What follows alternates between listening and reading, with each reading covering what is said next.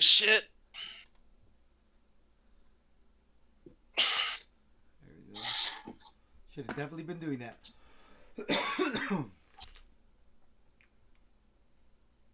I need to grab my fucking reindeer onesie. It's cold right now. Fucking 47 degrees. I know that ain't shit in Cali, but I'm in Florida now. You're in Florida. Oh, so it's cold over there, huh? Did I turn on the Shit. I fucking remember. I remember one time it got down to fucking 32 degrees, dude. Out here, nigga. That's when water freezes. I ain't with that. That's straight up, right? I remember that shit too. I was fucking making my way to church. I had to walk that bitch because it was like right there. But yeah, man, shit was goddamn. Shit hit the 32, and then the weather's like, wait a minute, ain't this Florida? Hold up, and then it started warming up after that. Like, isn't this Florida? Oh, Like, hold up, we doing something wrong right now. We fucking up. Help us live longer. But nah, like it's gonna be 40s tomorrow. Which I mean ain't bad. I'm just gonna stay in the house, but you know, ain't nothing new. Huh? For the long haul. What do you think I'm doing outside, baby? Fresh pet. what do you think? Introducing the new and improved taste of Pepsi Zero Sugar. Now more delicious. Try it now. It hasn't been too cold in Canada. It's been like negative, like You reach for the really good stuff. maybe 11 at most. ZzzQuil Ultra helps you sleep better and It's longer not when too you need cold. it It's just most. negative It's not 11. habit forming and powered by the makers of NyQuil. ZzzQuil Yeah, Ultra. we barely had You really need to sleep. I was having challenges with my old bank.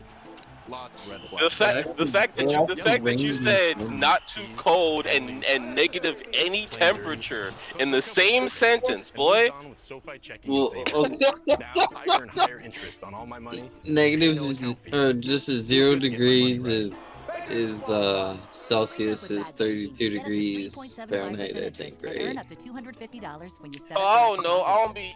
I'm like, your money right. I pride myself in math, but I never took the time to convert Celsius to Fahrenheit. What temperature did you say water freezes at? What Yelp says. 32. Fahrenheit. 32. There you go. That's 0 then. That's 0 Yeah. Celsius, yeah. What kind of Groundhog Day is this? So if you're at negative 11, then that must be like 20s or some shit Yeah, probably. in Fahrenheit. The Premier League Derby weekend Pretty cold for tomorrow Florida, with but like not North for Canada. Derby. Sometimes it gets like negative 30, negative 40. On Peacock. Those are the days you want to like not go outside. Outside the stadium, Shad Khan. Yeah, I know. For several years right now, he was a very happy man. Obviously, last week got to the playoffs, won the game. It's crazy how some countries and shit don't have air conditioning, but they're fucking prepared for all the winter times. Like, didn't it get like hot as fuck last year for y'all? I have air conditioning, but it's like one of the ones that goes into the like window. I know my parents never did when we were on the farm. A good night, doing everything he has to do. For Trevor Lawrence, it's kind of a. It's not But Your it does family owns a farm? with 4 Yeah. interceptions, 3 of them by It's an Asante organic Samuel. farm. What now? Well, you've got to just try to. So maintain is that the just poise like and get back in plants, rhythm. or But is I that think what we're animals seeing too? is the difference between Animals that third too. year They Justin have like a lot of Herbert, greenhouses Trevor for the Lawrence. Herbert lettuce. is getting through his progressions a little bit faster, coming I to the see. open man a little bit quicker. Is that the and only just a ingredient little they sharper be tonight. growing over at the farm? Number 6 overall. Yeah, they don't do marijuana. Back in If that's 2020, who you on have the to. outside, picking up But there is That's yards exactly or the so. angle I was getting at. But hey, it is what it is. Yeah, but my old Really, you don't elementary have to school get it got all here. converted You've gotta into a get a grow good up drive. because They're they going no huddle, needed to speeding up the upgrade tempo a and little build a bit, but you better wanna better take this school ball in and town. score and use That up is the time, not awesome. give So the they ball converted back. to a grow up shut down school for like what? How many? 3 years, and they made it for school or what? Pass is a little short of the first What? down. Oh, the last year, when I was in grade 7, we moved schools, Under 4 now to play. It'll be and then like 10 years later, it's now, or like what? come up to the line in a hurry. Like 15 years from now later, it's like a grow up, but it still has the Leeds Rural School sign on it. It's all like fenced up and like security and everything. Oh, y'all ready? I quote up. Oh, yeah, sure. Press A. Hey, I was ready to take the abandon. I'm not going. No, like I'm gonna let these fools get it because of me. He had Kirk there. Falls down. Can't hold it. And had him wide open too. I'm gonna change my primary Pokemon to what's it called to Espeon.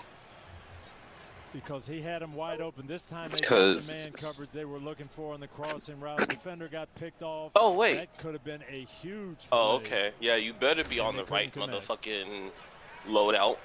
So for the Chargers now, Callahan is back. I have to check my emblems and see if the new ones came out with any better sets. Like if I should switch up, because like while I'm like, you know, special attacked up and shit, like some of my stats are down as well, like just to go ahead and, you know, like make it work and shit, to where, you know how the emblems work. I don't gotta explain it to y'all motherfuckers, but yeah. Yeah, I have like -6 attack or something because I want health and speed. New kids. It's funny how like with the it's funny how with the emblems, right? They got like you want red items for attacks, but then they'll have shit that'll go ahead and reduce your attack in that same school of shit. Like, why? Makes no sense. Again, you've got to make something happen defensively. Jenkins coming on the blitz. Got his hands up and forced the second and long and also stops the clock. And that's what you've got to do. You got to keep fighting and say, we got to get this ball back for our offense one more time. Get something. So there is Salyer standing up on the sideline. We'll check him out in a second. Second down and 10. Bring extra pressure. And that doesn't create any problem at all because Keenan Allen is right there to make the grab. They blitz, try to come out to blitz zone. Again, Allen finds a soft spot in the wonderful hands.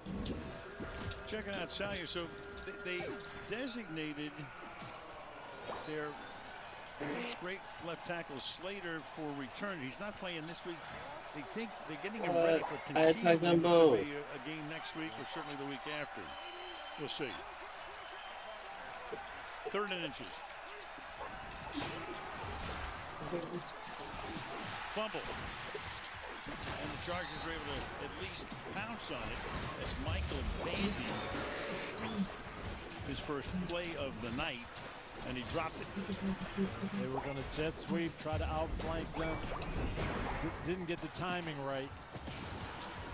Fortunately got the ball back and have a chance to punt it now. First time they've gone to him tonight, probably the last time. 2-minute warning. Damn it.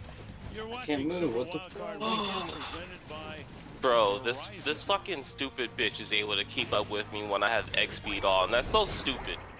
Like, what's the point of having increased speed if you can't even outrun shit? Last year, you have rights. I'm not entirely sure what they are because I'm not a lawyer. I'm just a charming British actor. But I do know this: T-Mobile has price lock guarantee, and that means they won't raise the rates of your talk, text, and data ever. Join T-Mobile. Fuck out of here, bitch. Price lock guarantee. A guarantee you won't look bad. That's a guarantee. Am I saying guarantee too much? Act now and get 4 new lines for $25 a line. Football is more than what happens on the field. It's play calling, playmaking, and rising to the moment. But more That's importantly, supposed to be the Gengar, but he's ganking. direction. It creates connections and builds community. Oakley celebrates the lessons the game teaches us by providing access and opportunity Oakley is investing in future generations. Why he's not taking jungle, I don't know, but don't tell me this nigga about to die. Next on Behind the Series. That run with the champ was magical. And the tender chicken, the peppercorn ranch. I love my rings. And I'll cherish that lunch forever. The Subway Series, the greatest menu of all time. I'm telling you that I shut the slider last night. So we just own a cat now? I closed it. Why don't we check the replay? I got you, Easy. This What Really Happened replay is brought to you by Progressive. One thing no one would challenge, saving money. Home and home with Progressive. I got you, Easy. Did you know Google makes I got you, Easy. Do you know about its camera? Like the way it fixes blurry photos. I got you, Easy. That's right, baby. Magically erases annoying distractions. It's like, where you going? Fixes photos, taken with your old phone. Why are you running? I thought this what you wanted. This is what you wanted. I thought you was keeping it gangster. Engineered by Google. Look at that shit, bro. Deleted, bro. Fucking FBI, dude. Tuesday. Look at this nigga here, bro. What the fuck? Hey, get your ass off of this shit, bro. Lean? Night Court premieres Tuesday on NBC. Maria Taylor back with you coming up on the Keep ignoring the Espeon. They're all ignoring the Espeon. Show you Brock Purdy's fantastic playoff debut. Al, back to you. Thank you, Maria. Amazing. Purdy keeps doing it. He is. Off they go in the divisional round next. J.K. Scott here to punt on 4th down. His third boot of the night is a short line drive with a lot of action going on. Taken midfield there by Devon Campbell. And at least he gets the ball into Charger territory. So the turnovers tonight. What did I tell you about the Espeon? We need to go though. Like, fucking Nah, bro. around too much. We're good. We're good. We're good. We're good, homie. We're good. We're good, dog. Bad luck. Just stay behind me. You're good. Chargers have played fantastic. This one, you know, nothing you can say. Bad punt that happens to hit the hold up man.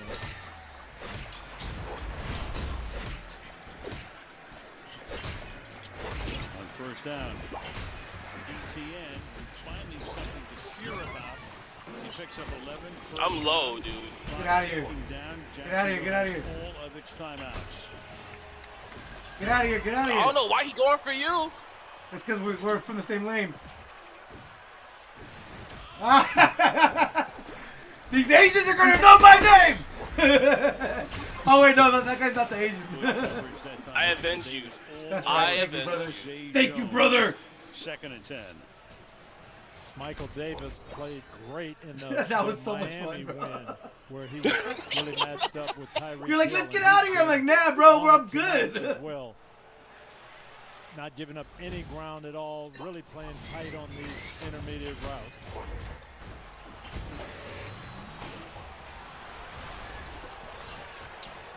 Now I'm dead. I died. Fucking. Morgan Fox on top of him. Her sheath was about to dunk 40.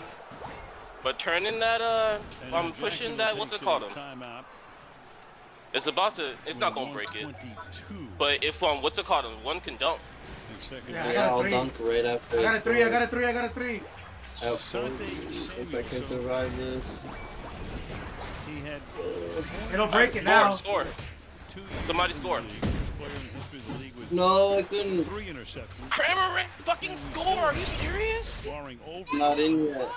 Chicken pussy. Chicken pussy, I'm Matt. almost started. Chicken pussy, Matt. Dad runs the reception machine and Asante Bottom Reggie? Jr. All right. plays the same way. He's got great ball skills. He's got eyes on the quarterback, and he's got anticipation. 2nd and 10, swing it out to ETN. Bounce down after a short game by Alohi Gilman. 3rd and 4. And this is where Jacksonville has struggled all night in these 3rd and mediums when they just try to get these short possession plays. Oh, where'd you go? The Charger defense has been sitting down on it. 3rd and anything. They're 0 for 6 on 3rd down. And now they are 0 for 7 on 3rd down and clearly have to go for it here as Christian Kirk makes the catch. So 4th down, 4th and 2. And Jackson will take its second timeout. Derwin James was in the deep part of the secondary there, read this all the way, came from deep to short, makes the tackle, doesn't allow it to be a first down. Yep, he is back here just reading, eyeballing, and then he comes and makes the play. He has instincts, and as he told us, he's going to be a factor. He's watching the quarterback. Get him, fucking, get him. Are you serious? Are you serious? Are you serious? What the fuck? Wow, bro. Wow, dude. 3 yards per pass. Are you not even one shot, dude? Are you serious, bro? I got him, though. I got him. That's hilarious. On the details. That's hilarious. We're winning, right? Of course we are. Get off my foot. 4th down, short 2. Lawrence fires, and they do convert, taking it to the 14-yard line here. Marvin Jones. I said Mike Caldwell. I met Ronaldo Hill on the other side. Right, Staley. Shut the fuck up, you dumb fuck. Meanwhile, you got a stoppage here. Get off my dick! Get off my dick! I'm not gonna be able to score though. Maybe. Nice. Oh, like I said, I'm not gonna be able to score. Jacksonville 27-0 at the half. Ah, poor guys. We were fucking up. We were feeding like 3 of them for like 2 minutes.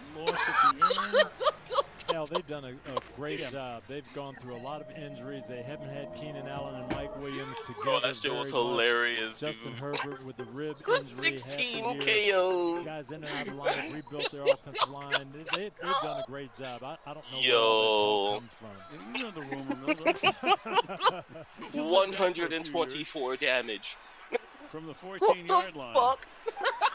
Fired inside the 10. Hey, yo. Bounds goes Zay Jones. Stops the clock with 28 ticks. Completed 5 missions in 1 game. Red zone offense and defense. You got to dial up some plays here if you're Jacksonville. You've got to get this ball in the end zone. Bro, 124,000 damage on an SB on dude. I had him wanting a hunt for me, dude. I'm like, nah, bro, piss off. Nigga thought he could hide in the bush. Like, why would I contest you in the bush? Like, why would I come to you? You come to me, motherfucker, and died. In the pocket. Thought he was on something and got fucked, bro. Just.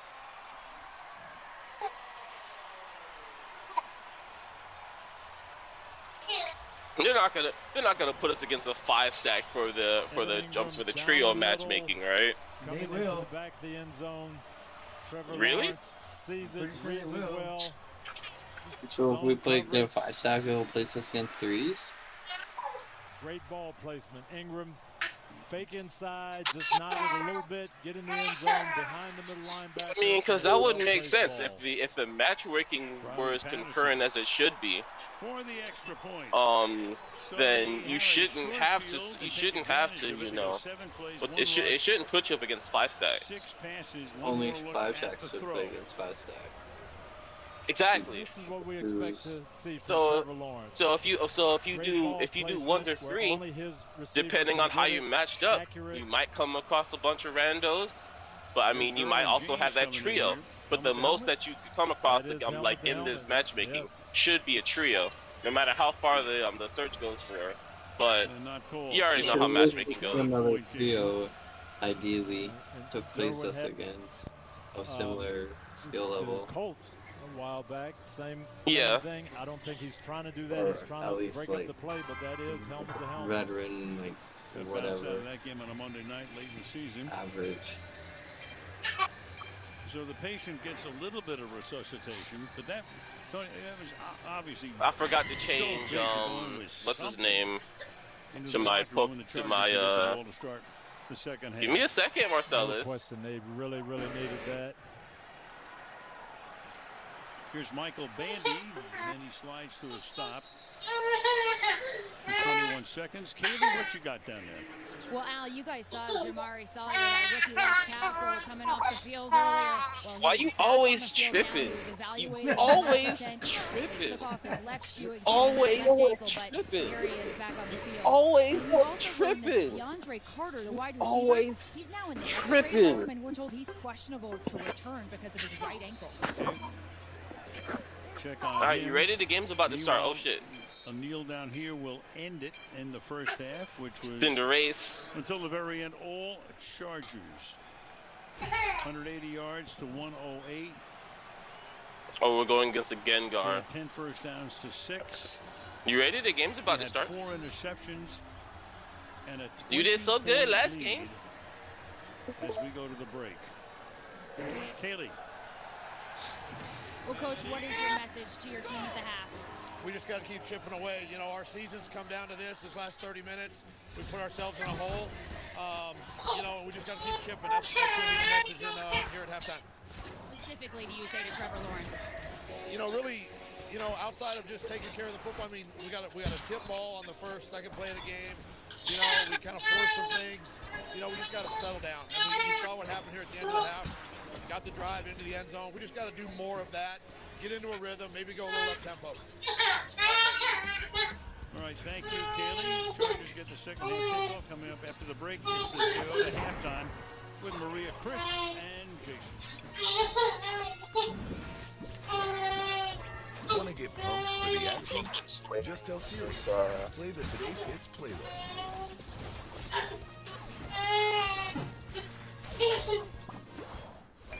I'm not gonna get 4. Well, I can, I think. What's the plan? As long as that portal remains open, these sinkholes will continue to randomly generate. Stop destroy that. And once we do that, we're just trapped here. This is about the greater good.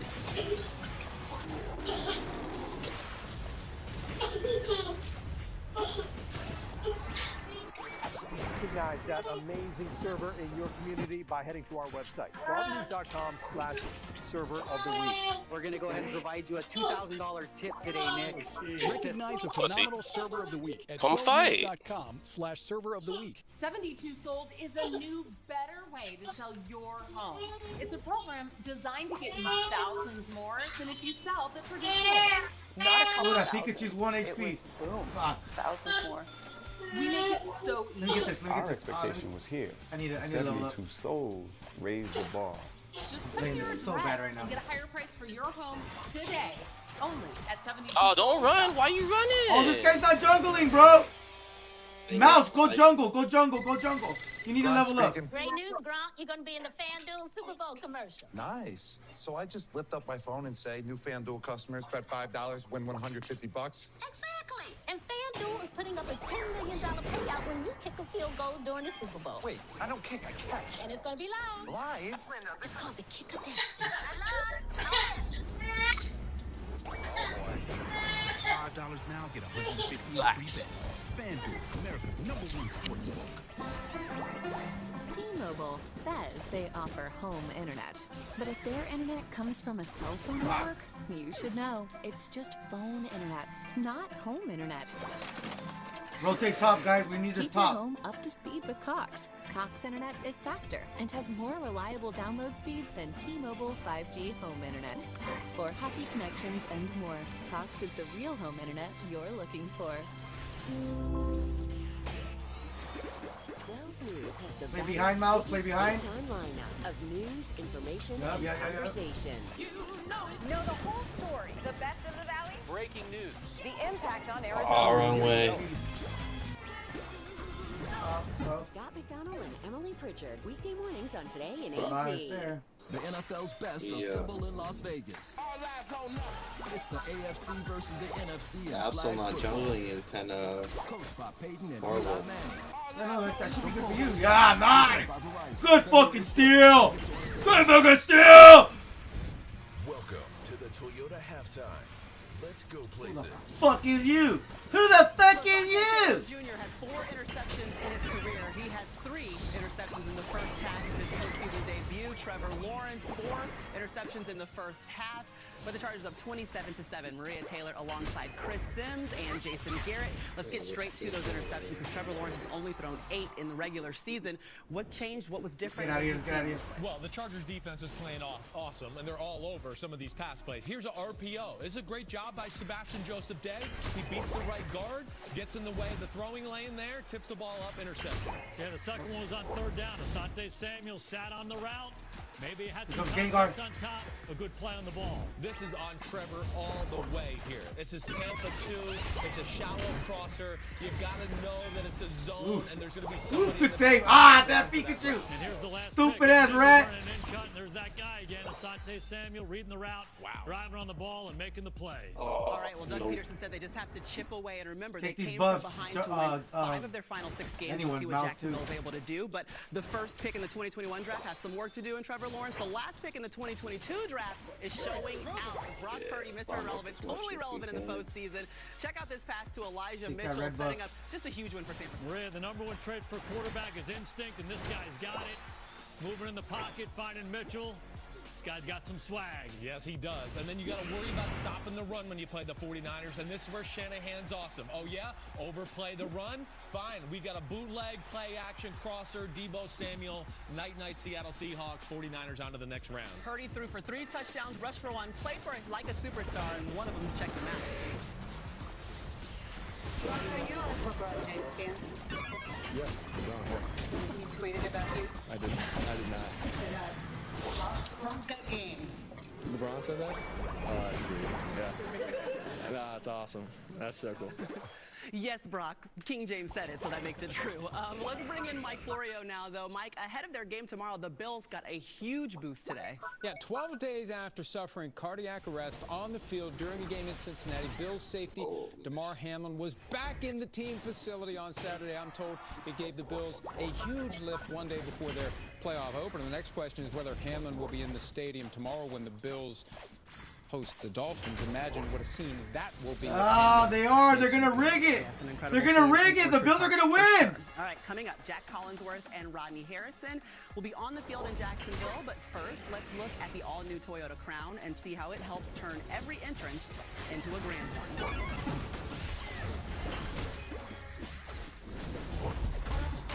Hey, take a look at me now. Watch me standing out like a diamond in the crowd. Yeah. It's like nobody's around.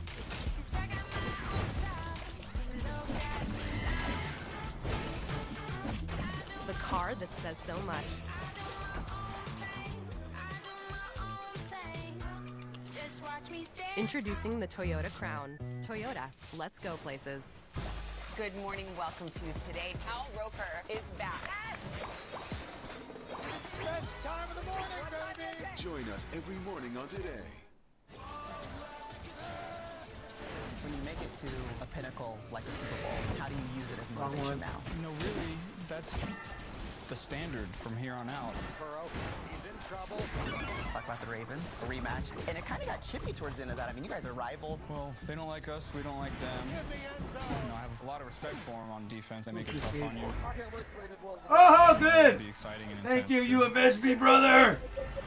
So Joe Burrow and the Bengals trying to get back to another Super Bowl. That road will start tomorrow night against the Ravens. We will be there. Jacksonville, they had built so much belief. The final couple months of the season, Asante Samuel Jr., though, 3 picks. You ever had 3 picks in a game? I've never had 3 picks. I've had 2 picks multiple times. But I tell you, the real MVP of the first half is Brandon Staley. I mean, the way he's been able to switch up coverages, playing Fuck. man, Oh, man. They wiped us. That was horrible. Sorry, guys. But also in the second half, Oh, man. defensive coordinator, That was my I want to bad. play more man-to-man That's okay. coverage. We I want to still attack. win. I want to put more pressure on those outside linebackers, Josh Allen and Trayvon Walker, to get to the quarterback. Even from pregame warm-ups, didn't LA just feel like the more calm, mature team? Jacksonville just felt like it was happening fast from the very beginning. You guys are idiots. Coming up next, Chargers very real in the AFC.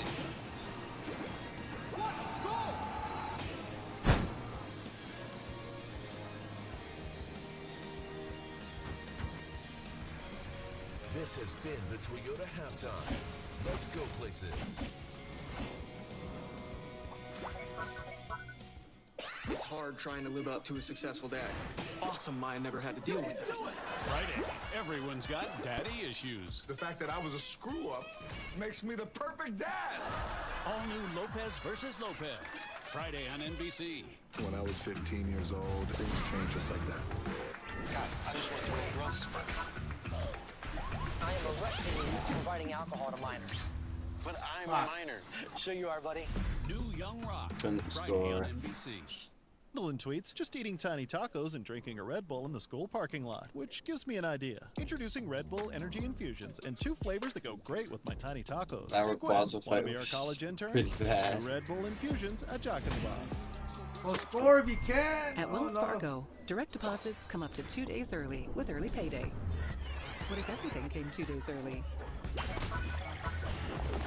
Have a good weekend, Mary. All right now. Have a good weekend. But it's Wednesday. See you Monday. Am I missing something? It's the weekend, baby. See you later. Like getting things 2 days early?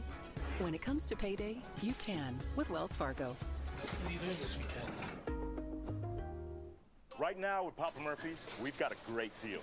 Which means I make more great pizza. Like our I was $9.99 XLNY pizza. Oh, were you? Everything you'd expect from a classic New York style pizza, hot and fresh out of your oven. Order now at Papa Murphy's. Bro, this is so stupid though. We protect your house. Yeah, That Caesar was dog shit. the Sammy guy, whatever, fucking Absol sucked. Because we know. Yeah, Absol was trash too. I saw this motherfucker ult. Apparently he ulted nothing because I couldn't even score, dude. He didn't even kill the Espeon, bro. How you do a ult where you invincible and you like he does his shit all the way in the jungle. Like motherfucker, get on the goal. You're literally intangible. So why won't you do it where you actually have it where you can actually hit something? That Absol was trash, bro. That Absol was trash. That Caesar was level 11. After Rayquaza, bro. That shit is sad, dude. Unimaginable what has taken place.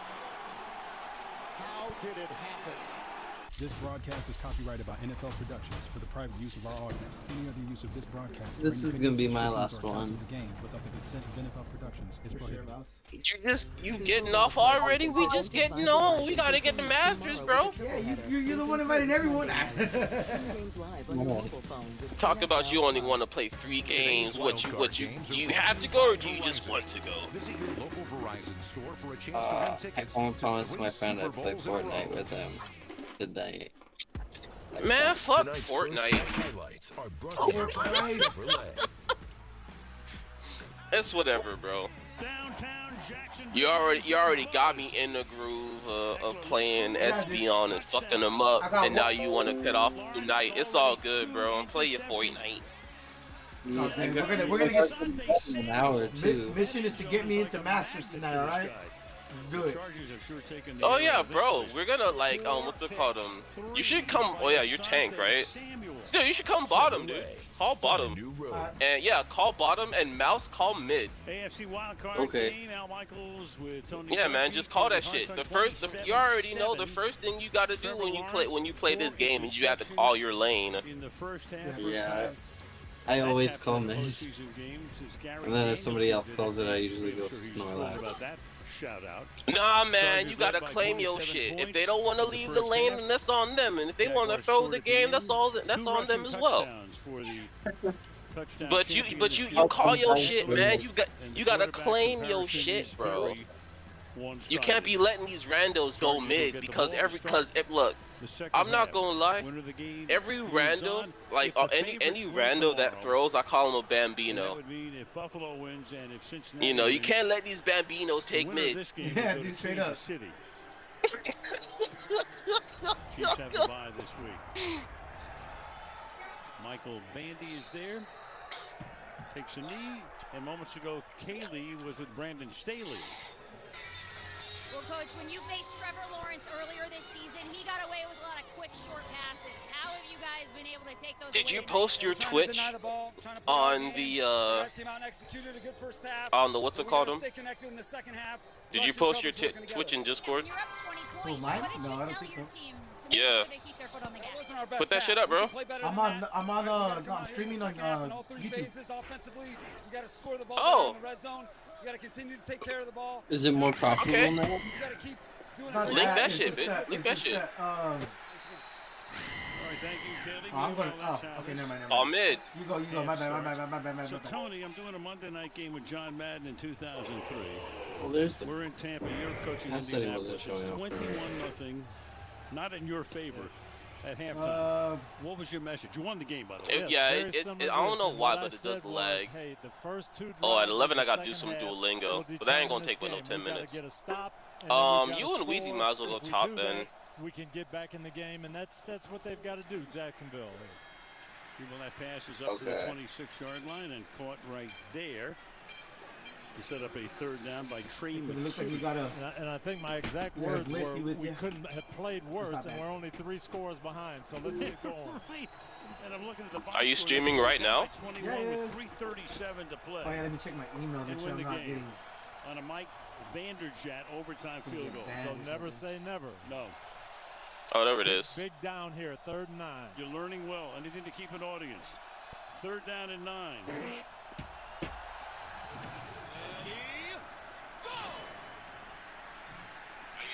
Flag is thrown. Meanwhile, Everett looked like it was offside. That shit is at least like 30 fucking seconds late, dude. That's crazy. Well, my stream. And they convert on a 3rd down and 9. Definitely. Everett with 4 catches tonight for 63 yards. TV, bro. Defense number 40. Oh, that guy.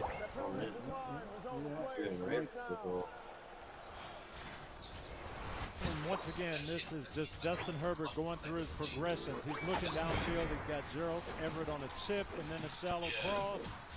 He was about the 4th guy in the read. He climbed the pocket, came to him, gets a big first down.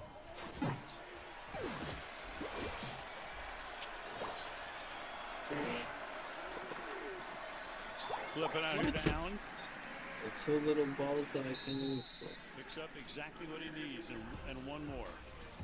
This was Justin Herbert in the first half, and he just was so quick in going through things. Let me look at my first read. Not there. I'll go to the second read. Now come back down. Of course, this takes protection, but he did this time and time again. Come all the way across the field. Scan, right, left, flat, deep, short, check down. Just exceptional pocket presence. 18 to 27 for $180 for him. Fake to Eckler and a roll, keeping his eyes downfield. Incomplete. 2nd down. Well, Brandon Staley is true to his word. He's gonna die if I stay here. On the gas pedal. They were taking a shot there, play action, looked deep, didn't have it. Tony, we've seen so many blown leads. It was a 33-0 lead, as you well know. Indianapolis against Minnesota. We've seen so many huge comebacks this season. We really have, and it usually starts with mistakes by the team that's ahead. So you want to stay aggressive, but you also have to understand, now you're in charge. Don't take anything for granted. Don't turn the ball over. What? 2nd and 10, extra pressure, especially from the side. And that struggled and not caught. Allen was right there. Trey Herndon was blitzing on the play. 3rd down and 10. And this is what Justin Herbert has to be aware of. The Jacksonville defense is going to take some chances. They're going to gamble, and we're going to have blitz coming off the slot. Herbert feels it, gets rid of it. Yep. Devon Hamilton got his hands up. All right, I'm going to come mid. I mean top. But you want to stay aggressive, but understand this defense is going to take some chances. They're wrecking this top 3rd so down far. and 10. Set up a screen, but a little too errant. A little too high that time. Trayvon Walker put the pressure on. Herbert had to release it slightly early. Eckler couldn't pull it in, and Jaguars create a punch situation. They do get a stop, and that's great. That was a great call, by the way, against the blitz. Had a screen. If they could have just I got you, eased Weezy. it over to Eckler, he had some people in front of him. J.K. Scott sending it down toward Agnew, and who in his career has scored a touchdown on a rush, a reception, a kick return, and a punt return. Calls for a fair catch here at the 11-yard line. And that's where Lawrence and company will take over their first possession of the second half. No fucking way, bro. If you still have symptoms of You should have backed off and started the what's it called move, Marcellus. Like Humira or Envo, Oh well, shoulda, coulda, woulda, shit. Stand up to your symptoms. Get off my foot. Rinvoq's daily pill that tackles pain, stiffness, swelling. I didn't even get to it. Rinvoq significantly reduces RA and PSA fatigue. It can stop further irreversible joint damage, and Rinvoq can leave skin clear or almost clear in PSA. That's Rinvoq Relief.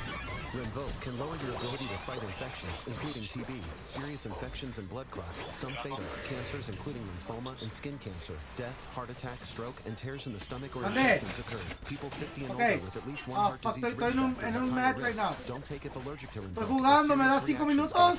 Tell your doctor if you Okay.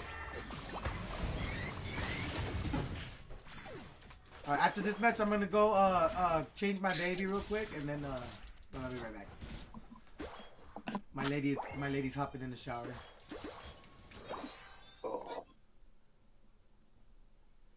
You're in trouble. Okay.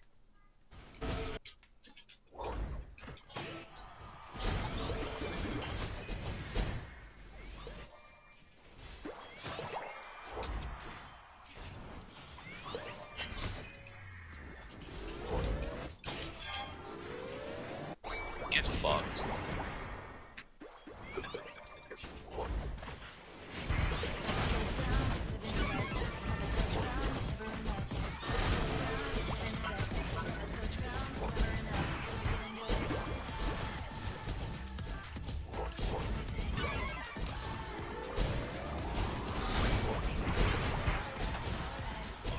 Got him.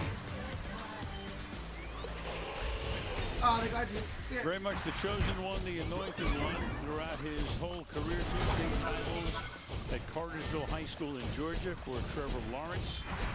52-2 there, 34-2. I don't know what this airplane head ass Pokemon does, but he must be an attacker. Overall pick last year here. Of course, they had Urban Meyer came in as the coach. That didn't work out.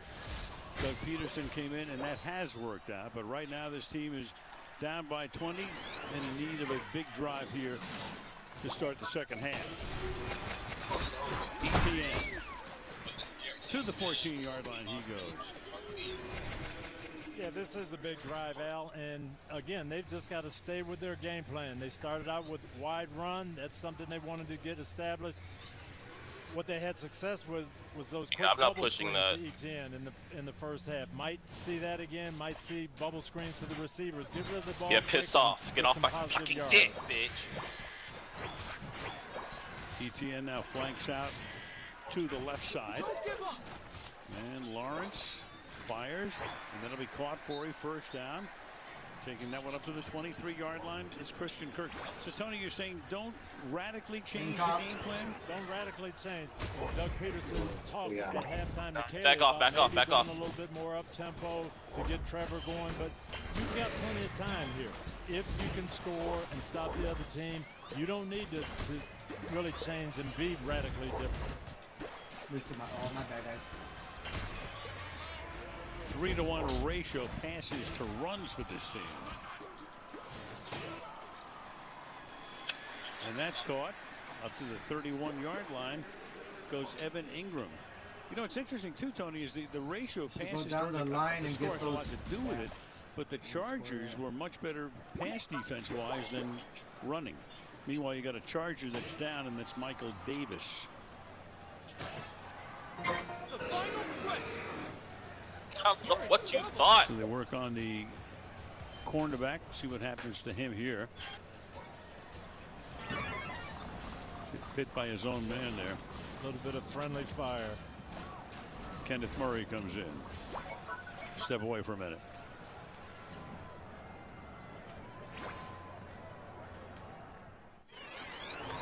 At Navy Federal Credit Union, it all starts with members like you. Because we were founded as a not-for-profit with a mission dedicated to your well-being, with everyday banking tools and loans, all backed by 24/7 support. The kind of support that comes from being a proud partner within your community. Because when you're a member, it all starts and ends with you. Navy Federal Credit Union. Our members are the mission. What's up, Einstein? My network has gone kaput. You tried to save a buck on it. Not so smart. Well, there is a smarter way to save. Oh. Switch to Verizon. That's right. For a limited time, get Verizon Unlimited for just $25 a line, guaranteed for 3 years. Only on Verizon. The apocalypse is coming. Your family must choose to sacrifice one of the three of you, or the world will have them. Make a choice. Rated R. Do your own taxes online with H&R Block, and tax season feels just as good as all those other seasons, like football season. Civil returns file free. That is just good taxes right there. Upload last year's TurboTax return to switch to H&R Block. Did you know Google makes a phone? Sure, it's beautiful, but it does things other phones can't do, which is how it takes stunning photos in the dark and helps take annoying items out of pictures or unblurs faces. Introducing our newest Google Pixel phones. Life's kind of unpredictable. Like when your groceries arrive, the moment you remember everything you forgot. Bro, bro, I hit the X speed. I hit the X speed. I went to the goal because I still had some shielding left. You have to try. Like now. I fucking baited the bitch off of the goal. Solo ult to the bitch because fuck you. Take the kids to school. You have children. For anything You're welcome. today brings, fresh groceries and more, free same-day delivery. Walmart Fucking Plus. solo ult to the bitch off of the goal. And then just nuked the bitch. I danced on her a little bit, and then I scored 28 more points. The road to WrestleMania begins at Royal Rumble. 30 men and 30 women compete for the championship. Ultra At 5s. WrestleMania, watch Royal I'll Rumble talk to you guys on later. Saturday, January 28th, 8 Eastern GG's, time. bro. And every WWE Premium Live event only on Peacock. I ain't So give Davis nobody the comes good out. job. Looks like he's ready I'm to not come paying back attention. in. Joshua Taylor comes in, the top of the screen. Meanwhile, they stay on the ground here on a 2nd down and 3. And are able to move the sticks on a run here by ETN. First down. And that's what we talked about, Al. You just cannot totally abandon your game and go pass. Stay with the game plan. Pick up the tempo a little bit, but execute. Focus on that. So now Davis comes back in at his corner spot. Lawrence surveys. It's good protection. Finds the open man. Another short gain here. Got a 5-yard pickup for Zay Jones.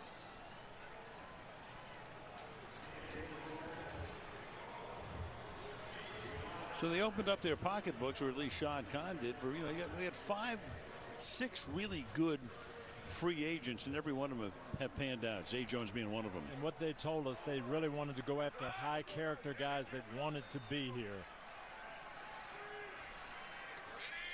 Spent somewhere around $175 million on the free agents as Lawrence throws. Caught, first down. To the 50-yard line goes Evan Ingram, one of the other free agents. Off-season acquisitions. So their 3 top receivers, Kirk, Jones, and Ingram, all came here. Show you the others in a minute. Here as the catch is made. About a 4-yard gain by Christian Kirk. And then the rest of the guys they picked up. Sheriff has cemented that offensive line. You got Lurkin, who has led the league in tackles, but he came over from Atlanta, led for the Falcons last year, and this year led here. And then Darius Williams has a Super Bowl ring with the Rams last year. 2nd and 5. That's caught. Breaking a tackle, picking up a first down and a lot more before he is dragged down at the 21. So that's 6 catches for him now on 9 targets. And this is the same shallow cross that got intercepted by Asante Samuel in the first half. This time, Trevor gets it to him a little quicker. Ingram outruns the coverage there, and they are going up tempo. Yeah, going fast here. Pickup of a couple right through the middle. He's second down. This drive started back at their 11-yard line. And it's been quick passing, sprinkle a little bit of running in there, but they've been a little crisper in this second half. Trevor Lawrence, especially with his reads. Hasty in at running back.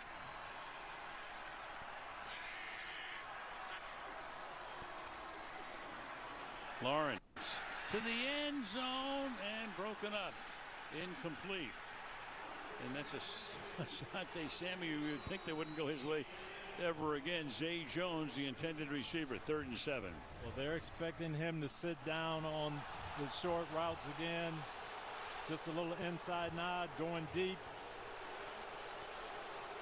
Crowd wants pass interference. Not a whole lot of contact there. But enough to draw the ire of 70,000 people once they see the replay on the big board. And here you've got 2 downs, really, to get this. So you don't have to get it all right here. 3rd and 7. Extra pressure. Look out, and taken down. Bursting up with a flag down was Bryce Callahan. He did that earlier as well, but there is a flag down on the play. Offensive side, defense, number 97. Lined up in the neutral zone. 5-yard penalty.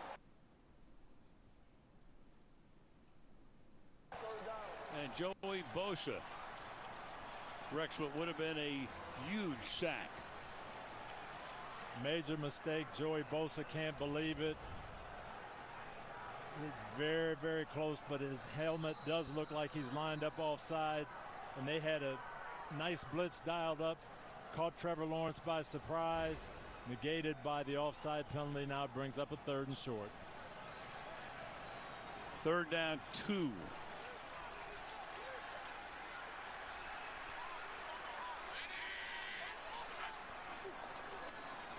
Flip it out into the flat. 1st down. 1st and goal. ETN. So this good drive continues now. The next play will be the 12th on this drive. This play has been good for them all day. They get the bunch look out here to the left. They've got blockers in front of ETN. This is just like a wide toss sweep. The blockers in front of him use Travis's speed, pick up the 1st down. Joey Bosa still can't believe he was offside. Not by much, but enough. That's Agnew who is in the backfield. He's in the slot now. They throw it to him. He makes the catch and then falls down. Trips at the 6-yard line. So it'll be 2nd and goal with about 6:40 to go in the 3rd quarter.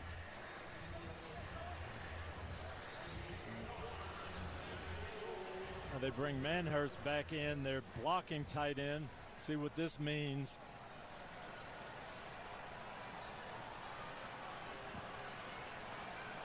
ETN in there as well. There's Manhurst setting up on the right side.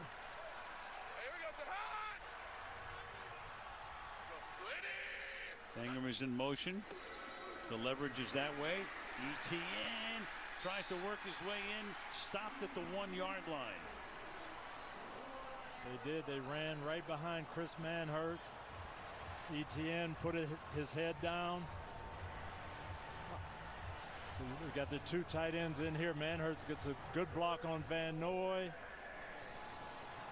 That allows the lead blocker to turn up, and ETN follows them. 3rd and goal at the 1. 3rd and goal, and two shots at it here. Obviously.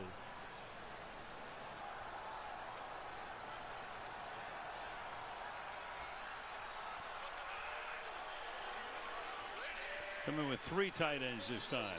And look at you got a penalty before the snap. You had Ingram bumping into Lawrence. And a delay of game. can't do that at the 1 yard line.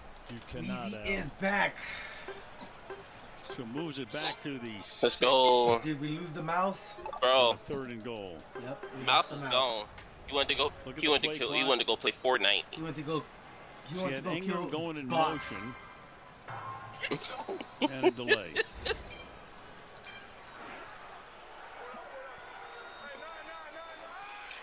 So the whole dynamic Imagine a changes proximity right chat now. on Go from 3 tight ends to spread it out.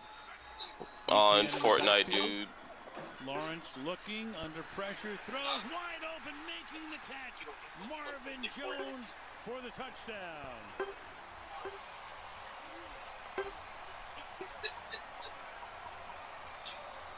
Started at the 11-yard line. They go 89 yards in 7 minutes. And this is We full, it looks like we're full this is 80C. a nice route by Marvin Jones here. I mean, we got a tank. Yeah. Touchdown. Little Touchdown, inside Jacksonville. nod. Yep. Asante Samuel looking at the ball, looking at the quarterback. Zay Trevor Jones. Lawrence with a nice throw. But All this right, was a I put great on a route full by attack Marvin speed, Bill. Jones. I want to see how this goes. I put on So that now rapid Riley fire Patterson, scarf. And what happens here before the snap? He makes the kick. The kick is good. And all of a sudden, it was 27-0, and now it is a 2-possession game. We got what we talked about. Stop them on the first drive, score on the first drive, make it a two-possession game. Heck of a drive, too. Oh, nice. You're ultra. Yeah, ranked up, bro. I guess the mission is to get you to master. We could do that too.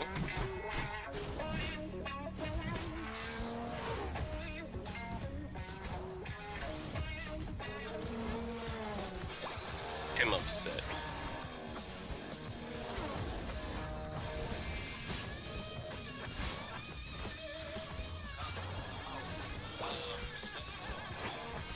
At Lowe's, every pro is an MVP. Earn bonus points when you download and log into our app. Shop select items and more. Then use your rewards to help What you is level this up with, your business. Join MVP's Pro Rewards today and earn your first 1,000 bonus game. points. New I know I'm starting to customers play get the best deals on all Fortnite smartphones. recently. That's right, but what if I'm already Your top a or customer? bottom? Your bottom, right? James. Yeah. Huh. Same deal. Yeah, your pal James. Kind of our thing. What if I'm new to AT&T? Oh yeah. Hey, but what about for existing customers? Deal. Is he okay? At AT&T, we give everyone our best deals on every smartphone. Get up to $1,000 off on our most popular smartphones. Oh no. He teleported for Go that. to TurboTax and don't do your taxes. Meet with an expert who will do them for you, so you can do not taxes.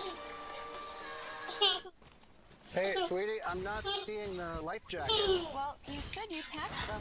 No, you packed them. No, you packed them. You said I won't forget to pack I the won't life forget to jackets. pack the life jacket. I'm sorry, I have to challenge that. Well, you do have one left, so. This What Really Happened replay is brought to you by Progressive. One thing no one would challenge, protecting your home and auto with Progressive. You know, my favorite part was when you said, obviously, I won't forget to bring the life jackets. And then Joey Bosa, he's looking at the where he was lined I up. thought he wasn't paying attention, bruh. Just be able to hear it is again, Tony. Come get these dragons mid, dude. Amen. In that neutral zone, talk to the coaches. Both sides, they said in the playoffs. That boy almost got me. No. Joey Bosa, where he lines up there, has nothing to do with the play. They've got a great blitz on, get a sack, lost yardage, just lining up 6 inches too far up, cost them. A little thing cost them a big play. So with Carter out, you got Bandy back there, Michael Bandy, to run Keep it back forgetting to the 3-yard line. how to play, what's his name, dude? As he crosses the 20. I keep forgetting how to play the Rolladon. Al, you mentioned DeAndre Carter's not out there. We're still told he's questionable to return because of that ankle. But think about it now. You've only got Got Reggie Leck in 5. for the Chargers offense with Mike Williams back at home. And they say that it could be 2 or 3 weeks if Williams is going to get back on the field. Yeah, Williams not even on the Number field 9. to get here. So Bandy is one of the guys. You got Allen, you got Palmer, you got, of course you the tight ends Everett and Parham.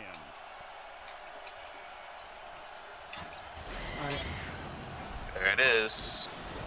The crowd very much alive. Herbert fires and making the grab at the 45-yard line. They say no. The Jaguars do. The officials say yes. Is Gerald Everett. Gain of 21 yards. Justin Herbert read this. So let's see. The crowd's going to look at it. Oh no, he didn't catch it. Yeah. Too late for the challenge flag. And the pass is thrown away. That was right in front of their bench. So you saw it at the very end. The Chargers went fast, knowing they didn't want to see that challenge flag came out, and they get away with it. Oh yeah. The ball hits the ground, and you're going to see it come loose right there. Right. That is not a completed pass. And the word didn't get down to Peterson fast enough to throw the flag. So the Chargers get a big break at 2nd down and 10 with 4.5 to go in the quarter. Flipping out here with some blocking too, and once again, big number 7 rumbling to the 31-yard line. Gerald Everett, who's really picked it up tonight. Jaguars defense blitzing almost every play now, and this was again another very, very good call against the blitz. They pick it up, screen, lineman out in front, and then Gerald Everett just running through tackles, determined, not going to go down. You need to heal, bro. In the league, it's a second 100-yard game for Everett. Oh, true. I'm looking in the past. I forgot. Eckler changes direction. Stop. Meanwhile, you got Foster. Sorrell is back in there. We saw Salyer leave and come back. But now you got the first-year man out of state. I almost used my ult. In there at left tackle. This Salyer, the rookie out of Georgia, on the sideline. 3 wide receiver set now includes Michael Bandy. 2nd and 11. 3 receivers all set to the right. Herbert under pressure, dumps it off, and incomplete at the feet of Eckler. Key. Why did I jump in there? 3rd and 11. Yeah, and Arden Key, his game is movement, slipperiness. Comes off the ball, arm over, slips inside, just goes past Herbert, but the pressure is there. Let's see if they come with a blitz. They've blitzed almost every big down here in the second half so far.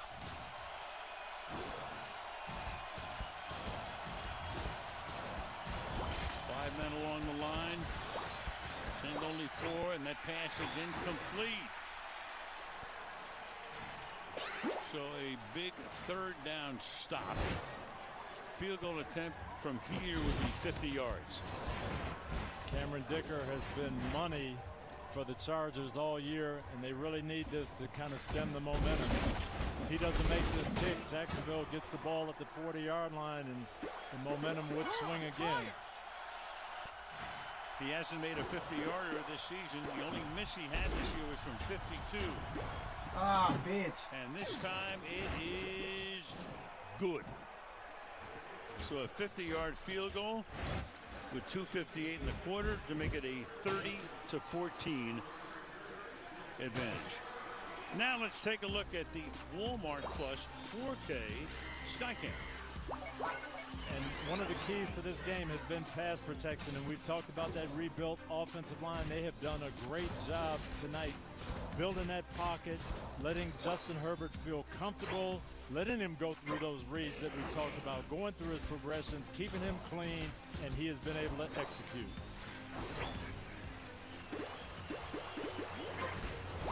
Yeah, only 1 sack tonight, only 1 sack from each team tonight. We talked about it at the top, the next-gen quarterbacks, and Mr. Herbert is certainly in that category right now. He really is. And when you talk to his coaches, when you talk to his teammates, they talk about the work ethic, just the perfectionist that he is. And he has been sensational tonight. Perfectionist is a student at Oregon. Played about every sport. Picked him sixth. 3 yards deep. Here comes Agnew. He's still on his feet and takes it out to the 32. The ball came out at the end. But after he was down.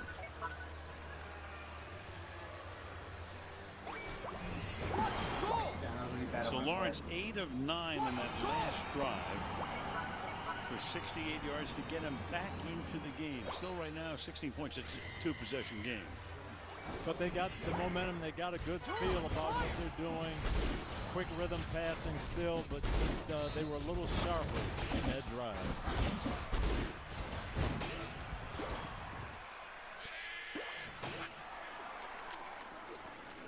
ETN escapes a couple of tackles and with some nice moves takes it out to the 37-yard line. Goes the former college teammate of Lawrence at Clemson. ETN really, of course, they had James Robinson early in the season when they traded him, and that opened up the door for ETN. Yeah, and Trevor Lawrence told us what Travis brings is more of that explosive game. I keep forgetting I'm muted, dude. To the outside. Bro, this Greninja watched everybody die.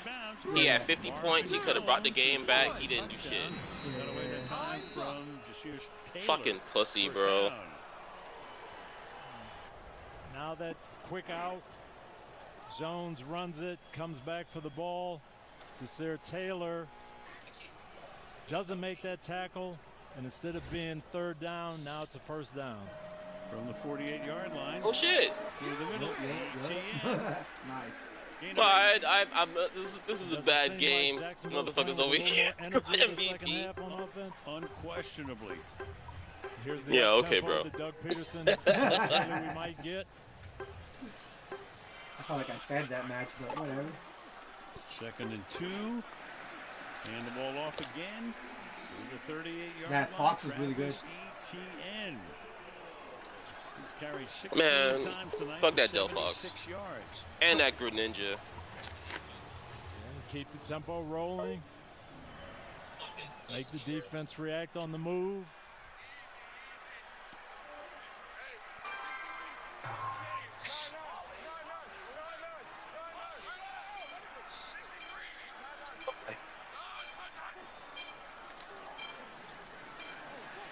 Zen ready. Going deep, has a man open again. Damn, Zay Jones. Pick the right time to take that deep shot. Oh, no, Zay Jones. They call these winners. And he said he has the freedom to dial one up anytime he wants, even if they haven't run it during practice that week. He saw something, went to it, and audible to the touchdown.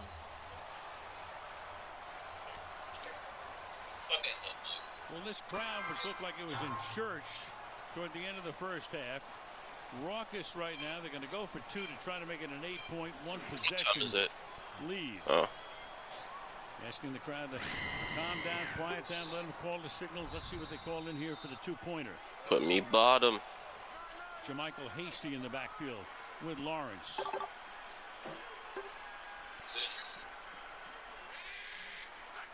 Kirk in motion. Lawrence looked that way, fires, and it's incomplete. Back of the end zone looking for a flag. There is none.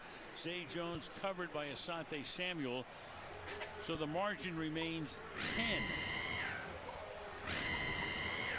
They went quick rhythm, Al, on the touchdown pass. You see him come up, and he goes 63. I don't know what that is, but he saw something. He's going to get Marvin Jones on the deep cross.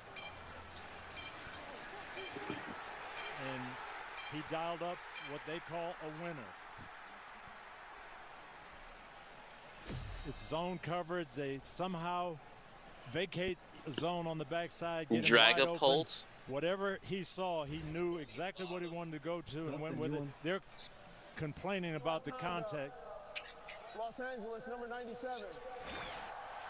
15-yard penalty will be enforced on the kickoff. So that was after the extra point on Joey. Got 4 attackers and like one support. That's not even moving. Okay, there you go. And what Sean Smith said, first charge against you before a disqualification. Jacksonville. You going bottom or top? I don't know which EV you are. I'm bottom. Frustrated about I'm bottom. Non-call on Zay Jones in the back of the end zone. But let's watch Joey Bosa here.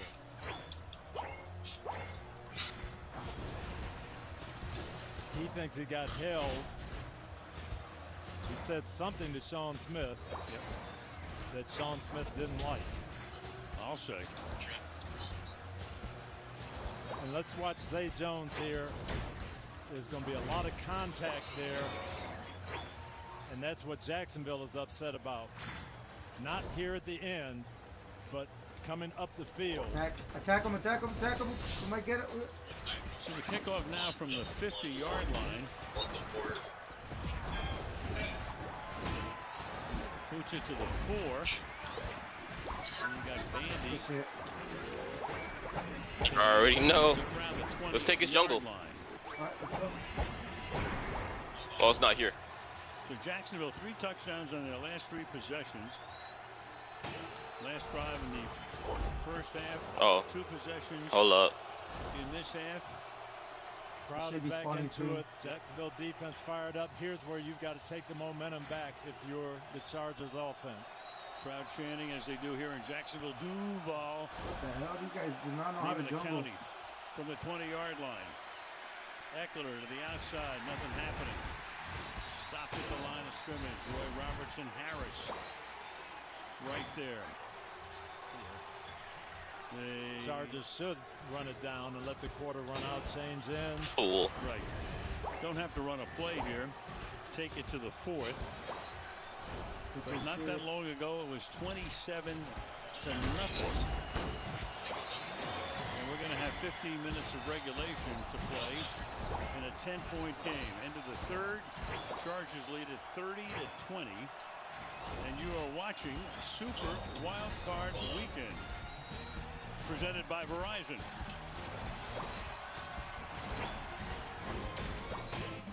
You really thought you could fuck with me? You really thought you could fuck with me? NFL Divisional Playoffs presented by Intuit TurboTax kick off next weekend. Dumbass motherfuckers. On your mobile phone with NFL Plus. It's like, oh, I'm just gonna wait for him in the jungle, in the bush. You first of all, you have the wrong item set, you dumb fuck. Second of all, no. Sometimes you wake up and everything seems different.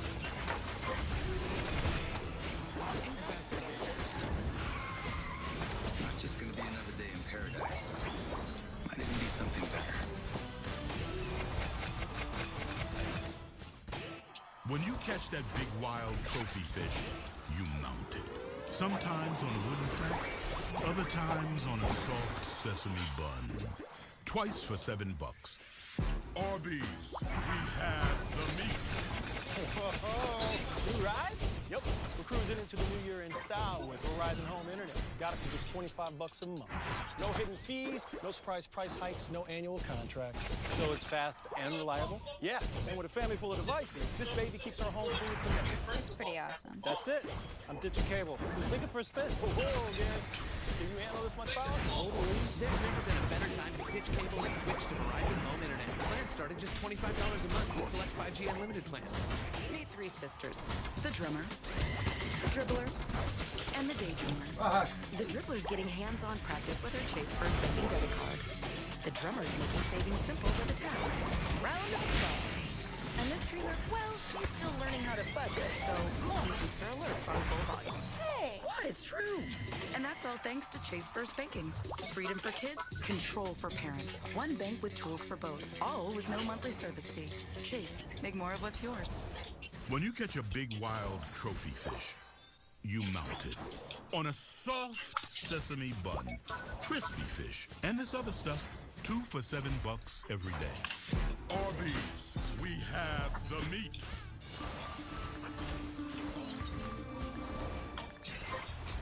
Tonight's aerial coverage brought to you by Nice, Geico. Reggie Steele. I have had the pleasure of working with Fred Gaudelli for... Yo, this Blissey has been up my ass, dude. Oh shit. Standing ovation from all of us. I ain't complaining. How football on television is shown, and Fred's gonna step away, hopefully to an executive role. And Fred, we want you to make it a sabbatical. No, I pressed, bro. I pressed my X speed and nothing happened. He's just showing no shot. Never say never. Now Fred changed the whole template. He did a master class in how you televise television. Meanwhile, you got a It's on the wrong one. Wow. Wow, Dragapult. Wow, okay, yes, of course. Let's go bottom. Yep. Oh no, bro.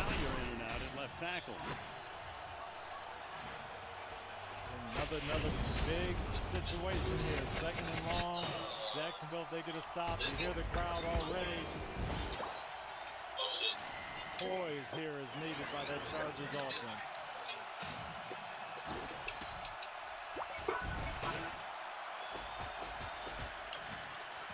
Herbert over the middle, finds his man, took the stop, had good protection, and it's Joshua Palmer on a 2nd and 15 for 19 yards.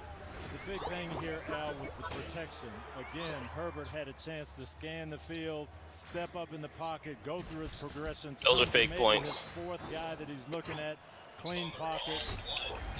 Great job by that offensive line. Oops. From the 33-yard line. Kelly in the backfield. Give it to him. Joshua Kelly has got a pretty good workload tonight. 6 carries now, 17 yards. Giving Eckler a rest from time to time. 2nd and 6. Oh. Bro, and it never even made it in the goal. Wide receiver core a little limited with the injuries now, so they're using the tight ends, using the backs. Ah, fucking dead. I'm gonna die now. Wide receivers, you saw Palmer come off the field. That's Eckler wide to the left. Yeah, this is really good. How is he impervious to fucking? No fucking way, bro. That's so stupid. How is he impervious? So Snorlax can't be stunned no more. You can't stun Snorlax no more. You gonna tell me you can't stun that stupid fucking fat bitch no more? That's stupid as fuck, bro. You got that thick fat, bro. Stupid fucking fat bitch, bro. Stupid as fuck, dude. They're gonna call that maybe on Trayvon. We need to be mid. Walker came in there. But we don't need to be. We're winning. In there at that time. But you know, we need to not fucking let them have it. Good power rush. Walks his man back. They get the sack here. The whistle blows. And I think Josh Allen is really just trying to celebrate and get out of there. Unfortunately, he pushes the quarterback down. That's what they call. Yeah, you got Fatukasi and you got Trayvon Walker both there.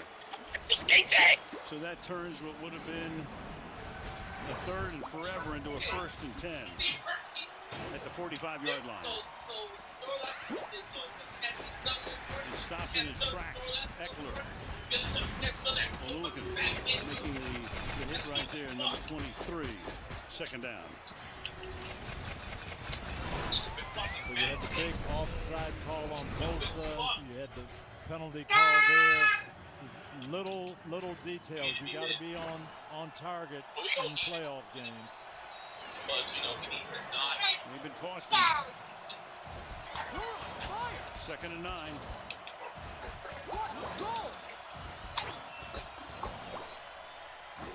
Herbert rolling, chase, throws out of bounds. Allen, the intended receiver. You can't stun Snorlax, dude. That's so stupid, bro. I don't know when the fuck they made that a thing, but you can't stun Snorlax no more. That offensive line versus defensive line protection. It's going to be critical here.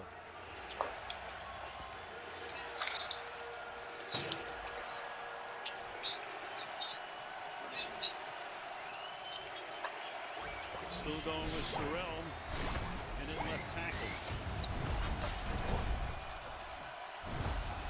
and then this piece of shit's just gonna sit in the fucking face.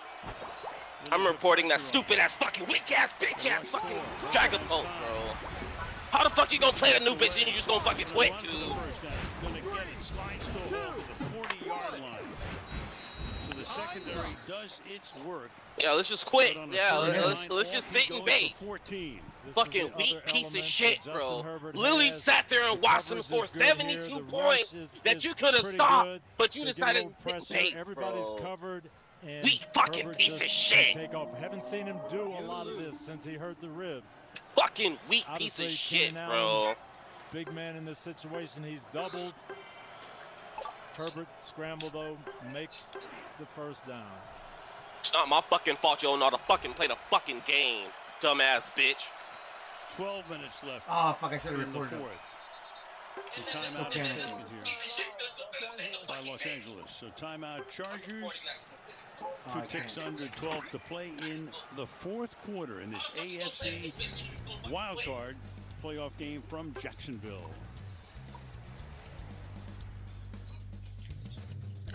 Yeah, let's just quit. Yeah, let's just sit and bait. Fucking piece of shit. I hear the replay on my stream.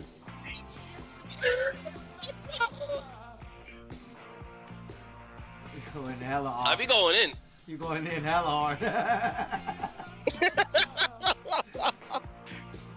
Bro, I gotta send you this video. This dude straight up going in on this, bro, on this fucking little dragon furry. I think they're called scalies. I don't keep up with the nomenclature of Scalies? They're not furries, they're scalies? That's go- hilarious. That sounds like a when they're disease. like dragon, like when they're reptiles or some shit, they call themselves scalies, dude. Like, I can't make this shit up, bro. You can look this shit up, bro. Like, Google scalies, nigga. Anyway, this dude was roasting this scaly for like 5 minutes, bro. Did you know Google makes a phone? Sure, it's beautiful, but it Okay, does things other here's phones an can't do, immediate which red is how it flag. takes stunning photos We have in a the dark Cinderace and helps take annoying items out of going pictures, top or and other spaces. what's it called Introducing our newest like Google top Pixel is phones. mid is available. All right, you know what? Oral Fuck it. treatment for COVID-19. I'll go Could it be mid. right for you?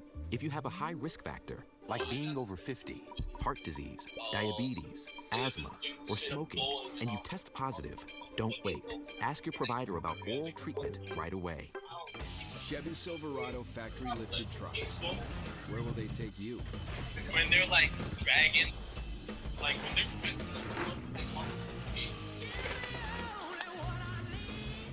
like I can't make this shit up. Look this shit up, bro. Like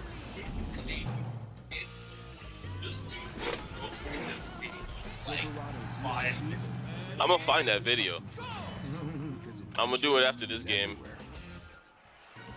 Well, look, they're at Paycor Stadium in Cincinnati on the banks of the Ohio River. The wild card game tomorrow night on NBC. Baltimore at Cincinnati. We know Joe Burrow obviously is going to play. We know Lamar Jackson won't play. We don't know who's going to start at quarterback for the Ravens. But we'll see what happens tomorrow night on NBC. $100,000 jackpot on Sunday night 7 as well. So it's 1st and 10. At the 41-yard line.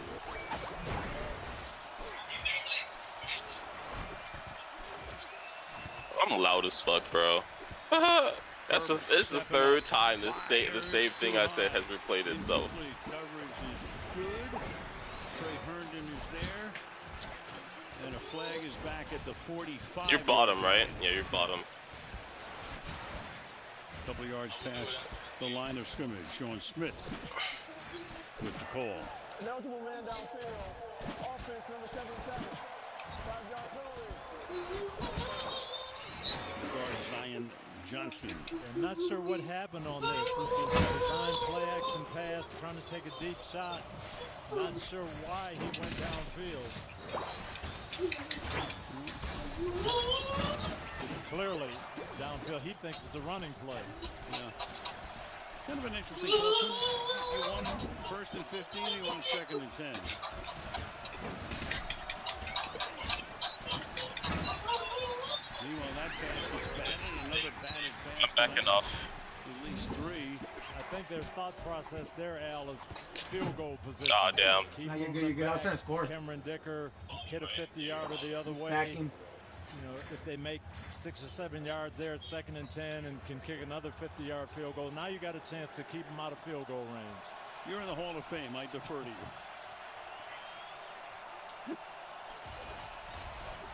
Second and 15.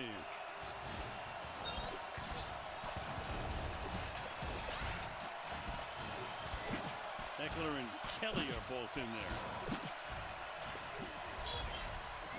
And both flare out. And the pass is caught wide open over the middle.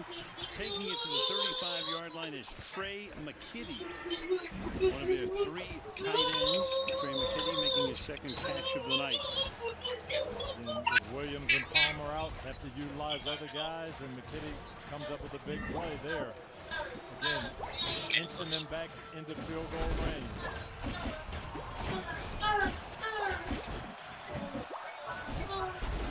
Quite off. Charger tight ends tonight have caught 12 of Herbert's 22 completions.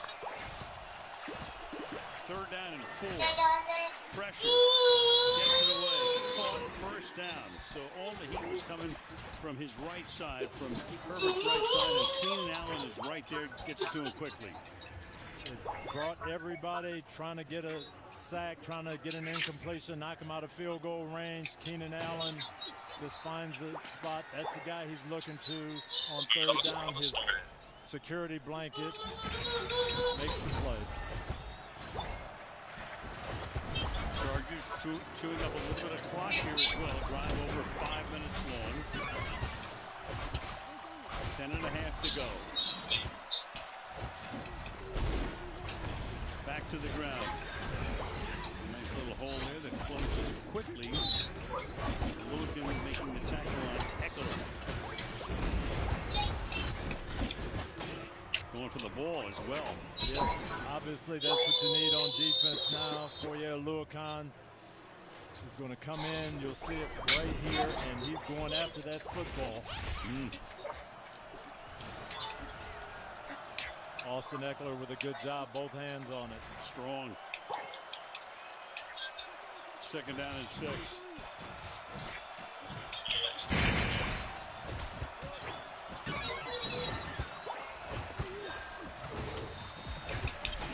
Again, this team is Joshua Kelly. Keep it on the ground. So, start thinking about number 2, Rayshon Jenkins. There he is right there. He had the pick 6 in overtime to beat Dallas. He had the forced fumble. You know, I'm fucking defending too. I'm defending them the entire top lane by myself. You know, like I think you died or whatever. But like we have 3 other people on the team that didn't respond to 4 people pushing top, dude. Instead of helping us top, this fucking Cinder has decided to take jungle. Like, come on, dude. 3rd and 3. Deep try, roll. Get fucked. From behind. Alright, I'm not pushing that. So flag was strong, you saw it, you got a Let's just take their fault. Let's just take the jungle. The Chargers. Interesting call now here. Very. 4th and 3, probably an automatic field goal, or 3rd and 13. Offense number 30. Penalties decline. His own play is 4th down. Yeah, he'll take the chance here, Will Peterson. Going for the objective shit. You're right, though. Very, very interesting call here. But even if you take the 10-yard penalty, you probably don't push them out of field goal range. Right. You're going to use up another 40 seconds if they run the ball. So probably concede your field goal here. But it's still a 2-score game. Are you serious? Oh my god, dude. 40-yard attempt. Cameron Dicker. And this time, no good. Only his 2nd field goal miss of the season from 40. Let him have it. Let him have it. What a beast. What a fucking beast. You're watching Super Wild I'm doing my best, bro. Presented by Verizon. Our team is so scattered, dude. Like they don't want to help with the objective at all. Where will they take you? Like, let's not defend the goal, right?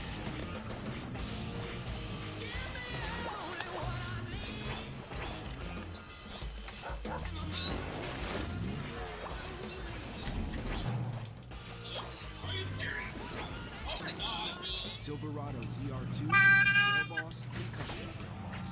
Because adventure is everywhere. So we're not going for the Reggie Rock, okay. I get it. Commitment can be scary, but not when No one wants to play the objective. To subscribe and save at Amazon. You get No one wants to play the objective. Everybody's lost. You got see, like, no, like, it's funny that everybody that didn't claim jungle is now taking jungle. So maybe you should call jungle when the game starts, not during the game, when you actually have a fucking jungle.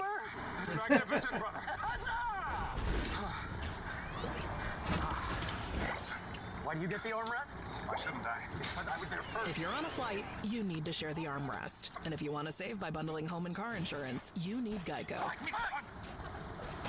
What is that? A tray table for snacking. I didn't get peanuts. Oh well. See how much you could save by bundling with Geico. That sizzle? That's the soundtrack of Chipotle. The soundtrack of Chipotle? Oh yeah. You come in, you're gonna be hearing that sizzle. That's how you know that we always have fresh food. Fresh is what you stand for. Exactly.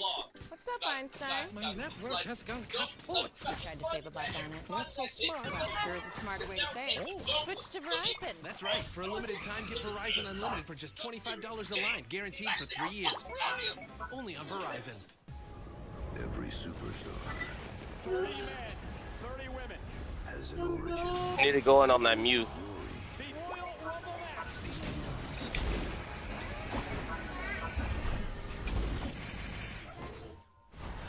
Tony, take a look at our next-gen stats powered by AWS.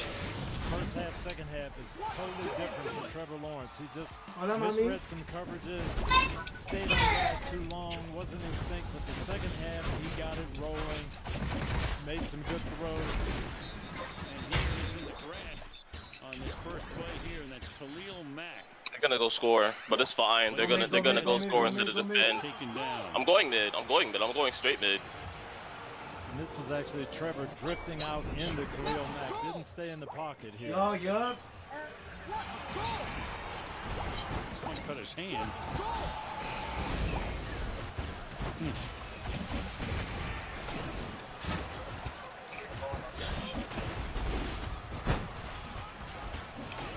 Nine-yard sack. Now you got Van Noy coming in.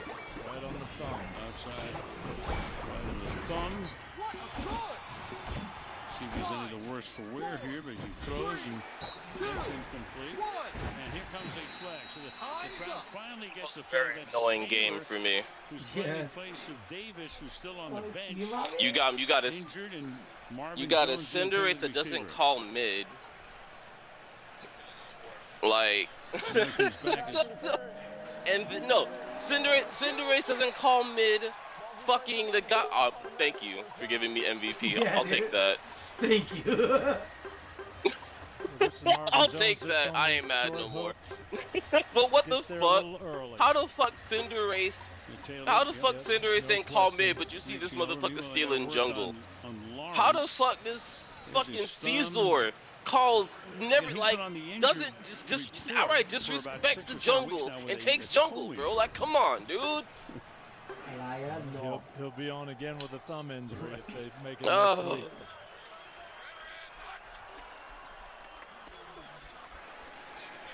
I'm glad we won that game, and I'm glad I got MVP. He takes it to the 34-yard line, so 17 carries for 82 yards. The game made it up for you.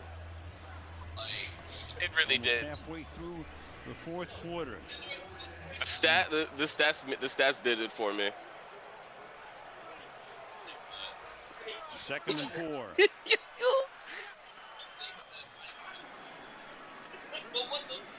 Lawrence fires, and that Which one was my favorite? I think it was a Out of all of the same thing now, out of all the season like suits, I like season 4. Was it season 4? Whichever one was the purple one. I like the purple one the best. Oh, season 6. Bro, I didn't even get season 7. Unite set. Yep, he is. On first glance, unless there's some other replay, which I'm sure we'll get to, that shows otherwise, we think it's a catch. But what do we know? The ruling on the field of a completed pass, the players under further review. Timeout. All right, so we'll see what happens as they work on Trevor Lawrence and the cut hand with 7 minutes to play.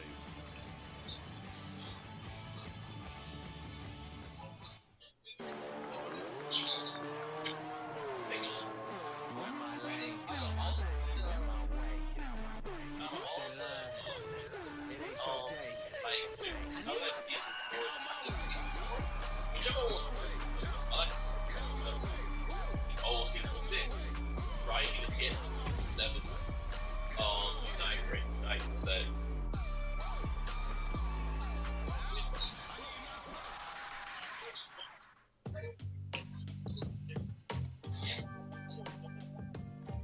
Bro, there's a have you seen the new items? The new held items? Yeah, that's what I have on my Cinderace. The scarf.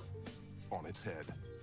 Bringing legendary I want to do the scarf and the other one. Oh, you know what? The Hold crown. on. Let me upgrade that scarf because it's at level 1. All electric EQ. I'm upgrading my shit now. Bro, I've accumulated 53,000 AOS tickets. Sorry for I'm good, bro. American sports game. Are you one of the millions surprised by Verizon and AT&T raising your rates last year? You have rights. I'm not entirely sure what they are because I'm not a lawyer. I'm just a charming British actor. But I do know this. T-Mobile has you might as well, man. That means just take that shit to the max. Join To the T-Mobile max. and experience price lock guarantee. I guarantee you won't look back. That's a guarantee. Am I saying guarantee too much? Act now and get 4 new lines for $25 a line. Man, well, I don't know why they put like the fashion ticket exchange in the middle like it's worth anything. I've had the same shit that they offer since season 1. Straight up, dude. And they put it in the middle like it's really important. Nah, put that shit at the bottom. Already leveled it up. After review, the ruling on the field stands. It's a completed pass. Los Angeles is charged with their second team. I had to buy more tickets, but I'm finish this Drain Crown. Yup. Bro, Drain Crown on someone like imagine putting Drain Crown on a Dragon Knight, bro. Fuck, that'd be crazy. I would think Drain Cloud also on a fucking on a Cinderace. On an attacker too, exactly. Yeah, he gets like you go Drain Cloud, Rocket Fire Scarf, and like Scope Lens. What is it? Scope Lens. Or you do the muscle weight, bro. Attack weight, you're fucking crazy. True. Yeah, because you can just like what you scored 3 times. Your attack is fucking ridiculous. Wow. So you're just taking big old bites of health back. See what happens as the drive ensues. That'd be so good. It is 10% of your damage. Bro, imagine putting it on Absol and running Pursuit, dude. So 2nd and 10 now. Like, fucking 10. Okay, so look, just imagine, bro. Like the bitch can crit for like 4,000 damage. So what's 10% of 4,000, bro? That's 400 fucking health, dude. Sit down a little bit. Bro, that would make Absol immortal, dude. I don't know like how the damage works in this game, like, you know, how much shit you can like I don't know how much like everyone's health is, but shit, it's less than 4,000. I mean, it actually, I think sometimes it is more than 4,000. Sometimes. Good read by Trevor Lawrence there. Well, what time is it? I'm doing some Duolingo after this game. Kirk one-on-one. Derwin James. Doing some what? Nice move. Not Duolingo. With him. Who is that? I'll be studying math on that shit. It's a language app. That's caught. That's the big man again. That's Ingram. So you can sit there like fucking. When I first got the app, I told myself that I was going to learn Hebrew, Russian, Japanese. I actually know a little bit of Japanese, Italian, French, Spanish, and High Valyrian because this is when I was watching Game of Thrones. But that bitch is irrelevant now. Uncovered area, no one there, gets a big play. You should learn Chinese, my boy. First and goal. I'll throw it in there eventually. Ingram scored 7 for China, 93 yards. Have Agnew in the Yeah. game now as a receiver. You already see Tencent Put him in is motion. putting is digging its nails into fucking everything and literally destroying all games it touches. There's a word or two with the back judge. Covered there by Alohi Gilman to make it second down and goal. I said I'm studying math. Got what they And then I said it's a language app. One with Evan Ingram on Gilman, and that's contact downfield. That has to be called. That really does have to be called. If you don't call pass interference, I don't know why math came to my mind first, but it was supposed to be Spanish. The word was Spanish, but nah, the word math came out. And I'm listening to myself, I'm like, what the fuck? Lawrence math. fires into the end zone. Caught. Touchdown. No, touchdown. Crazy. Jacksonville might be coming back. Turned outside, beat Bryce Callahan. And with an extra point, they'll be within 3. This is Kristen Kirk in the slot. Okay, I got 2 points. He's got man coverage. And there's not a lot of room there. That ball was well thrown. Kirk uses his body to shield off, makes the play. Kill him! And we've got ourselves a game. I'll say. Meanwhile, a flag is down. Like, where are the jungle? You know, if you look at that play again, the right tackle, Jawan Taylor, I thought, false start. I don't know. We were talking, that's Joey Bosa throwing his helmet, but we were talking about this yesterday, and I'm sure that's what Bosa is complaining about. Yep. He got a quick start. Yep. We've seen this over and over again. They don't seem to be calling this. It'd be nice to look at that and see, but I'm sure that's what Bosa's upset about. He's got to be careful because he's one away from a disqualification.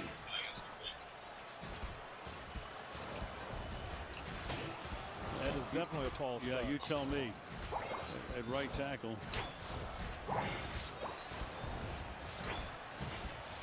He might be asking for the holding penalty too.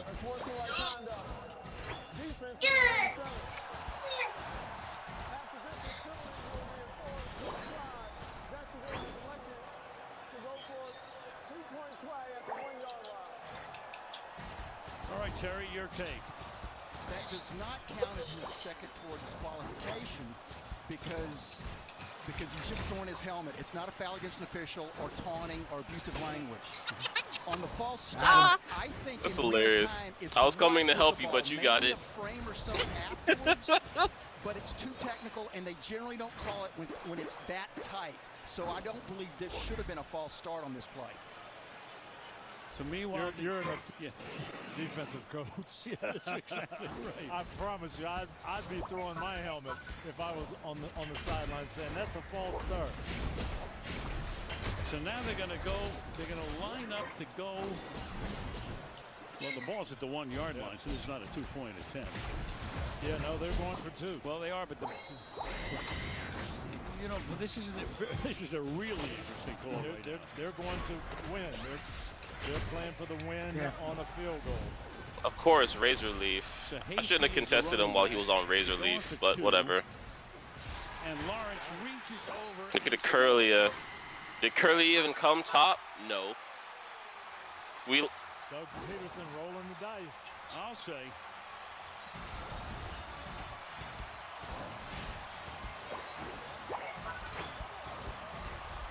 And the crowd is uproarious. Boy, that is some call, isn't it?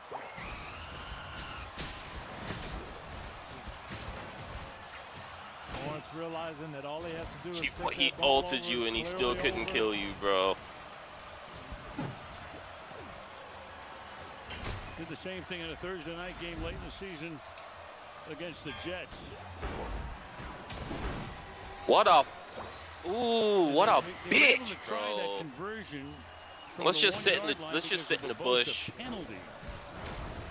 Now, if we could go back to the last 2-point try, and we could see that Jacksonville was really had something going. Should have been a call in the end zone, illegal contact. Again, they should have been trying another 2-pointer last time from the 1-yard Are you line. about to die? Oh, you died.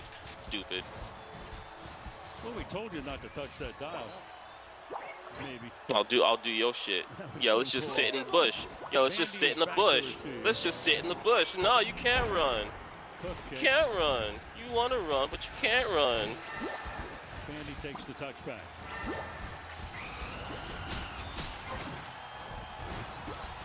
Second play with 4 TD passes. We did that game against the Browns in the COVID year. Ben Roethlisberger brought him from way behind. It's like something like 31. This God of War really is fucking useless, dude. Oh my God, bro. Cleveland had to hold on.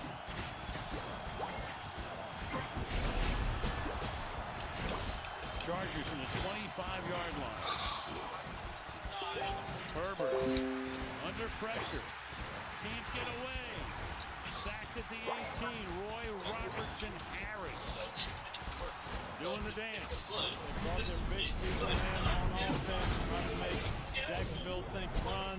They went play action, trying to take a shot and go deep. That is a great move up front. Roy Robertson. No, God of War gonna die. They've got the crowd excited. 7-yard sack, second down, 17.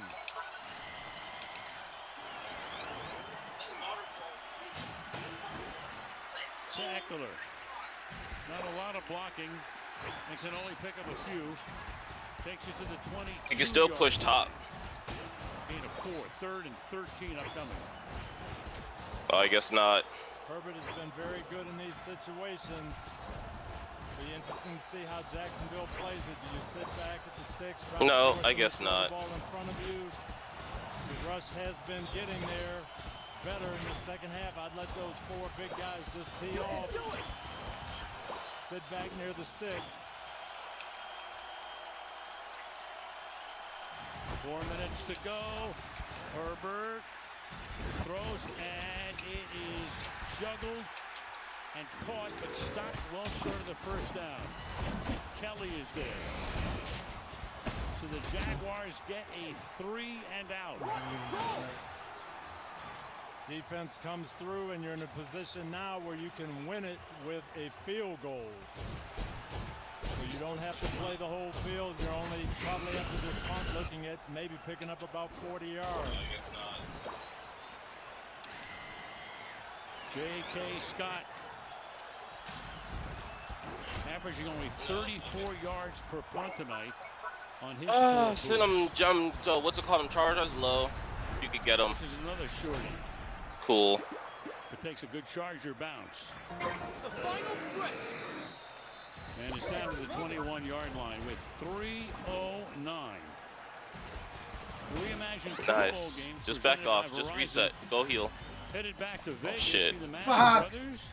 I went to the wrong place to go Yeah, heal. very chill. Let me go heal. Yeah, I was retreating. But I was like, oh, they're going to jump over right now. Flag football including Sunday, February 5th, 3 Eastern on ABC, ESPN, ESPN Focus, and Disney XD. Run, bitch, run. Jacks have all their timeouts, ton of time, and the 2-minute warning. And momentum. And go score. And that's knocked down at the line of scrimmage. Kyle Van Noy. He'll still bring this back. Good season. Knocks it down. Yeah, they sent Etienne in motion, tried to show the bubble screen left, come back to the right. Van Noy. Fuck yeah. I'm still like the piece. Nice. For our, And almost picked it off.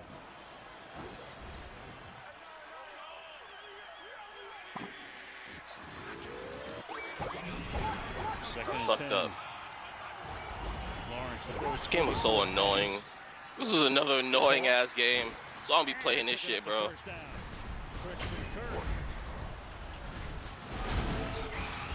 to the 33-yard line. Chargers brought 5. Nice. Get off my dick. Jacksonville picked it up, gave him a clean pocket, good ball to Christian Kirk, and a good run after the catch. Lawrence now after a terrible first half at 4 picks has thrown for 274 yards in the game. Of course. On first Stupid down, fucking Blastoise. I know we won. I think we won. Out the back door. I know.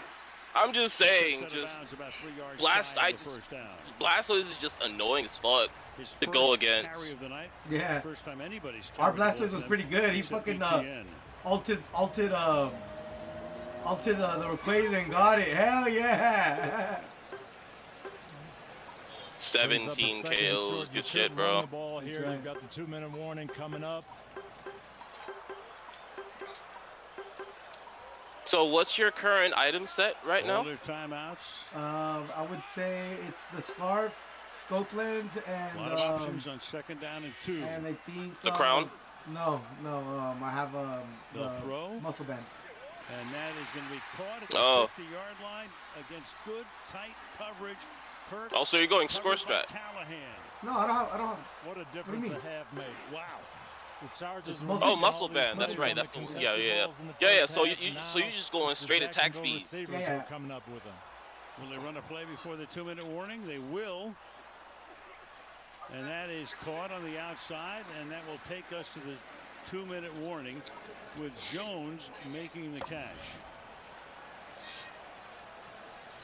So if you're just tuned in, or if you tuned out and just tuned back in, expecting to see a movie or I something. want a Dragonite, but I like to play Dragonite mid. But you can keep taking mid. I'll keep taking bottom. Gigantic first half. Go. All right. Picks. Lawrence, No, 4 straight. interceptions in the first half, and then 3 touchdowns in the second, and 1 at the end of the first half. You know, Tony, we're talking about. I should go Shell Bell on that game plan, which doesn't seem No. like he can do that.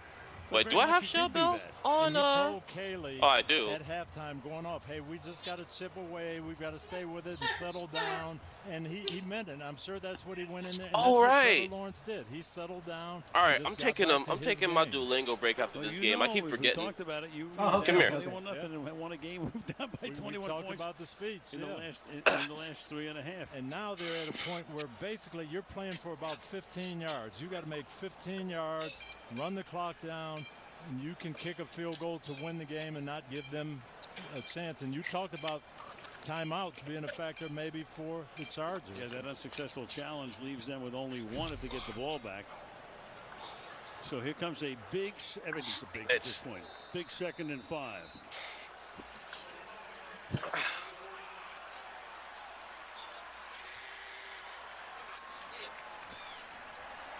Chargers look like they're coming. Now they back away. You got ETN. Going to come up about a yard short. Get up there, go quick, run it again, get the first down.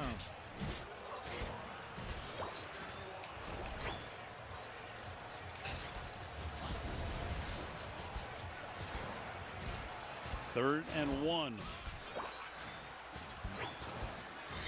Lawrence. That's incomplete.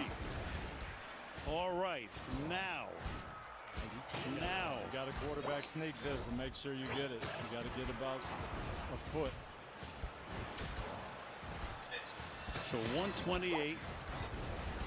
I would have run it right there, made sure I picked up my first down, but they've got a good quarterback sneak, man, no question.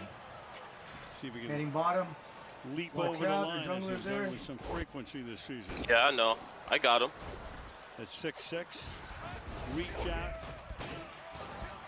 try to cross the line. Oh, what do we have here? Mans was lost, bro. He ain't know what to do. They take a timeout. Kill said he didn't like the play.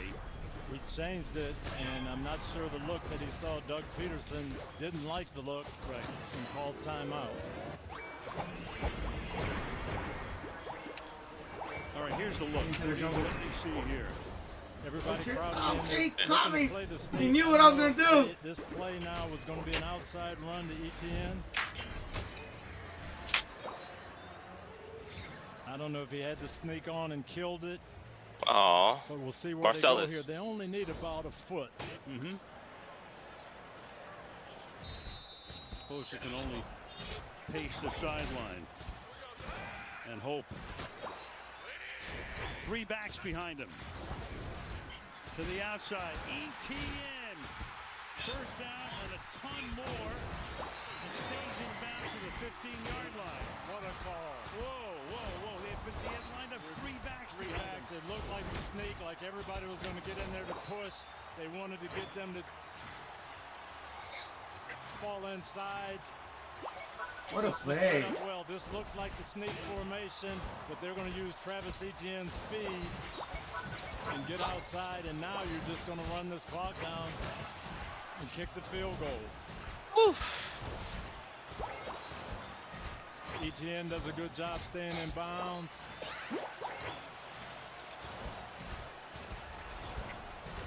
Well, Doug is known for some very interesting and unique stuff. And this time he gets popped. ETN at the line of scrimmage, that time by Morgan Fox. I wouldn't have even taken a chance with a handoff. I would have taken a couple of knees.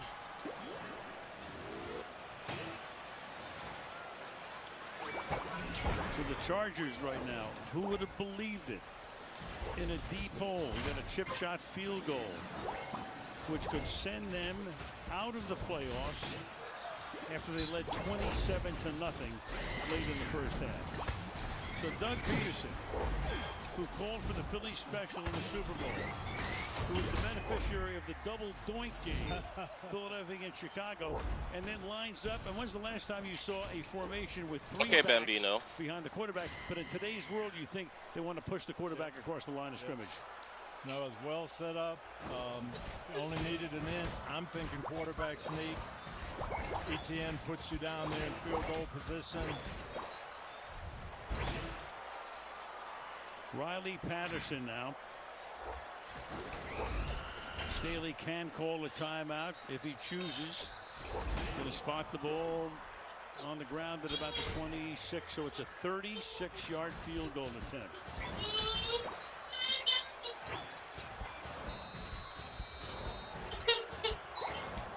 Logan Cook to hold. And Staley does call the timeout.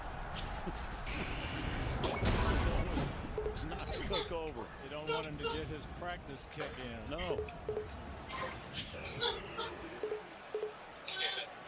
Largest in history, of course, the Bills against the Oilers back in the '92 wild card game. The Colts against the Chiefs. Back Andrew in Luck, I remember that. Right, 2013. Oh no. Man's got And this would deleted. be the 3rd largest. We're all bottom. Let me get that. And create one long transcontinental I flight missed. for the Chargers. Meanwhile, Jacksonville can set their sights How crazy. lightly on Kansas City. Here we go for the win. Got it, but there's a flag down. There's a flag down as everybody's running out onto the field, but there's a penalty marker. And they call it on the defense. That is unbelievable. Honestly, bro, what were you thinking, fam? Look at you, ulting a wall, like hitting a wall, bro. Why you hitting the wall, dude? You saw Mike McCoy there, now with the Jaguar staff, former Charger head coach. Talking to Justin Herbert. Patterson Boots them 20 into the seconds? I can't divisional change a round. diaper in no 20 seconds. Relax, booger. Relax. Jacksonville won. You want to play with your toys? Derwin James. You want to play with your toys? The long ride home. And it's the end of the Go season play. for a team that was all set to go on to round 2. That's good. Oh, and Brandon Staley can only look in anguish. And the exultation. Just going, Did it really go through? yeah. Did we win this game? Did we win this game? That would be the thought bubble, no question about it. Trevor Lawrence, horrendous first half, great second half. NBC Oh, no, bro. Post-game show coming up after these messages. Oh, got him. You've been watching Super Wild Card Weekend, presented by Verizon.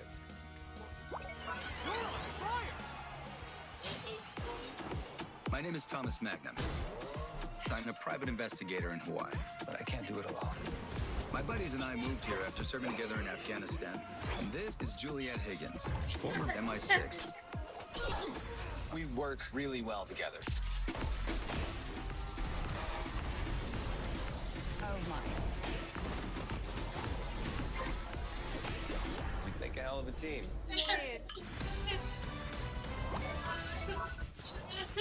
Now at the steakhouse. 12 News. Stream now. The information you need from the team you trust. Just search 12 News on your Roku or Fire TV and watch anytime. Always on at 12 News. This is the 2023 Nissan Rogue.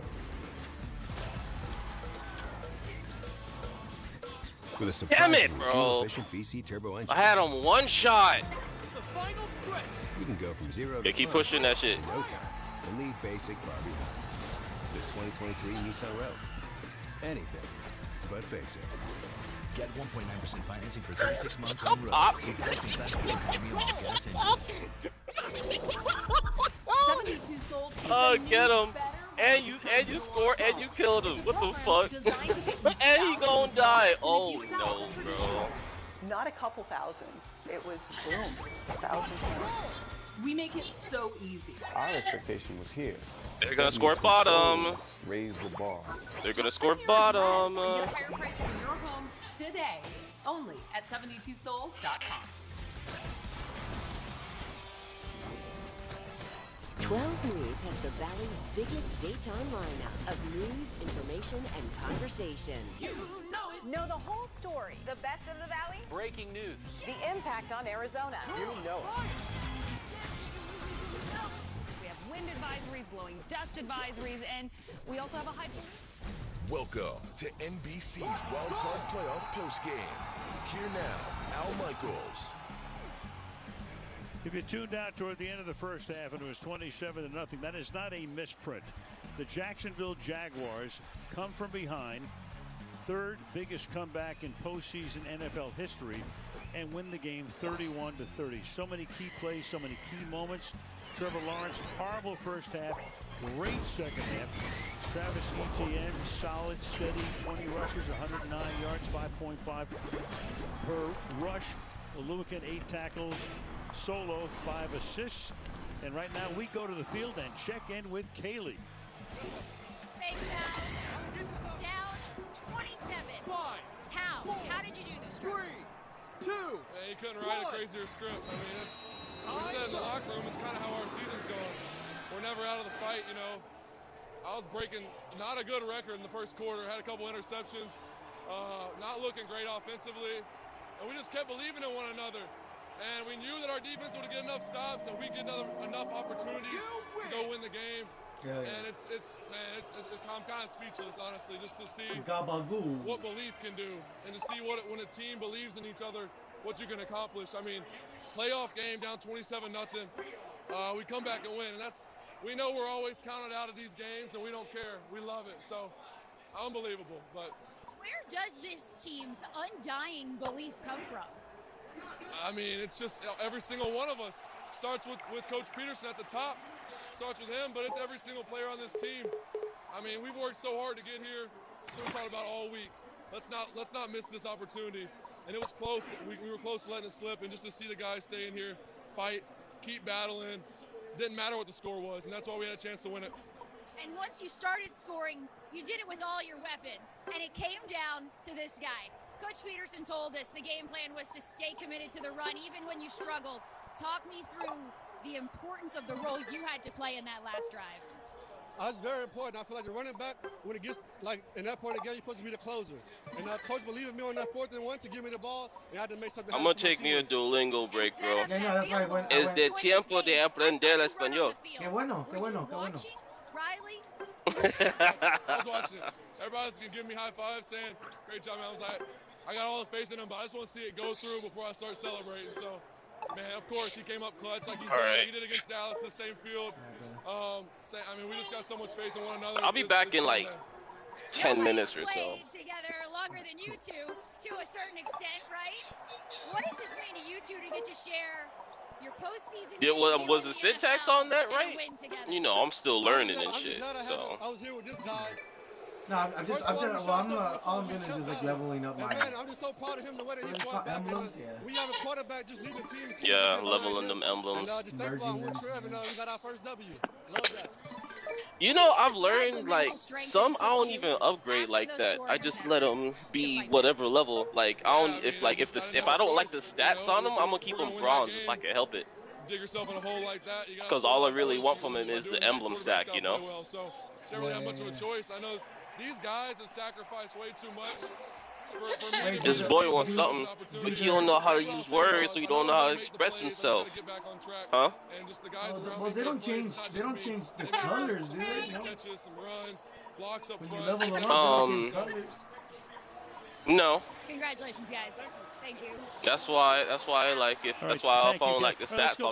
I will slaughter bronze with the quickness. But if I like the stats, then of course I'm gonna make it gold. There it is, 75. The right tackle moving, doesn't get the call.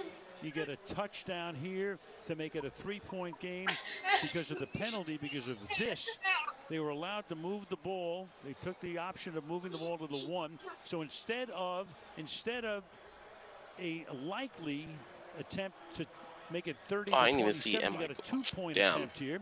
He puts that in to put them in range of a field goal to win it. Then you got a 4th and 1 on that last drive. You got 3 backs lined up behind the quarterback. You got ETN running around the right side, putting them in prime field goal range.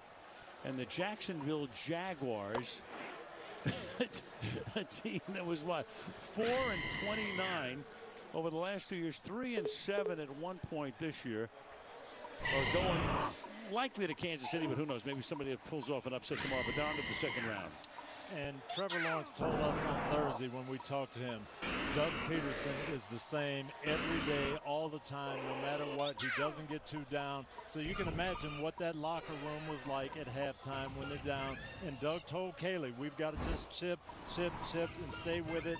And they did. And that second half was unbelievable. Yeah, he was cool at halftime with Kaylee, too. His coaches are down 27-0. They could blow you off from an interview, but he was calm. He said, we just got to, get it together. Meanwhile, tomorrow, you start on CBS at 1 o'clock. Miami goes to Buffalo.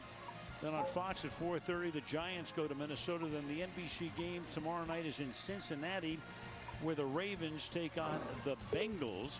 And then, of course, on Monday night, you got across the state, you got Dallas taking on Tampa Bay. Meanwhile, the picks of the week: Hit the Road with Poker Face, new series starring Natasha Lyonne from the writer-director of Knives Out. That streams January 26th.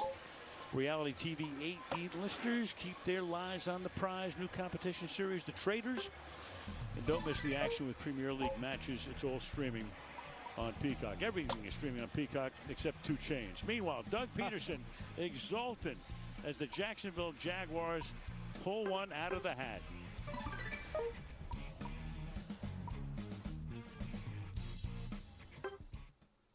To you, it may just be an elevator. Here goes nothing. But for a young homeowner becoming their parents, it's a learning opportunity. Come on in. The more the merrier. Paris, huh? Bonjour. We got any out-of-towners in the elevator? Tom, it is not easy. 10th floor, huh? Must be a heck of a view. Okay, see how everyone else is facing this way? Progressive can't save you from becoming your parents, but we can save you money when you bundle home and auto with us. Okay, that was terrible. Okay, let's hang back. We're going to try that again. Come to TurboTax and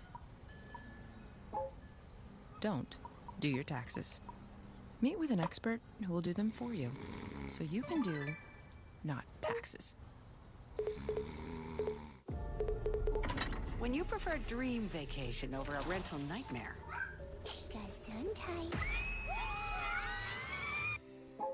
it matters where you stay. Hilton for the stay.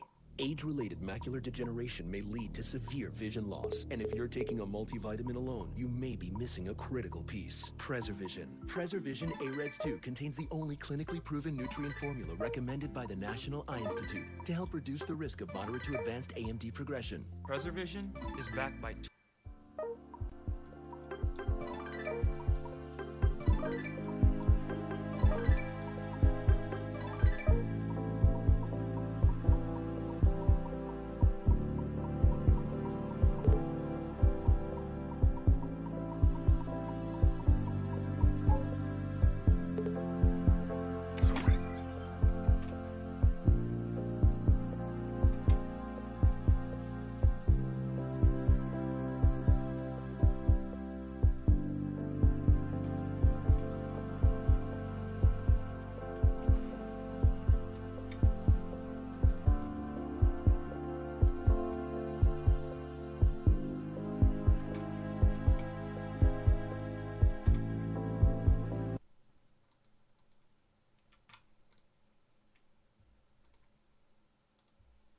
even in areas that we thought went well, we're going to do the same thing in the areas that went well as long as the areas that we struggled in. Yeah, and I think we talk about kind of sounds like that holistic approach to evaluation and understanding, individualized plans for individualized players while also understanding they're one of 90, right? And the 90 collectively has to move as one.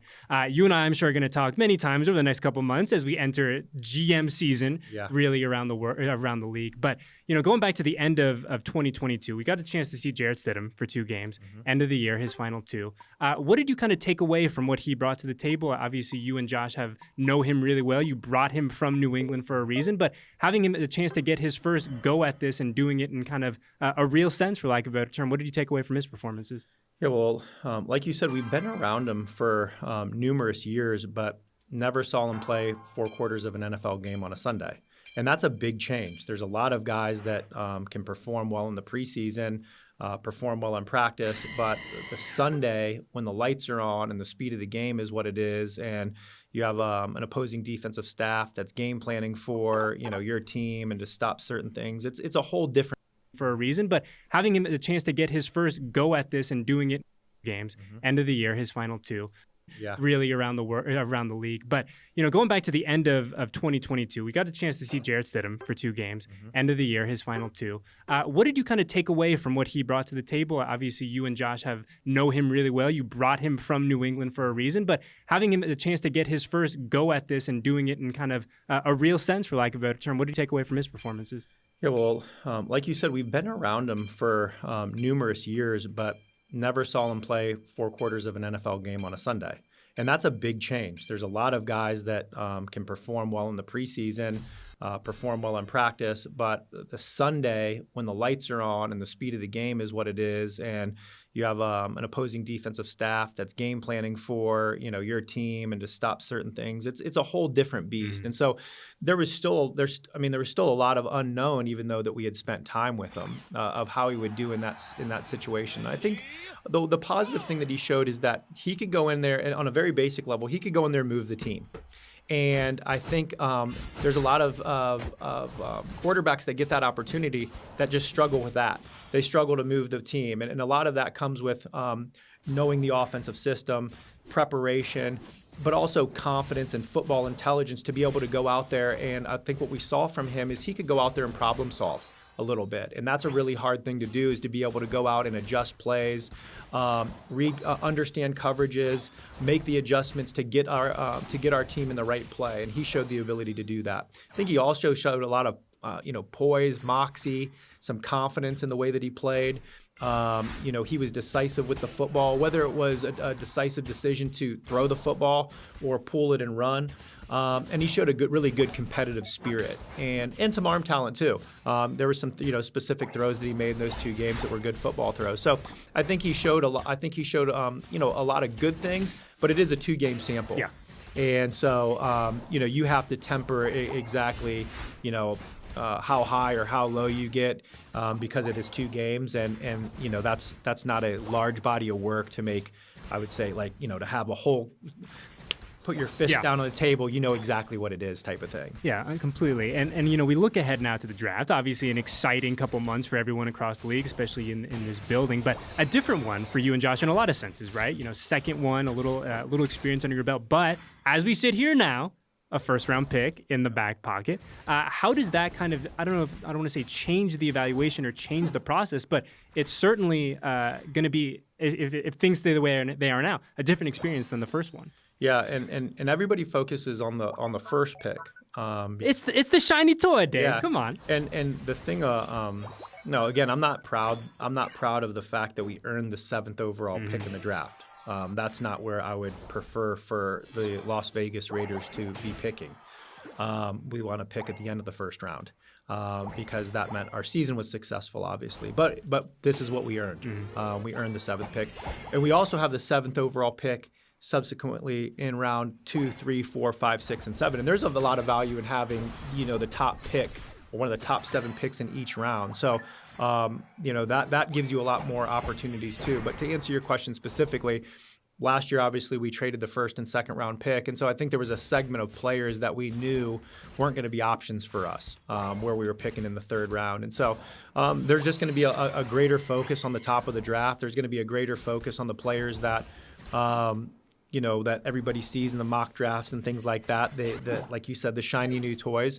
A lot of those shiny toys from last year weren't going to be options for us after we moved those 2 picks. And so, we're excited. We're going to have an opportunity to add some good players here in the draft, and that hopefully can help the Raiders for years to come. And last one before we get you out of here, the Pro Bowl coming to this facility and Allegiant Stadium in just a few weeks. 3 of our guys earned Pro Bowl honors this year, Max, Devontae, and Josh. And when you look at the 3 of them kind of as a group, is there a common thread that all of them have to for them to be able to produce the types of seasons that they did this year? Wheezy. In a non-football answer, they're all dogs.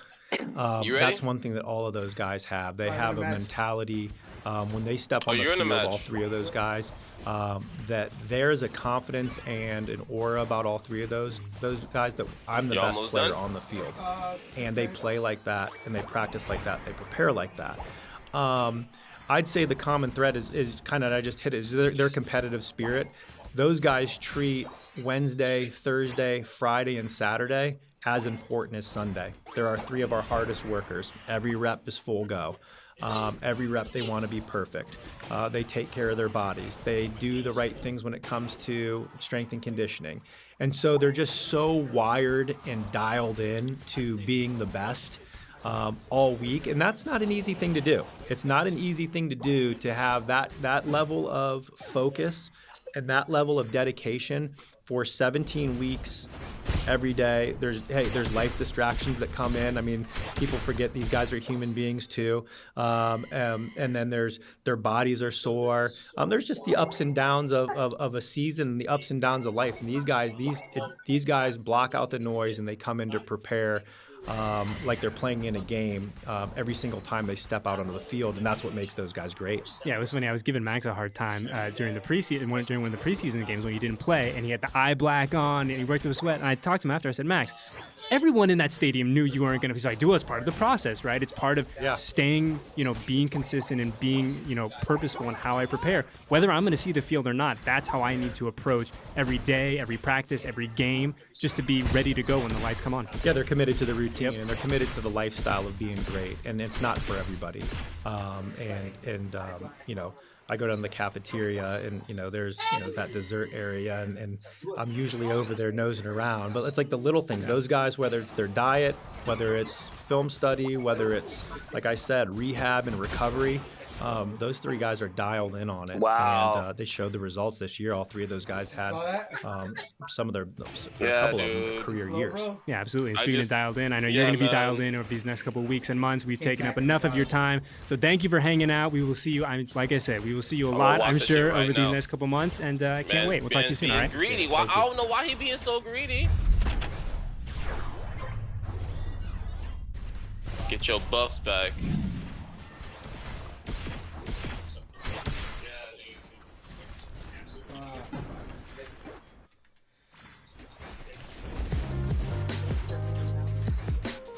Welcome to Raiders Roundtable, presented by America First Credit Union. That's Q Myers. I'm JT. Lincoln Kennedy will join us coming up next as we recap the Kansas City loss at Allegiant Stadium. We look ahead into the offseason, and we'll have a frank discussion, Q, about what happened this year as the Raiders didn't make the playoffs and losing that last I'm watching game all this shit in to halves, Kansas City, bro. 31-13 was a disappointment because coming off the performance against the 49ers the week before, I really thought the Raiders had a lot to play for and they'd have a better performance. I did too. I thought that they had an opportunity to spoil what the Chiefs were playing for, which was the #1 seed. And I'll tell you, man, we did the pregame show, both me and you, right there at the Torch on Saturday, and I felt like the buzz and the energy in Allegiant Stadium was just different. You than told it me was. that. Yeah, I told you, and I just felt like it was different. So I thought, you know what? The Raiders are going to build off of what they did against the 49ers, and they're going to go out there, and Stidham's going to go out there and make the case for being the starting quarterback, and the Raiders are going to finish their season on a high note, and it just obviously didn't shake out that way. The Raiders lose 31-13, but man, it just felt different when we were sitting there at the Torch. Yeah, what disappointed me is I thought the only chance the Raiders had in the game is they had to keep it close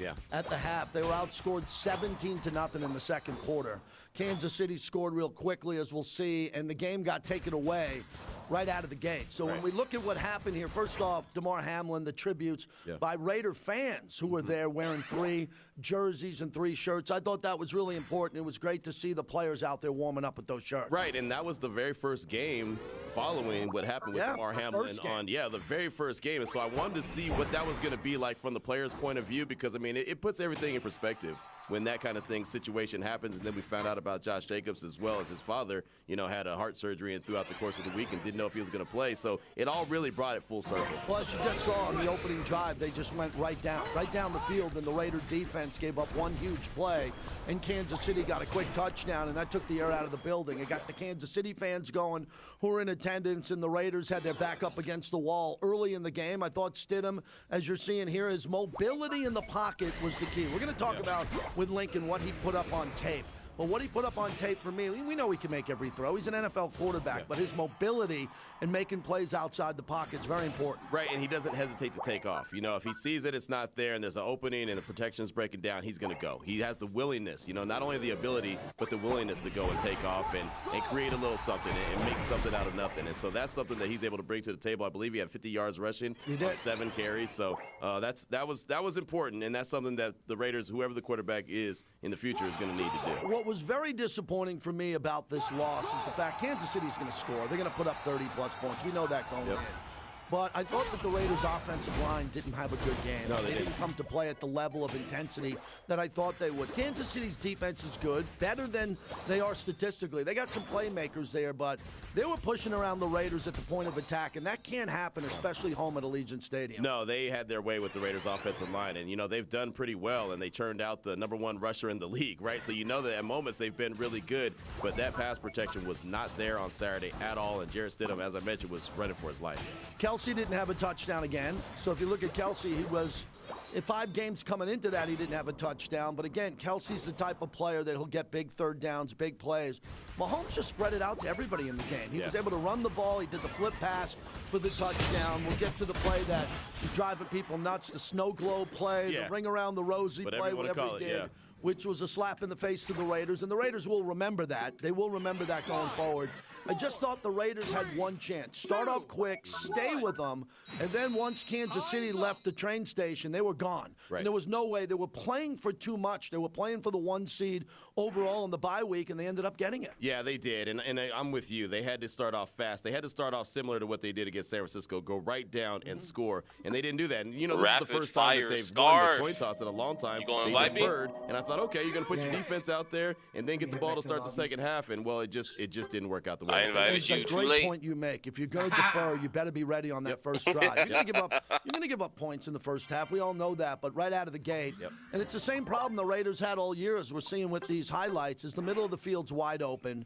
They're not able to get their linebackers in coverage. I think the depth of the safeties has been a problem I've been talking about all year on Raider Nation Radio. The safeties are too deep. I like a good center fielder, especially against Mahomes. You got to have someone really deep. But the cushion over the middle of the field was exploited again like it has all year long, something that has to be cleaned up in the offseason. Yeah, it does. And it's just one of those situations, man. If you're going to have that center fielder, you've also got to have a guy that makes plays, a guy that can go get the ball instead of just a guy that's trying to defend the field. They've got to be able to make that happen. Yeah, I looked at the whole entire season, especially against Mahomes. You got to have someone really deep. But the cushion over the middle of the field was exploited again like it.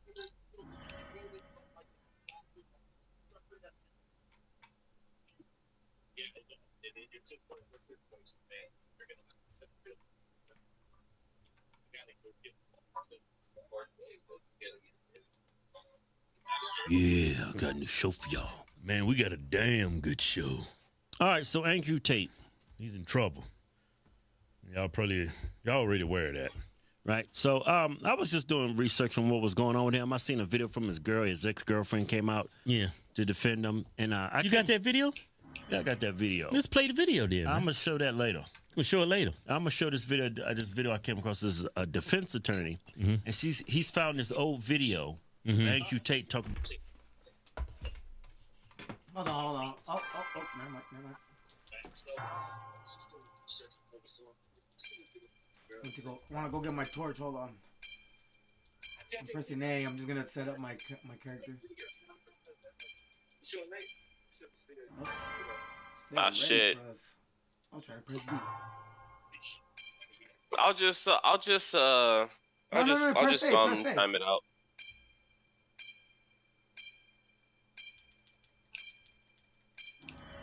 All right, gotta cancel this bitch. Oh, I tried. God damn it! This game wants me to play. Well. This game wants me to play.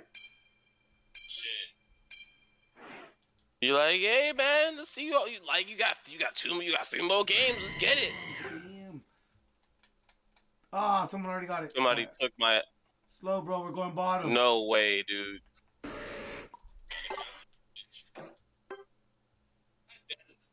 Wow. You know what? Fuck it. It's time. I'm gonna break out the Dragon Knight. Where the fuck? Somebody already chose Dragon Knight, dude. Oh my god.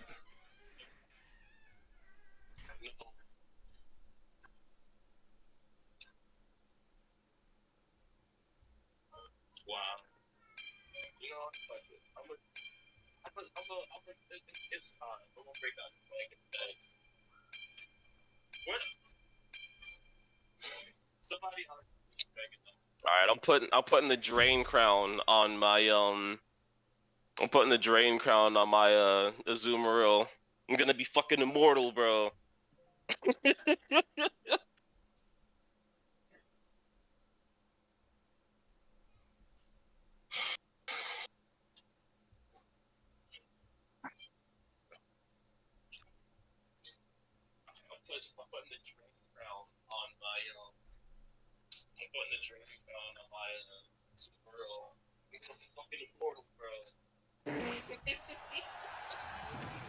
Ready, go!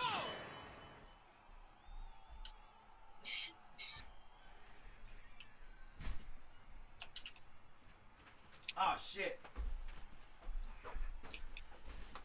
Oh shit, you are still there, ain't it? Oh well. Oh, what's going on with this team?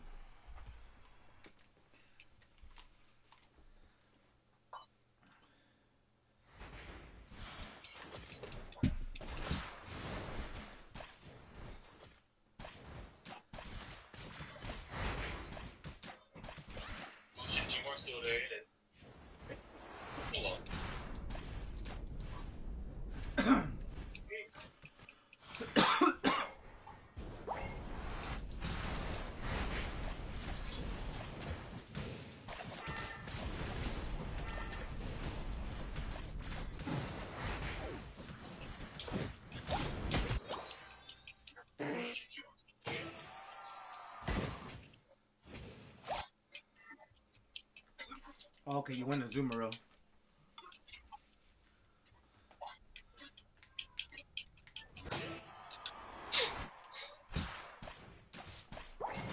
Punk ass Charmander.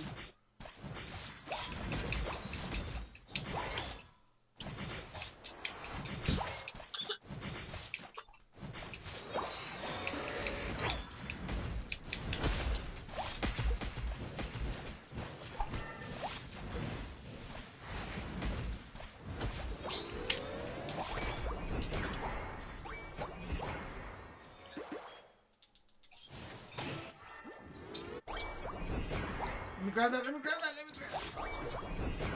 Oh, my bad. There you go, there you go.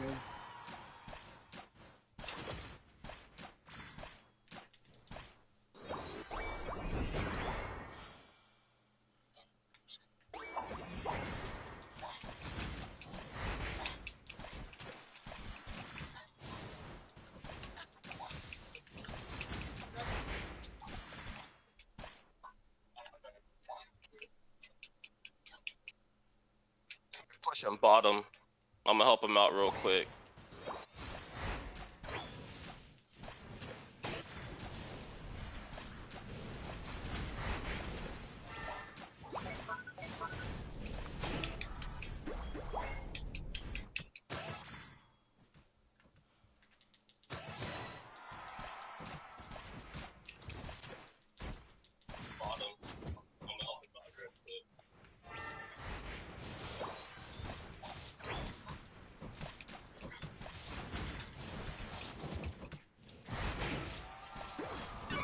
Coming top.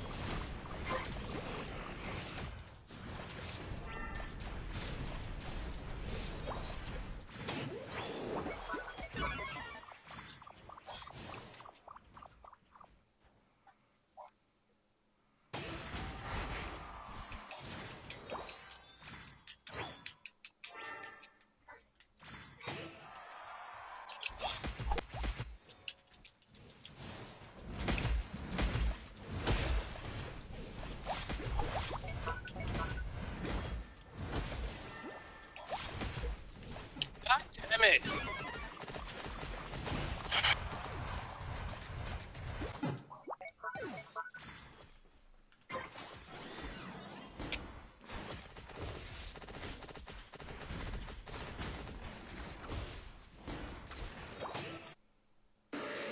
That Dragonite is weird.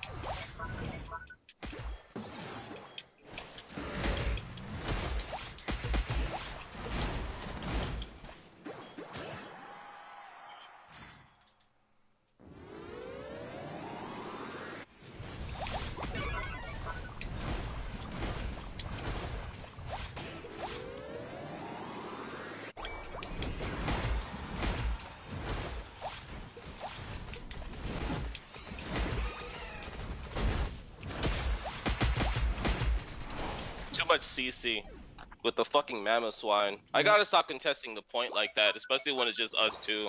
It's not like I'm playing Espeon.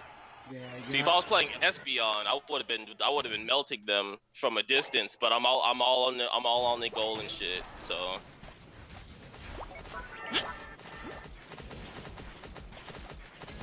Oh, did you go top?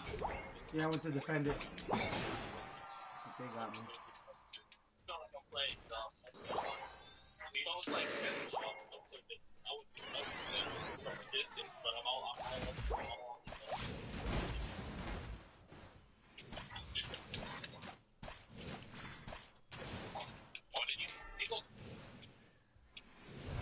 Oh no, don't run, bitch! Why you running? Why the fuck you running?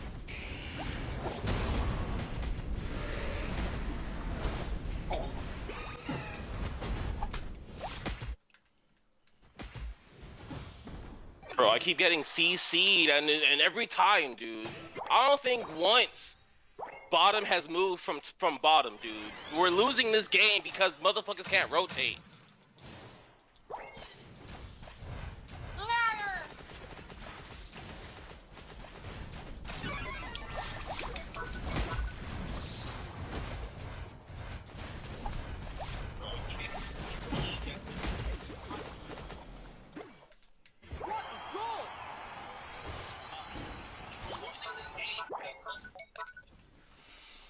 Clearly losing this game because fucking bottom doesn't know how to fucking play anything but fucking bottom.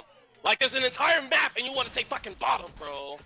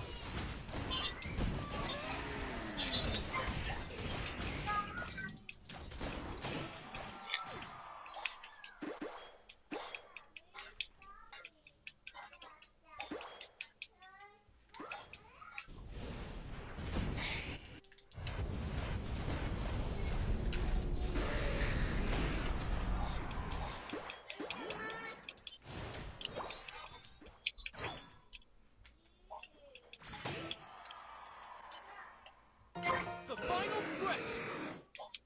Don't give up.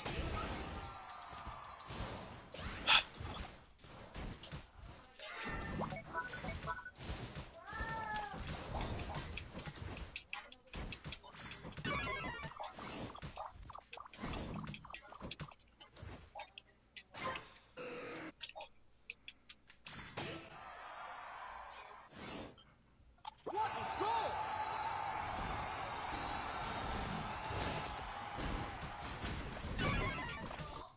Nice. They surrendered. Nice. They probably could have still won though. Possibly, but nah. I mean, I had all my shield taken away, so. I was about to go score.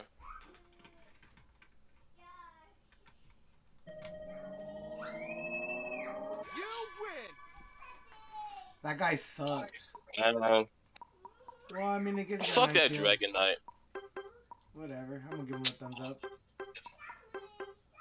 Like, Half our team was bottom. And what's it called him? Like, nah. I wasn't feeling that Dragon Knight. About his webcam. Yeah, I thought he made a lot of his money boxing, kickboxing, but I don't think he made a majority. I thought he made a lot of his money through. He's a pimp. That's how he made his money. It seems like it. This is what because he's been doing his webcams with girls. But pimping webcam girls, that's not illegal. I mean, I would say pimping. I'm using hyperbole. Yeah, he's. Let's go with manager. He was the manager. He's the manager. The CEO, Chief Executive Officer. Andrew Tate Webcams. Man, you ought to start a webcam business. Ain't doing this shit. Yeah, man, get some girls, man. Oh, man. Pay them a good salary. You know why I won't give them health benefits. No, I'm not doing that. You know why I won't do it? Why? Because I respect women. That's why I do it. Wait a minute. I ain't gonna start no webcam and some girl taking a dildo, jamming it up in there and sucking and doing all that calm stuff. down. Calm down. Calm down, I don't man. want to be part of that. No, it's not being disrespectful if that's what they truly love doing. You giving them benefits, a roof over the head. You giving them structure. They Most finally women put to do that, fucking they've life been- steal in this game. No, I'm happy there's for some it. sweet girls. No girl grows up and says, you know what, I want to be a webcam star. There's a lot of them on OnlyFans. What you talking about? They make way Those more are money not- than us. That's not webcams. It's webcams. It's just pre-recorded. Same shit. All right, so, but this... They just get stage fright. No, I ain't going live. I'll go over and record it. Upload it. Ain't gonna lie. Right. So this defense attorney, he's did several You know what? videos I do on gotta tape. see Yeah, what's he's up a with defense the, attorney. Yeah. He's an expert. I think I he's gotta see biased what's because he up with doesn't the, like him. what's it called? Yeah, he's totally biased. The Charizard. Yeah, he's totally biased. Yeah. But He said he wasn't for a defense attorney. When watching that video, he wasn't very objective. Well, he was subjective. No, he wasn't. A defense At attorney. certain times. No, let me finish. Let me I gotta finish what see I'm going to what's up say. with, Stop cutting me off. Have some Drain respect. Crown. If I'm a what's defense it called? attorney, okay? If I'm a defense attorney, if I'm Drain going to do a Card- video Drain Crown about another Charizard. video, I'm going to give the client With the several constant defenses, fire? even though I'm not representing him. This is what I would say. This is what I would do. He's a horrible defense attorney. Well, he's not You're bottom, he's a defense right? attorney. He's just speaking from a defense attorney. Yeah, but he didn't give any defenses. All right. Which means he sucks as a defense attorney. He doesn't suck as a defense attorney. Did he give any defenses? Did he give any tactics that he could use to get off? No, well, how can he? It's all on video. Okay, so I'm gonna show you. No. He's a defense attorney. He's supposed to be an expert. What are you Oh, talking no. about? He's a defense attorney. He does this shit for a living. But he didn't give no defense. Hey, you need to calm down. I bet all his clients in jail. Every last one of them locked up doing life. All right, Kevin, calm down. No, seriously, calm down. No, I'm just pointing out the obvious. I get that. I'm pointing out the obvious. He's not much of a defense attorney Kevin, from what seriously. I saw. Not over. You kicking me out of the damn shot. Hey, Kevin, look, calm down. Am I spitting facts or opinions? I don't give a shit. I'm spitting facts over here. That's fine, I'm Kevin. keeping it 100. Man, you know what? Fuck this video. Fuck it, I give up. Hey, Keith, come up your stuff. No, man, Kevin, you was like, Hey, Keith. it's like your heart's beating through you. No. Calm down. I'm still. Seriously, you need to calm down. I'm calm. All right, I'm gonna show this video of this defense attorney. Right, and he's found some old video of Andrew Tate talking about his damn webcam business. All right, check it out. Are his words, not my words, and I'm not going to take it out of context. You're effectively taking girls, teaching them how to make unlimited money from home, and then making sure they give it all to you. So you're making sure that He's gonna go into this little spiel, but Yeah, let me give us a little defense. His defense explanation. What he said. Well, he didn't say much right there, did he? yeah, let me say something. Go ahead and do some talking. So, okay, he says he's gonna start his webcam business. The goal is to get a bunch of girls, make a whole lot of money, and all of it comes to you. It's gonna be his damn business, yeah. his business, his merchant processor. So of course all the money's gonna come to him. The money's not gonna go to her, and then she like pay him off. It's his business. So Yeah, he's if gonna it's pay her hard. He's gonna pay her salary. Yeah, so I mean, it sounds horrible what he said when you Yeah. talk about girls doing God sexual damn it. acts, but that's how business runs. That's how the NBA's ran. All the money goes to the owner.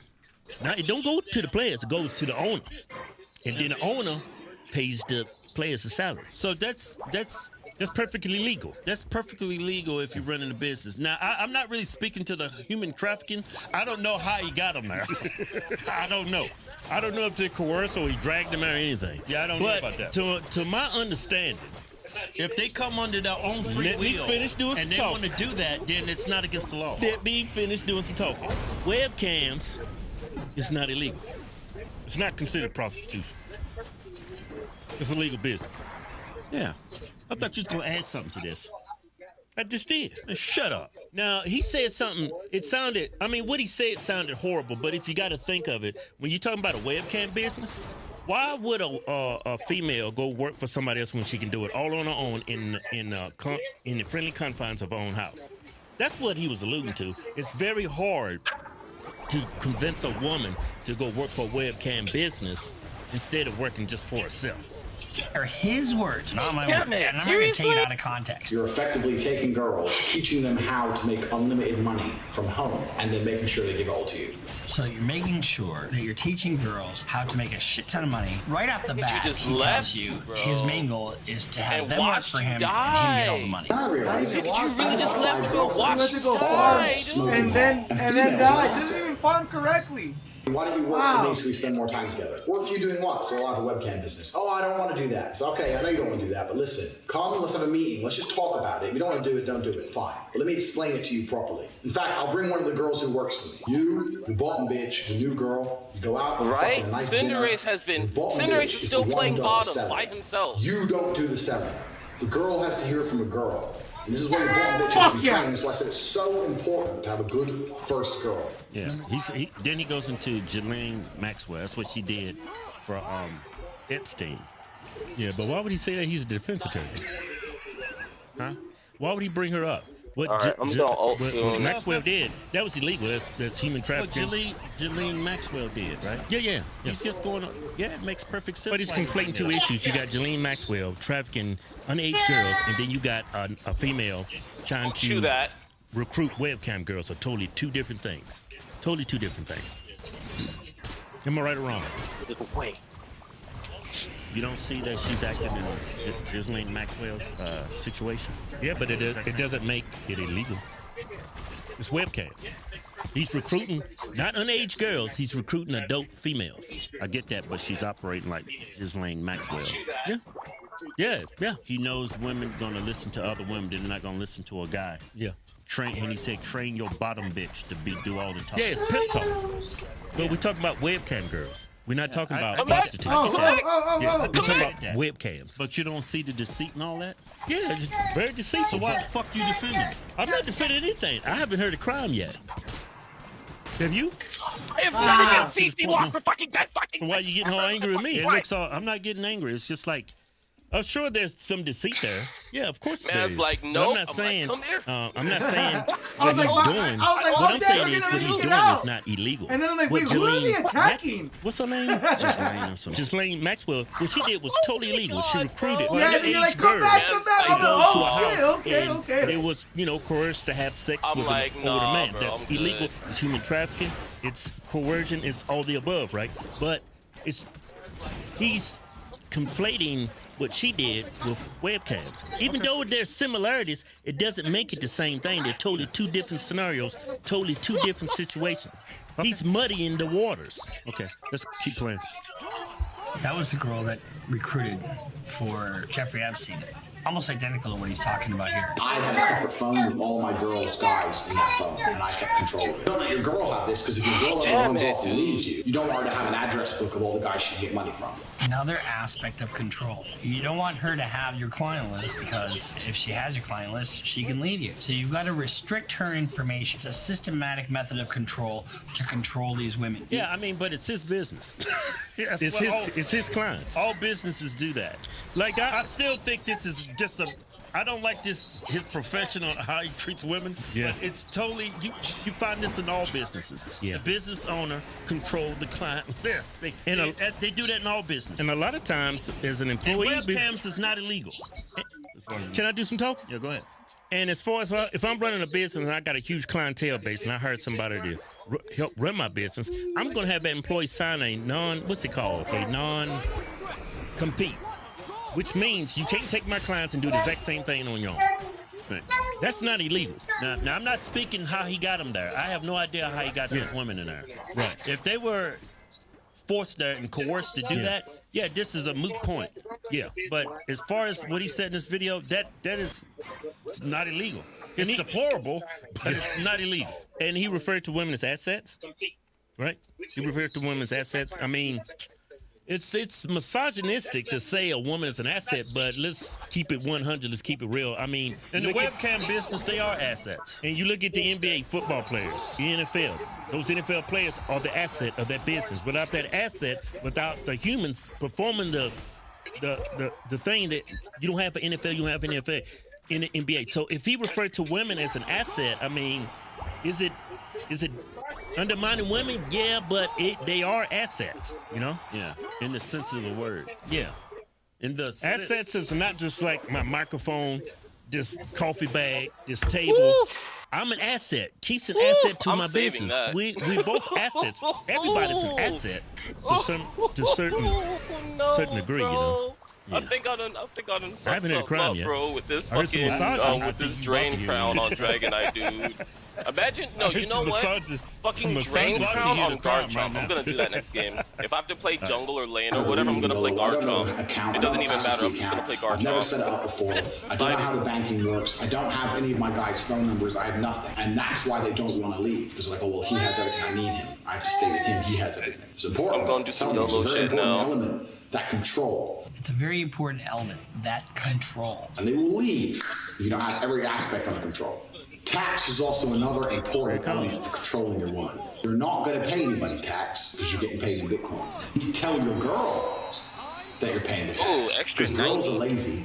And girls made are that stupid. extra 90. And girls don't understand how taxes That work. extra And you're like, oh, okay, yeah, we've made this much money, but I'm going to pay the tax to make sure we don't get in trouble. Now, that allows you to do two things. One, it's another control element.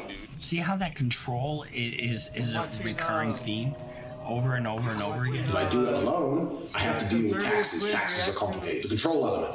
And he doesn't have respect for these women at all because he thinks they're stupid. It allows you to pay her a smaller percent. So I used to pay my girls 30%. So for every $10,000 they made, I give them 3, and I keep 7. They thought they were on 50%, and I There said could have the been more disparity KOs, is but because of bro. taxes. If they say, why is it 50-50? I'm the one who knows what he's doing. I'm the one with the knowledge. I'm the da-da-da-da-da-da. Shut the fuck up. Go online. Print out some tax forms. I used to do this all the time. I used to print out some random tax forms and say, yeah, sign here and sign this. What is it? It's for the tax. You want to pay the tax or not? Throw them away afterwards. But they think something's happening. Something real's happening. Nothing's happening besides me getting rich, bitch. Nothing's.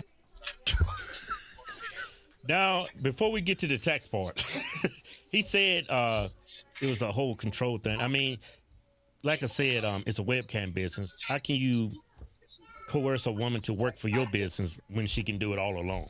I mean, there is a control element to his business, but that doesn't make it necessarily illegal. I mean, it's hard. If they, You see what I'm saying? But it sounds like he's kind of implying. Yeah. He gets them in now, controls everything. Right. And all the things he's talking about control as far as the client list and all that, that's all Legs illegal, down. and all businesses do that. That's all Your legs legal. down. It makes huh? You said that's all legal. That's all legal. Yeah. But the fact that he's doing all this and it makes them seem like they cannot leave and this is all they can do now in their life, it's like a coercive tactic. Yeah, but it's illegal. They can always quit. It's a job. Yeah, they can. Yeah. So I haven't heard of crime up until the point when he started talking about taxes. So I don't know how he is off camera though. If he's Yeah. saying this shit on camera, no, you ain't going nowhere, bitch. No, I don't know. Yeah. Now, as far as the taxes, he said, what about 50-50? He said, well, I'm paying the taxes. He ain't paying no taxes. Yeah. This is tax fraud. Yeah. Sound like he's paying all these chicks in Bitcoin. Yeah. Yeah. Or something like that. They're doing it all through. So that's why a lot, like here lately, they've seized all this man's property. His Bugattis, what do we call them? All these luxury vehicles and his properties. I can't believe we Because just walked away, the tax bro. man wants to get paid. Right. And when you go around not paying Oh, your you saw that taxes, shit? they just take everything you got and then they figure out how much you owe them. So that explains why they took all this OP, property. bro. But also, Man's they like, take all your property. slow He's bro, like, OP, oh, The business they're was letting illegal itself. they're like, oh, they're letting me get away. I'm like, which not oh, paying and then your you're like, taxes oh, make wait, your who are business they illegal. attacking? Yeah. Well, the human Tax evasion is yeah. it's a major crime. You can have the most legit legal business. If you're not paying your taxes, the IRS will come take everything, your house, your cars, everything that belongs to you until they figure out how much you owe and how much the fines are going to be. Yeah. So, but as far as this webcam business, it's not illegal in any country I'm aware of, and to have women working for you underneath your webcam business, play that is Overwatch? not illegal. Yeah. Unless you're If they chaining come- them to the bed That's your and you're thing. refusing to let them go, or It's you cool. trick them deceitfully and they I'm come not there too and good you. at like shooter games, right? Was, So it's there like, was man, some all those deceit really involved my with the cup of tax thing.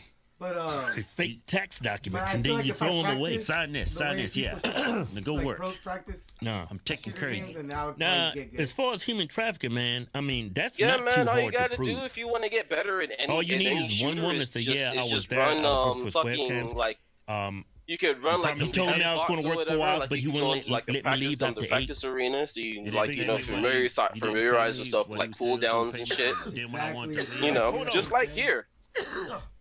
Familiarize Didn't yourself pay me with what he cooldowns. said. You know your It's attack automatic. rate. Tried to leave, he This wouldn't is let me automatic, you leave. know, they gotta aim. Yeah, that's human trafficking.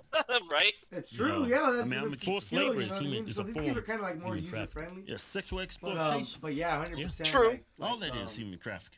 Webcams ain't.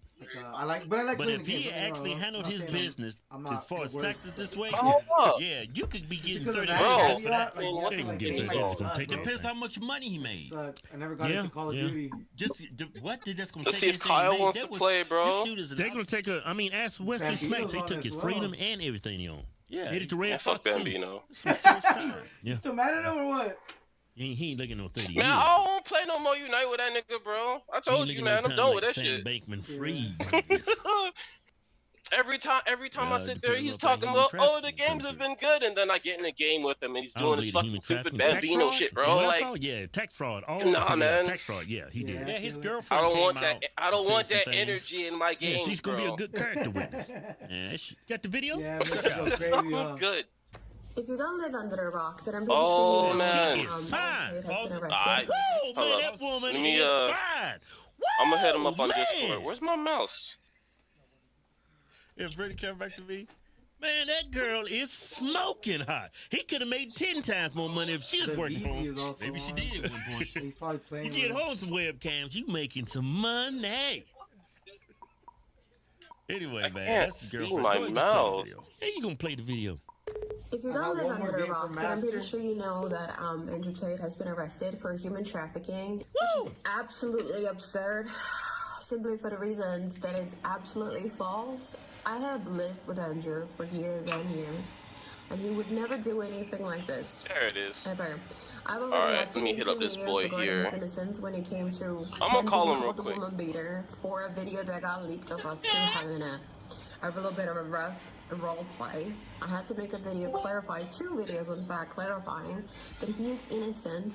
But here I am again, coming from somebody who lived with him for years. He is not a human trafficker.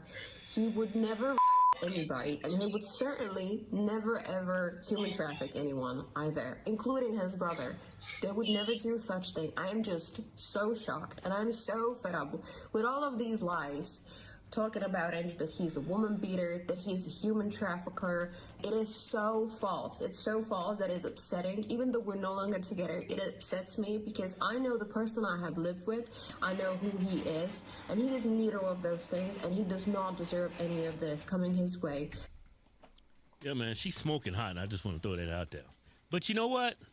What I find so odd about all this, what defense attorney goes on YouTube in front of millions of people, takes somebody who's been arrested. Now, this defense attorney, he's for his career, his life, he defends criminals. He defends people. Yeah. Why would a defense attorney I took too long to go accept on the YouTube invite, but and he do, ain't answering what, the 5 or 6 Discord. videos, get millions a total millions of views on his videos, putting down somebody who is innocent until proven guilty because he doesn't like him. Yeah, he doesn't like him. He wasn't objective, and people accuse you for not being objective. You're not. You're totally biased. Well, from a defense, he's just giving. Now, if Andrew Tate a won't you calm down? Is he misogynistic? Does he look down on women? I would say yes. That's obvious. You think so? I think he looks down on women. You think so? There you go. Get your mid, bro. I don't know. I think you've been a little harsh on him. Oh yeah, this is how I wanted to play That's Garchomp. the only faults I find in Andrew Tate. He looks down on women. He's misogynistic, and he might have did a little tax fraud. But as far as human trafficking, So if you really want to learn Spanish, you gotta start listening to Bad Bunny and I don't Karol see G, it. bro. This is proof, man. You could be an intelligent. You can be an Exactly. intelligent. Tienes que Calm down. escuchar música pues en Need to calm español down. y pues Bad Bunny es muy popular, Karol G también, la música es buena. Sí. Sí, la verdad, si honestamente quieres aprender español, tienes que hablar español, tienes que enfocarte con las cosas en español, tienes que ver tele en español, escuchar música en español. Te ayudará mucho. Es like nomás por 3 meses. 3 meses. Y vas a entender español. Back to English. You can okay, look. Yeah, Get no, your 3 anxiety months. down. I got you. Look, you can be an intelligent man, but as soon as you introduce a bias into that intelligent man's head, you do dumb shit. You're not objective.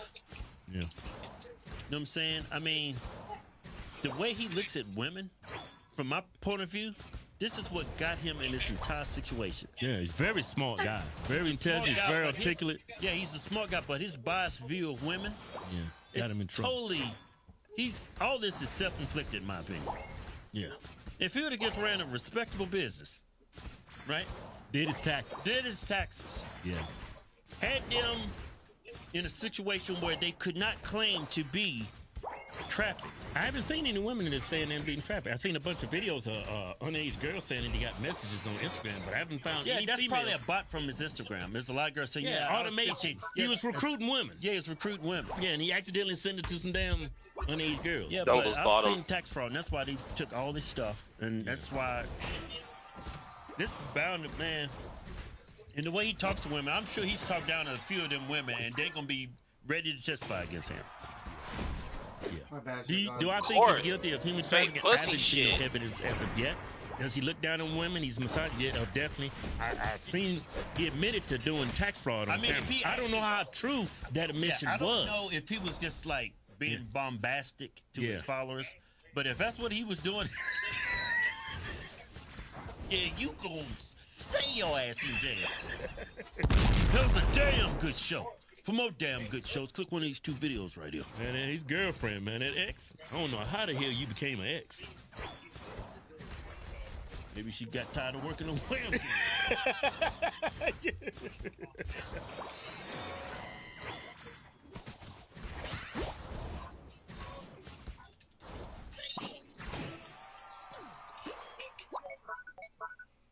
You could buy literally whatever else you wanted. You could post things, drugs.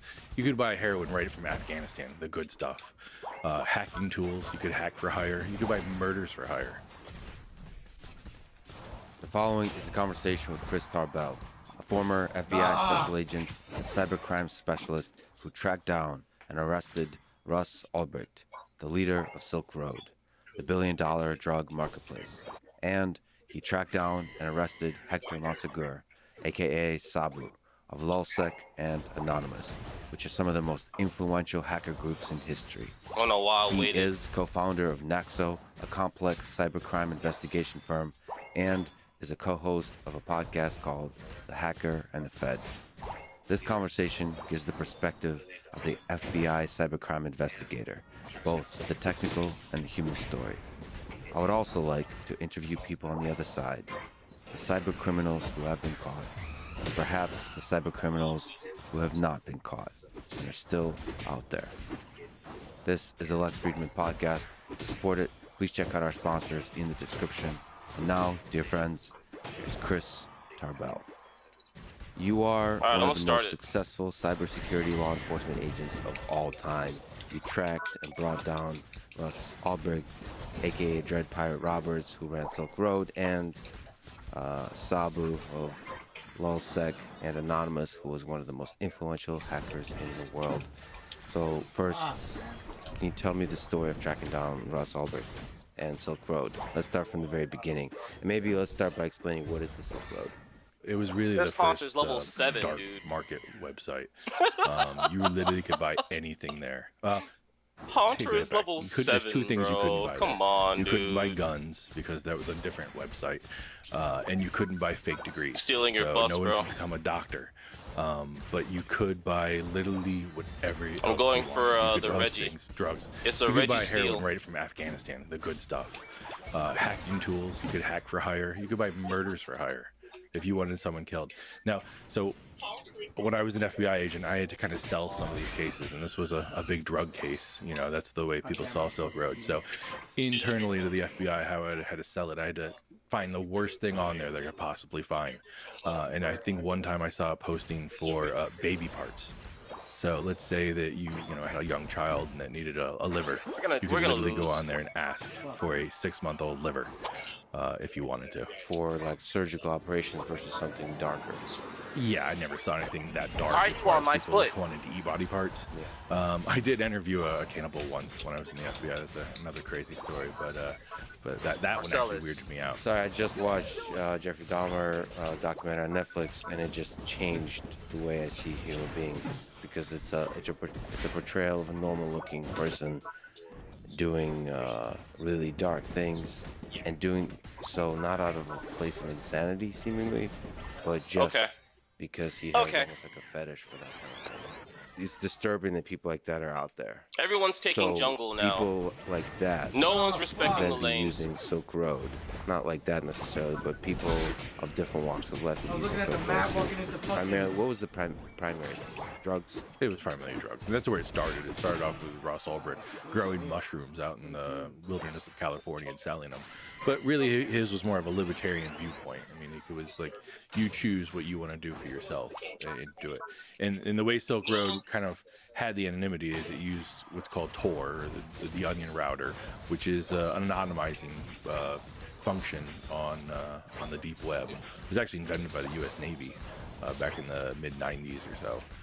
But it also used cryptocurrency. So it was the first time we saw this birth on the internet of mixing cryptocurrency and an IP blocking software. So, in cybercrime, this you go Gengar's after dog one shit. I wouldn't go IP that way. address and trace it through the network, or two, you go after the cache. And this one Yeah, kind of just blocked defend the both. goal. Cash meaning the flow of I'm money. gonna go towards the physical or digital, and then IP is some kind of identifying thing. Leave it. Put it away. It's your telephone number on your computer. So yeah, all computers have a unique 4-octet numbers. So 123.123.123.123, and it They computer got a uses Reggie DNS or domain name services to render that name. So if you were looking for CNN.com, your computer then translates that to that IP address, or that telephone number where it can find that information. Didn't Silk Road used to have guns in the beginning, or was that considered to have guns, or did it naturally emerge and then Russ realized like this is not good? It went back and forth. I think there were guns on there, and he tried to police it. He called himself the captain of the boat, so he had to follow his rules. So I think he took off those posts eventually and moved guns elsewhere. What was the system of censorship that he used, of selecting what is okay and not okay? I mean, him alone. He's the captain of the boat. Do you know by chance if there was a lot of debates and criticisms internally amongst the criminals of what is and isn't allowed? I mean, it's interesting to see a totally different moral code emerge that's outside the legal code of society. We did get the server and was able to read all of the chat logs that happened. I mean, all the records were there. I don't remember big debates. I mean, there was a clear leadership. Yeah. And that was the final decision. That was the CEO of Silk Road. And so primarily it was drugs, and primarily out of an ideology of freedom, which is if you want to use drugs, you should be able to use drugs. You should put in your body what you want. Ooh, what a beast! And when you were presenting a case of why And he ain't this did shit all investigated, game. you're trying to find, as you mentioned, the worst possible things on there. Is that what you were saying? So we had arrested a guy named Jeremy Hammond, and he hid himself. He was a hacker, and when we arrested him, it was the second time he had been arrested for hacking. He used Tor. And so that kind of brought us to a point. The FBI has a computer system where you look up things, you look up anything. I could look up your name or whatever if you're associated with my case. And we were finding at the time a lot of things when you look it up, a case would end. You're like, oh, this is Tor. And you just stop. Like, we couldn't get any further.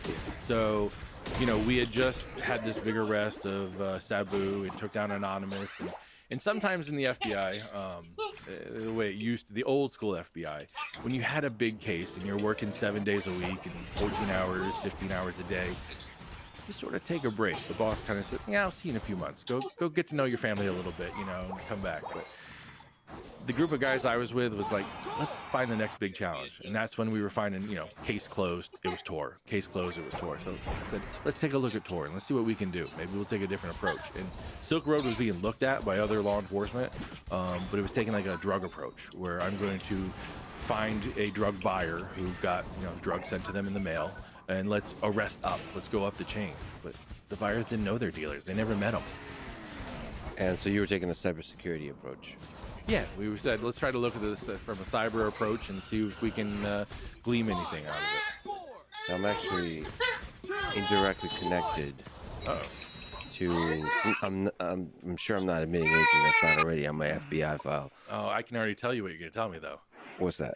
That when you were at college, you wrote a paper and you're connected to the person that started You son of a bitch.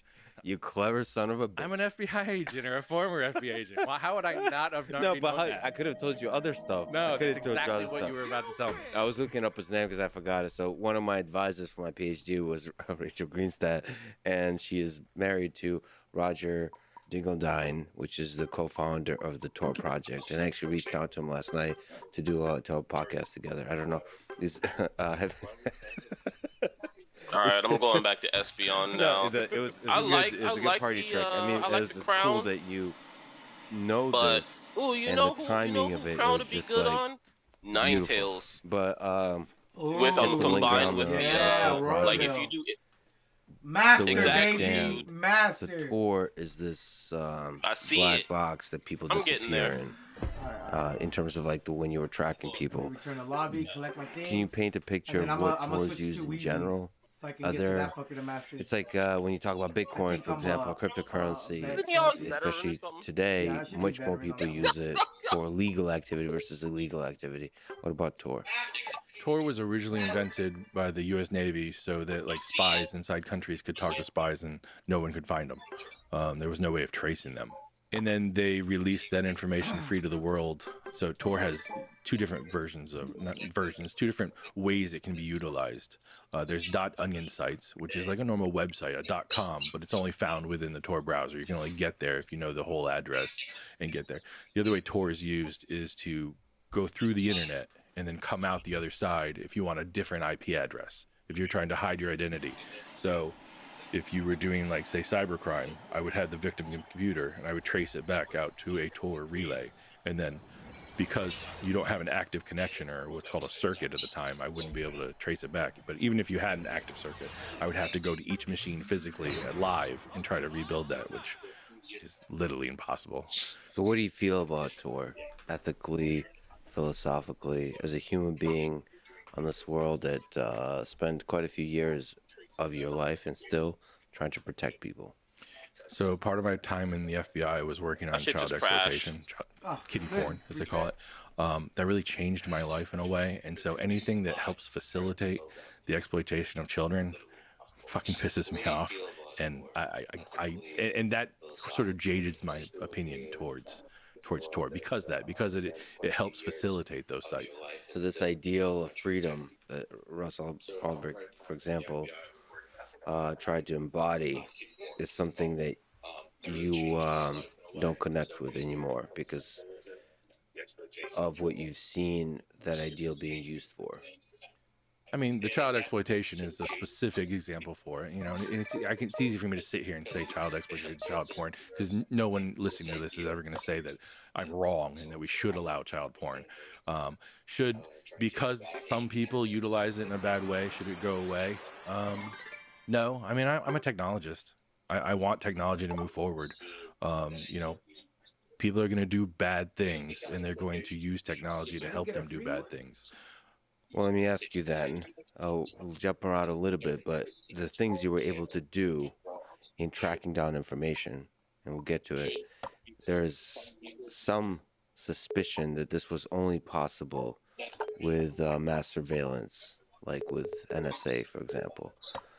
First of all, is there any truth to that? And second of all, what do you feel are the pros and cons of mass surveillance? There is no truth to that. And then my feelings on mass surveillance. If there was, would you tell me? Probably not. But. Yeah. I love this conversation so much. But what do you feel about given that you said child porn, what are the pros and cons of surveillance at a society level? I mean, nobody wants to give up their privacy. I say that. I say no one wants to give up their privacy. But, I mean, I used to have to get a search warrant to look inside your house. Yeah. Or I can just log onto your Facebook and you've got pictures of all inside your house and what's going on. I mean, it's not, you know, so people like the idea of not giving up their privacy. But they do it anyways. They're giving away their freedoms all the time. They're carrying watches that gives out their heartbeat away to companies that are storing that. I mean, what's more personal than your heartbeat? So I think people en masse really want to protect their privacy, and I would say most people don't really need to protect their privacy. But the case against mass surveillance is that if you want to criticize the government in a very difficult time, you should be able to do it. So when you need the freedom, you should have it.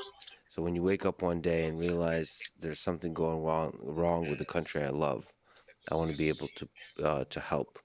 And that one of the great things about the United States of America is there's that individual revolutionary spirit, like so that the government doesn't become too powerful. You can always protest. There's always the best of the ideal of freedom of speech. You can always say "fuck you" to the man, and I think there's a concern of direct or indirect suppression of that through mass surveillance. I made you team leader. You might not. You can start. Is that little subtle fear that grows with time? That why bother criticizing the government? It's going to be a headache. I'm going to get a ticket every time I say something bad. That kind of thing. So it can get out of hand. The bureaucracy grows, and the freedoms slip away. That's the criticism, right? I completely see your point, and I agree with it. But on the other side, people criticize the government of these freedoms, but tech companies talk about destroying your privacy and controlling what you can say. I realize they're private platforms, and they can decide what's on their platform. But they're taking away your freedoms of what you can say, and we've heard some things where maybe government officials were in line with tech companies to take away some of that freedom, and I agree with you. That gets scary. Yeah, there's something about government that feels, maybe because of the history of human civilization, maybe because tech companies are a new thing, but just knowing the history of abuses of government, there's something about government that enables the corrupting nature of power to take hold at scale more than tech companies, at least what we've seen so far. I agree. But we haven't had a voice like we've had until recently. Anyone that has a Twitter account now can speak and become a news article. My parents didn't have that voice. If they wanted to speak out against the government or do something, they had to go to a protest or organize a protest or, do something along those lines. So, we have more of a place to put our voice out now. Yeah, it's incredible, but that's why it hurts, and that's why you notice it when certain voices get removed. The president of the United States of America was removed from one such or all such platforms. And that hurts. Yeah, that's crazy to me. That's insane. That's insane that we took that away. But let's return to Silk Road and Russ Albrecht. So how did your path with this very difficult, very fascinating case cross? We were looking to open a case against Tor because it was a problem. All the cases were closing because of Tor. So we went on Tor and we came up with 26 different dog onions that we targeted. We were looking for nexuses to hacking because I was on a squad called CY2, and we were like the premier squad in New York that was working criminal cyber intrusions. And so, any website that was offered hackers for hire or hacking tools for free, or paid services, like now we're seeing ransomware as a paid service and phishing as a paid service.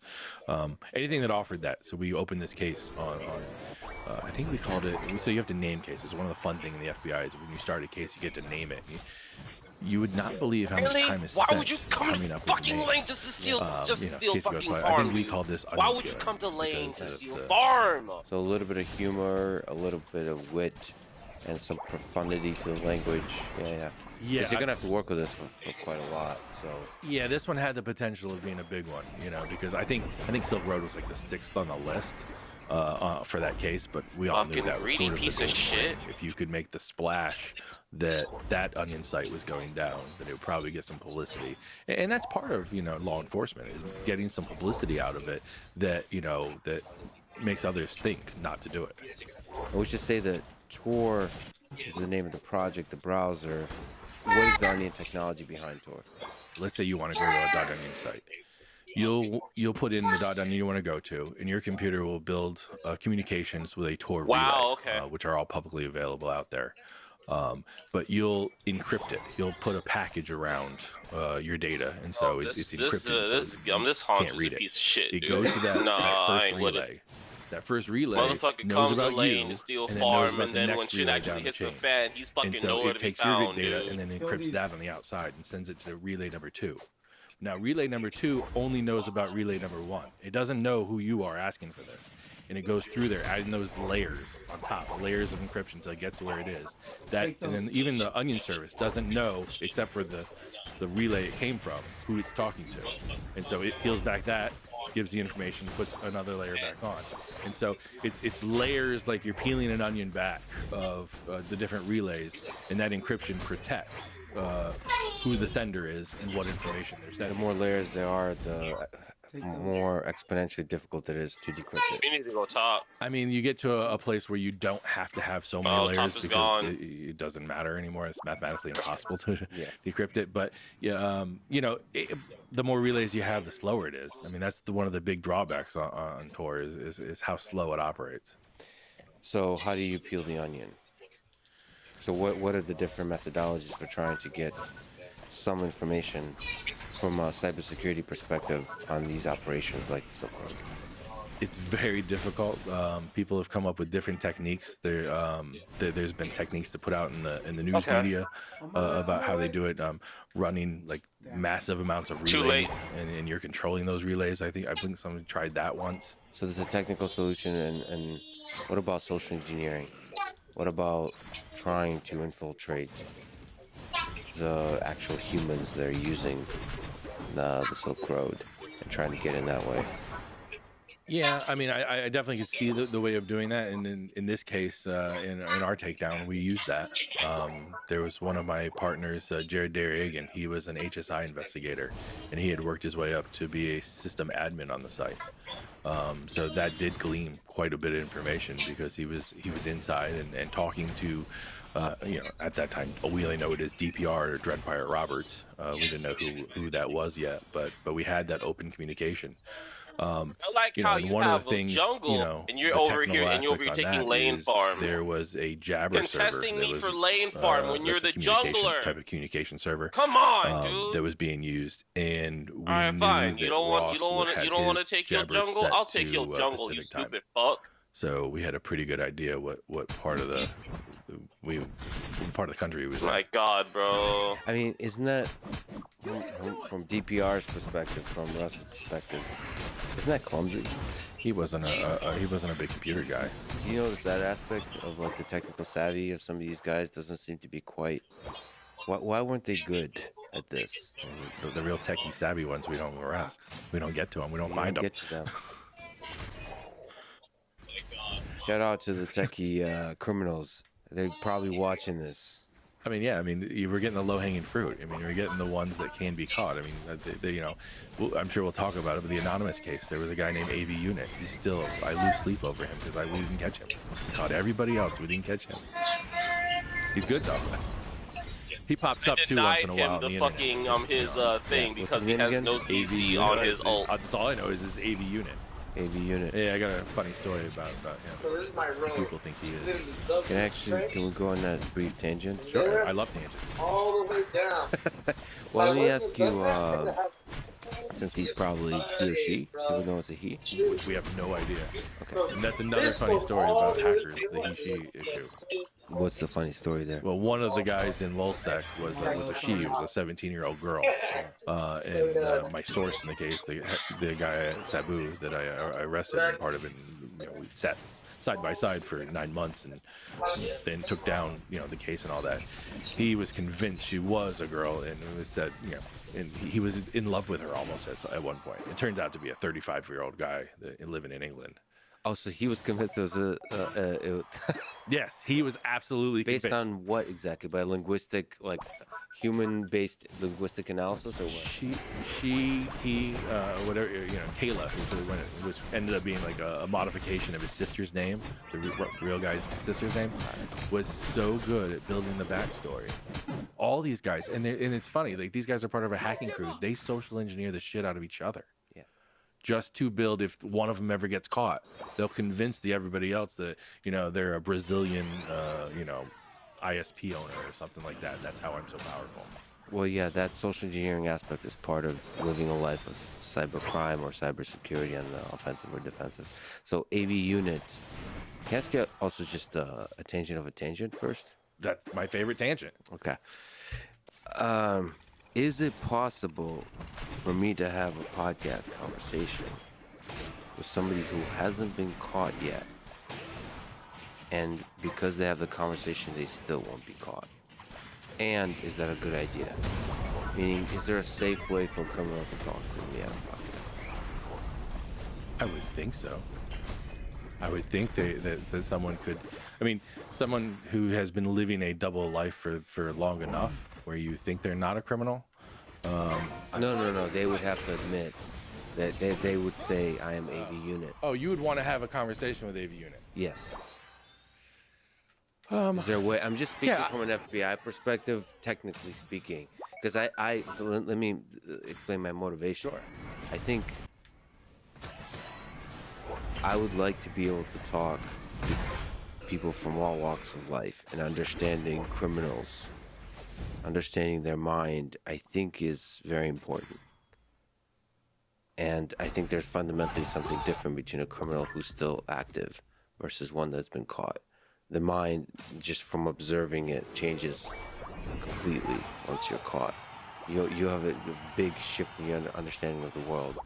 I do have a question about the ethics of having such conversations, but first, technically, is it possible? If I was technically advising you, I would say, first off, don't advertise it. The fewer people that you're going to tell that you're having this conversation with, the better. And yeah, you could. Are you doing it in person? Or are you doing it in person? Would be amazing, yeah. But their face would not be shown. Face would not be shown. Yeah, I mean, you couldn't publish the show for a while. They'd have to put a lot of trust in you that you are not going to. You're going to have to alter those tapes. I say tapes because it's old school. You know, exactly. I'm sure a lot of people just said that. Like, oh shit, this old guy just said tape. I heard it VHS was in the 1800s, I think. But yeah, you could do it. They'd have to have complete faith and trust in you that you destroy the originals after you've altered it. What about if they don't have faith? Is there a way for them to attain security? Like for me to go through some kind of process where I meet them somewhere where... I mean, you're not going to do it without a bag over your head. I don't know if that's the life you want to live. I'm fine with a bag over my head. That's going to get taken out of context. But I think it's a worthy effort. It's worthy to go through the hardship of that to understand the mind of somebody. I think fundamentally conversations are a different thing than the operation of law enforcement. Understanding the mind of a criminal, I think, is really good thing too. Shit. I don't know if you're gonna have the honest conversation that you're looking for. I mean, it may sound honest, but it may not be the truth. I found most times when I was talking to criminals, it's lies mixed with half truths. We're the top dogs on the team. If they're good, they can keep that story going for long enough. If they're not, you kind of see the relief in them when you finally break that wall down. That's the job of an interviewer. If the interviewer is good, then perhaps not directly. We really sat there through the gaps.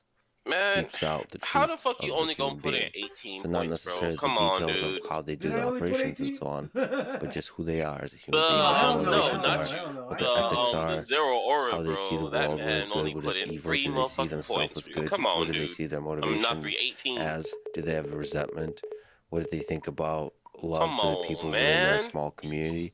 Do they have resentment for the government or for other nations or for other people? Do they have childhood issues that led to a different view of the world than others perhaps have? Do they have certain fetishes, like sexual and otherwise, that led to their construction of the world? They might be able to reveal some deep flaws to the cybersecurity infrastructure of our world. Not in detail, but like philosophically speaking. They might have... I know you might say it's just a narrative, but they might have Gengar a was kind of stealing. Gengar was ethical stealing concern for lane the farm well-being and of only the turned in world. 60 points. That they're essentially attacking the weakness of the cybersecurity infrastructure because they believe ultimately that will lead to a safer world. So he's a loser. So the attacks will reveal the weaknesses.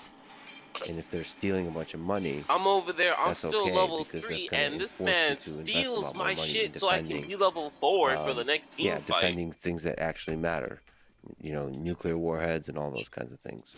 I mean, I could see, if, you know, it's fascinating to explore the mind of a human being like that, because I think it will help people understand. Now, of course, it's still a person that's creating a lot of suffering in the world, which is a problem. So do you think ethically it's a good thing to do? I don't. I mean, I feel like I have a fairly high ethical bar that I have to put myself on, and I don't think I have a problem with it. I would love to listen to it. Okay, great. I mean, not that I'm Yeah, your bro, ethical I don't coach need to here, get yeah, level but- 4 at Well, all. that's interesting. I mean, because I thought you would have become jaded and exhausted by the criminal mind. It's funny. You know, I'm you know, fast forward in our story, I'm very good friends with Hector Monsegur, the Sabu, the guy I arrested.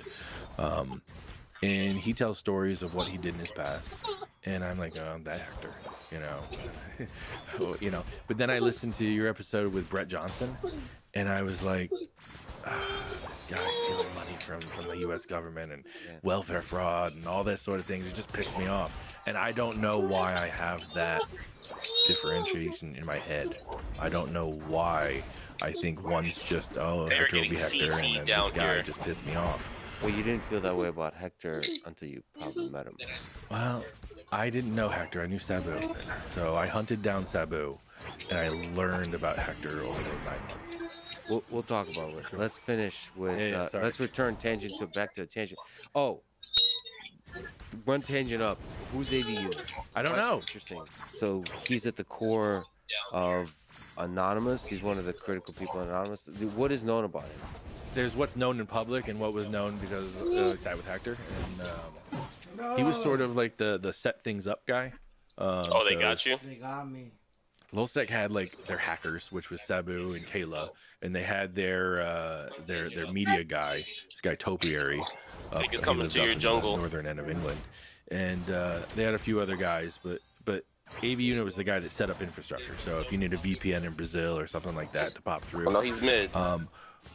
One of the first things Hector told me after we arrested him is that AV Unit was a Secret Service agent. And I was like, oh, shit. Just because he kind of lived that lifestyle. He'd be around for a bunch of days and then all of a sudden gone for 3 weeks. And I trying to get more out of Hector that early on in that relationship. You know, I'm sure he was a little bit guarded. Maybe trying to social engineer me. Maybe he wanted that, oh, shit, there's law enforcement involved in this. And not to say, I mean, I was in over my head with that case, just the amount of work that was going on. So to track them all down, plus the 350 hacks that came in about just military institutions, you know, it was swimming in the deep end. So it was just at the end of the case, I looked back and I was like, oh, give me Unit. I could have had them all. You know, maybe that's the perfectionist in me. I did the Dragapult well, bottom. reach out somehow. I won't say how, right? We'll have to figure it out. Would you have him on? Yeah. Oh my God. If you just let me know. And just let me talk know the day shit before. about you the whole time. That's perfect. He probably doesn't even care about me. But well, now he will. Oh, yeah. Because there's a certain pleasure What the of a guy fuck? who's extremely good at That shit with his his shoe. job, not catching another guy who's extremely good at his job. It'd be like that. He got away. There you go. He's still eating at you. I love it. Yeah. He or she. If I can meet that guy one day, or he or she, that'd be great. I mean, I have no power. So yes, Silk Road. Can you speak to the scale of this thing? What? Just for people who are not familiar, how big was it? And any other interesting things you understand about its operation? What was that? So it was when we finally got looking through the books. What the and, fuck is this nigga doing? The numbers came out as about $1.2 billion in sales. It's kind of hard with the fluctuation value of Bitcoin at the time to come up with a real number. So you kind of pick a daily average, you know, and go across. So most of the operation was done in Bitcoin. It was all done in Bitcoin. You couldn't. You had escrow accounts on, you know, you came in and you put money in an escrow account and, you know, the transaction wasn't done until the client got the drugs or whatever they had bought. And then the drug dealers had sent it in.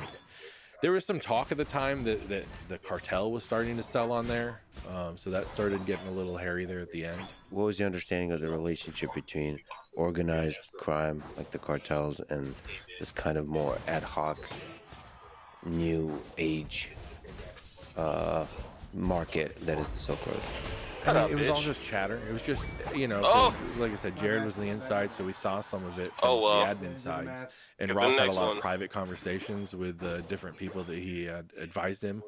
But no one knew each other. I mean, the only thing that they knew with the admins had to send an ID to Ross. Had to send a picture of their driver's license or passport, which I always found very strange, because if you are an admin on a site that sells fake IDs, why would you send your real ID? And then why would the guy running the site, who profits from selling fake IDs, believe that it was?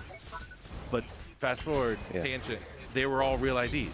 All the IDs that we found on Ross's computer as the admins were the real people's IDs. What do you make of that? Just other clumsiness?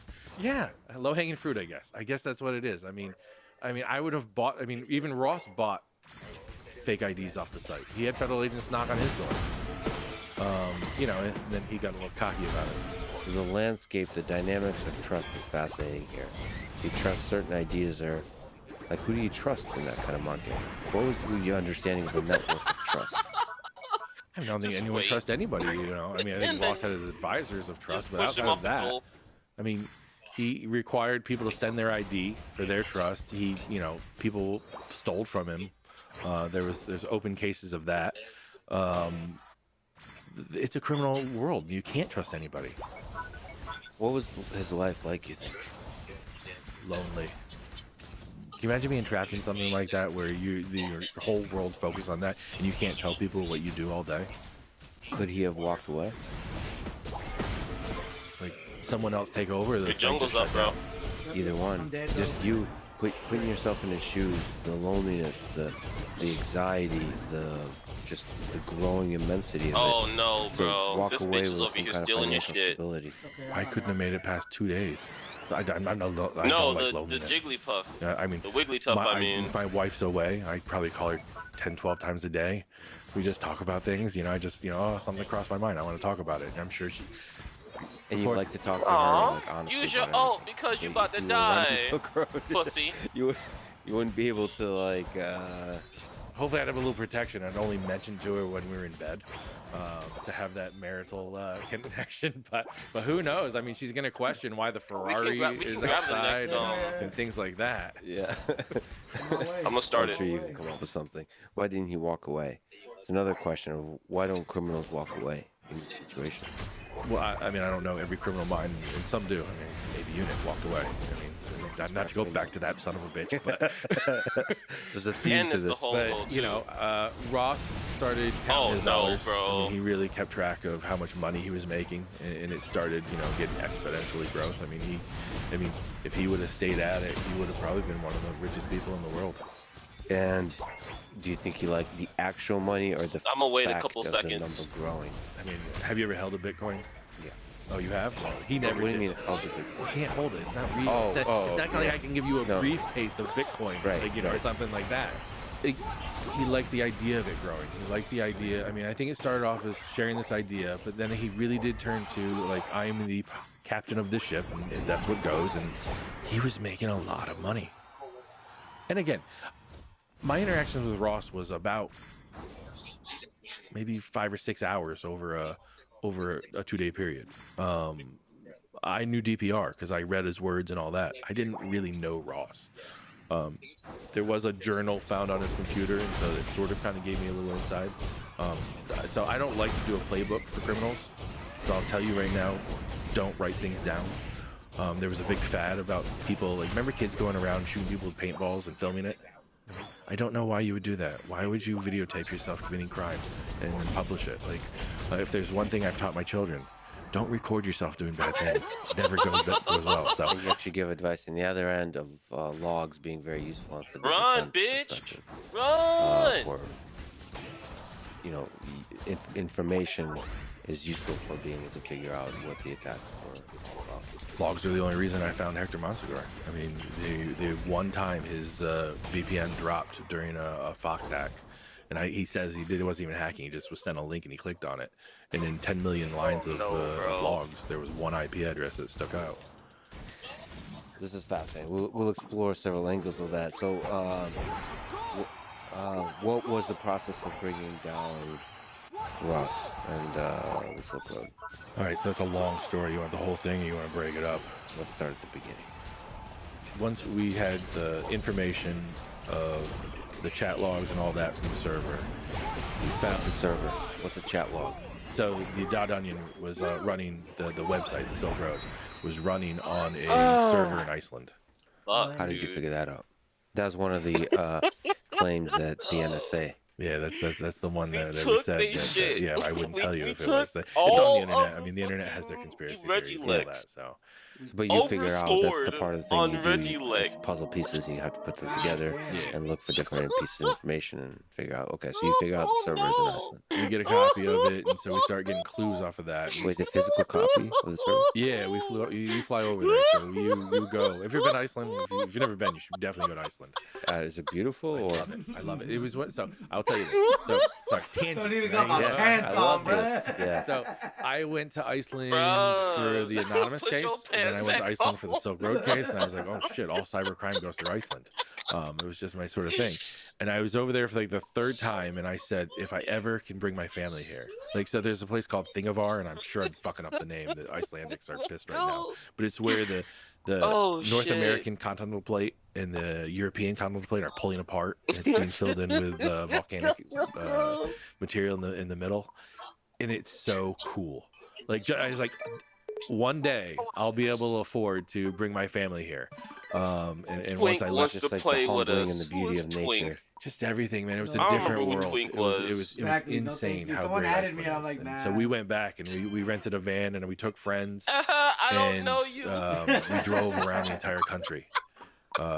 Absolutely, it was a beautiful place. Last game, like Reykjavik's the nice, Cult. but get out of Reykjavik as quick as you can and see the countryside. How's this place even? One move that it's so new. I mean, that's so our rivers have been going through here for millions of years and flattened everything out and all that. These are new. This is new land being carved by these rivers. You can walk behind a waterfall in one place. Is it Twink? It's the most beautiful place I've ever been. You understand why this is a place where a lot of hacking is being done? Because the energy is free. The Blissey from earlier cool. that decided so to go. Servers going on that there. decided to server go farms, store instead of stay up, so save everybody ass. Come up and out store in of the ground, game. geothermal. No, I'm straight. And then it keeps all the servers nice and cool. So why not keep your computers there at a cheap rate? I'll definitely visit for several reasons, including to talk to AV Unit. Yeah, he'll well, the servers are there, but they don't probably live there. I mean, that's interesting. I mean, the Pacific, the PST, the time zones. There's so many fascinating things to explore here. But so you got. Sorry, to add to that, the European internet cable goes through there, so across the Greenland and down through Canada and all that. So they have backbone access with cheap energy and free cold weather. And beautiful. Oh, and beautiful, yes. So chat logs on that server. What was in the chat logs? Everything. He kept them all. That's another issue. If you're running a criminal enterprise, please don't keep all. Again, I'm not making a guidebook of how to commit the perfect crime, but every chat he ever had and everyone's chat. It was like going into Facebook of criminal activity. Yeah, I'm just looking at texts with Elon Musk being part of the conversations. I don't know if you're familiar, but they've been made public for the court cases was going through with Twitter. I don't know where it is. But it made me realize that, okay. Generally, that's my philosophy on life, is like anything I text or email or say publicly or privately, I should be proud of. So I try to kind of do that, because you say don't keep chat logs, but it's very difficult to erase chat logs from this world. Like, I guess if you're a criminal, that should be you have to be exceptionally confident with that kind of thing to erase your footprints. It's very, very difficult. Can't make one mistake. All it takes is one mistake of keeping it. But yeah, not only do you have to be whatever you put in a chat log or whatever you put in an email, it has to hold up, and you have to be able to stand behind it. Bottom or top? If it comes out, but if it comes out 10 years from now, you have to stand behind it. I mean, we're seeing that now in today's society. Yeah, but that's a responsibility you have to take really, really seriously. If I was a parent and advising teens, like, you kind of have to teach them that. I know there's a sense like, no, we'll become more accustomed to that kind of thing, but in reality, no. I think in the future we'll still be held responsible for the weird shit we do. Yeah, a friend of mine, his daughter got kicked out of college because of something she posted in high school. And the shittiest thing for him, but great for my kids. Great lesson. Look over there, and you don't want that to happen to you. Yeah, okay. So in the chat logs was useful information, like breadcrumbs of information that you can then pull at. Yeah, great evidence and stuff, you know, I mean, obviously. Oh, evidence too. Yeah, a lot of evidence. Here's a sale of this much heroin because, you know, Ross ended up getting charged with assault. It's a certain weight in each type of drug that you had, like, I think it's 4 or 5 employees of your empire, and that you made more than $10 million. And so it's you know, it's just like the narco traffickers get charged with, or, you know, anybody out of Colombia, you know, so. And that was primarily what he was charged with when he was arrested, is the drug. Yeah, and he got charged with some of the hacking tools too. Okay, but because he's in prison, what, for 2 life sentences plus 40 years, and no possibility of parole. In the federal system, there's no possibility of parole when you have life. The only way you get out is if the president pardons you. There's always a chance. There is. I think it was close. I heard rumors it was close. Well, right. So it depends. It's fascinating, but given the political, the ideological ideas that he represented and espoused, it's not out of the realm of possibility. Yeah, I mean, I've been asked before, who does he get out of prison first, or does Snowden come back to America? I don't know. I have no idea. Just became Washington. I saw that. I've heard a lot of good, weird theories about that one. Well, actually, on another tangent, let me ask you: do you think Snowden is a good or a bad person? A bad person. Can you make the case for the bad person? Fuck. There's ways. You were just taking boy jungle. There's rules set up. On how like, you want to go to lane? Cool. I'll just take you jungle. He didn't follow those rules. I mean, you know, I'm red, white, and blue, so I'm pretty. So you think his actions were anti-American? I think the results of his actions were anti-American. I don't know if his actions were anti-American. Do you think he could have anticipated the negative consequences of his action? Yes. Should we judge him by the consequences or the ideals of the intent? I think we all get to judge him based on our own beliefs, but I believe what he did was wrong. Can you steel man the case that he's actually a good person and good for this country, for the United States, as a flag bearer for the whistleblowers, the check on the power of government? Yeah, I mean, I'm not a big government type guy, you know, so, you know, even that sounds weird coming from a government guy for so many years.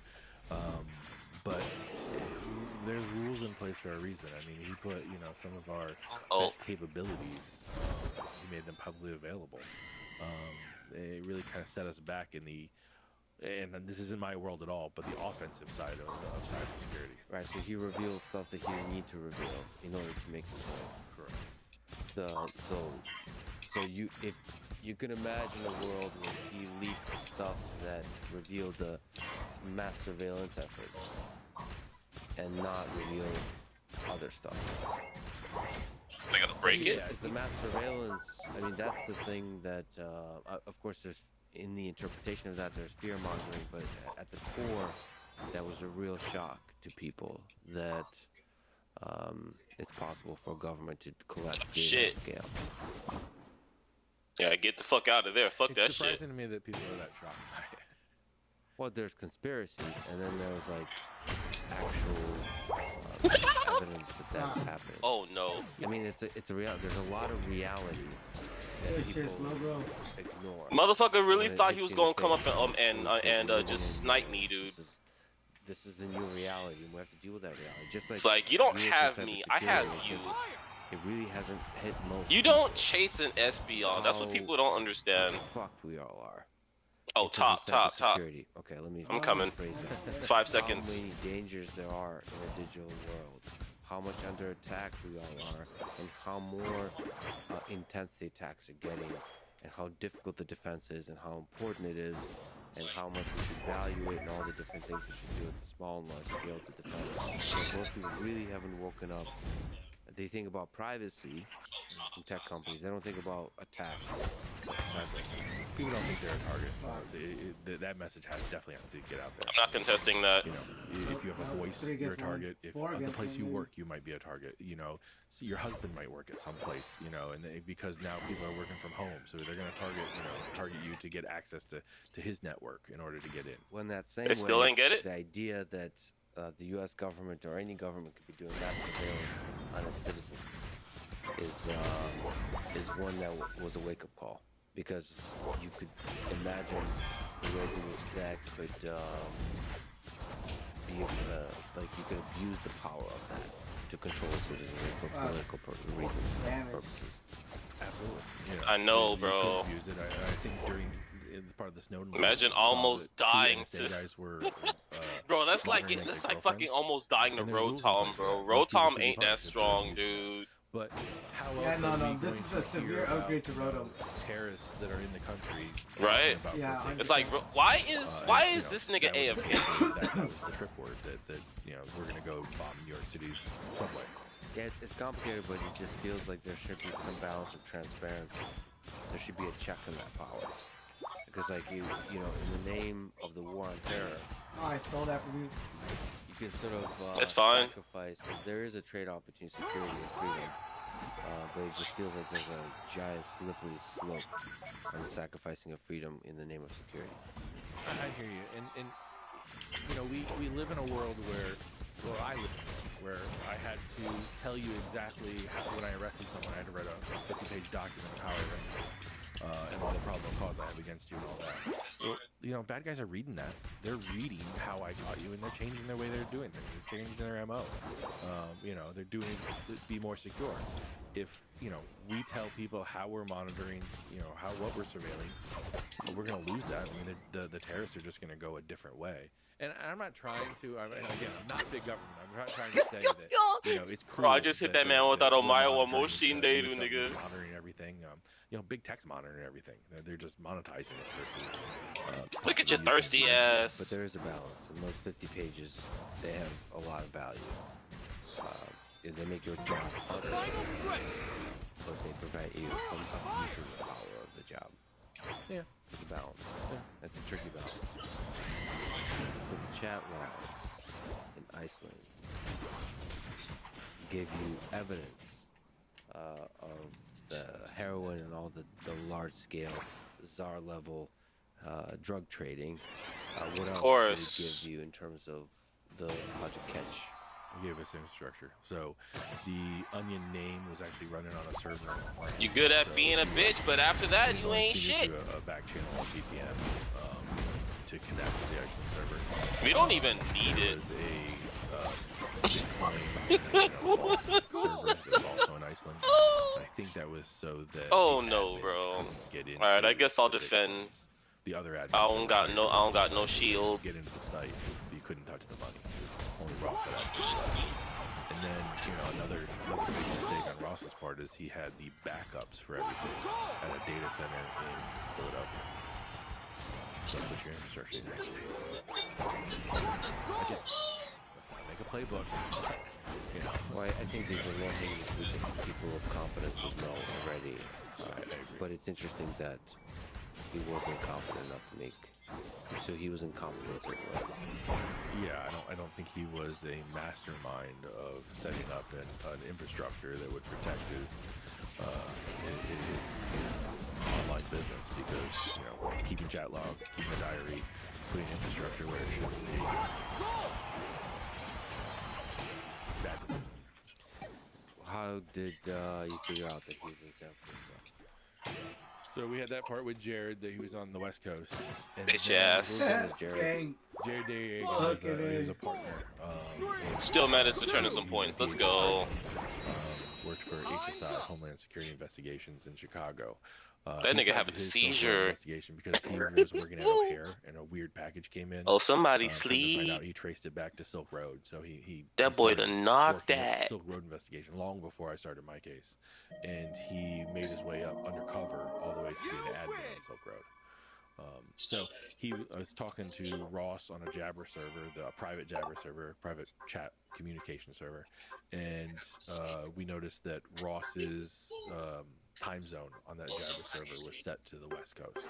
So we had Pacific time on there. So we had a region, 1/24th of the world was covered of where we thought he might be.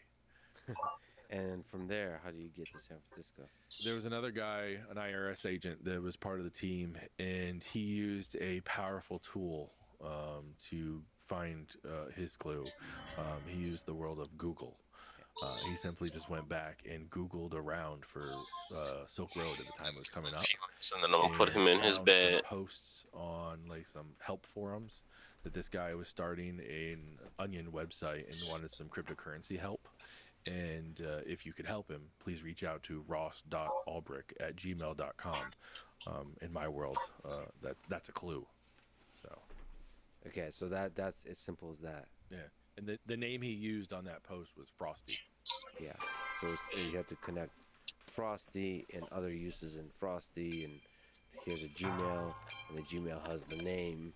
The Gmail posted that I need help under the name Frosty on this forum. So what's the connection of Frosty elsewhere? Person logging into the Philadelphia backup server, the name on the computer was Frosty. Yeah. Another clue in my world. And that's it. The name is there, the connection to the Philadelphia server, and then Iceland is there. And so the rest is small details in terms of, or is there interesting details? No, I mean, there's some electronic surveillance that find Ross Ulbrich living in a house, and is there, is a computer at his house attaching to, does it have Tor traffic at the same time that DPR's on? Another big clue. Matching up time frames.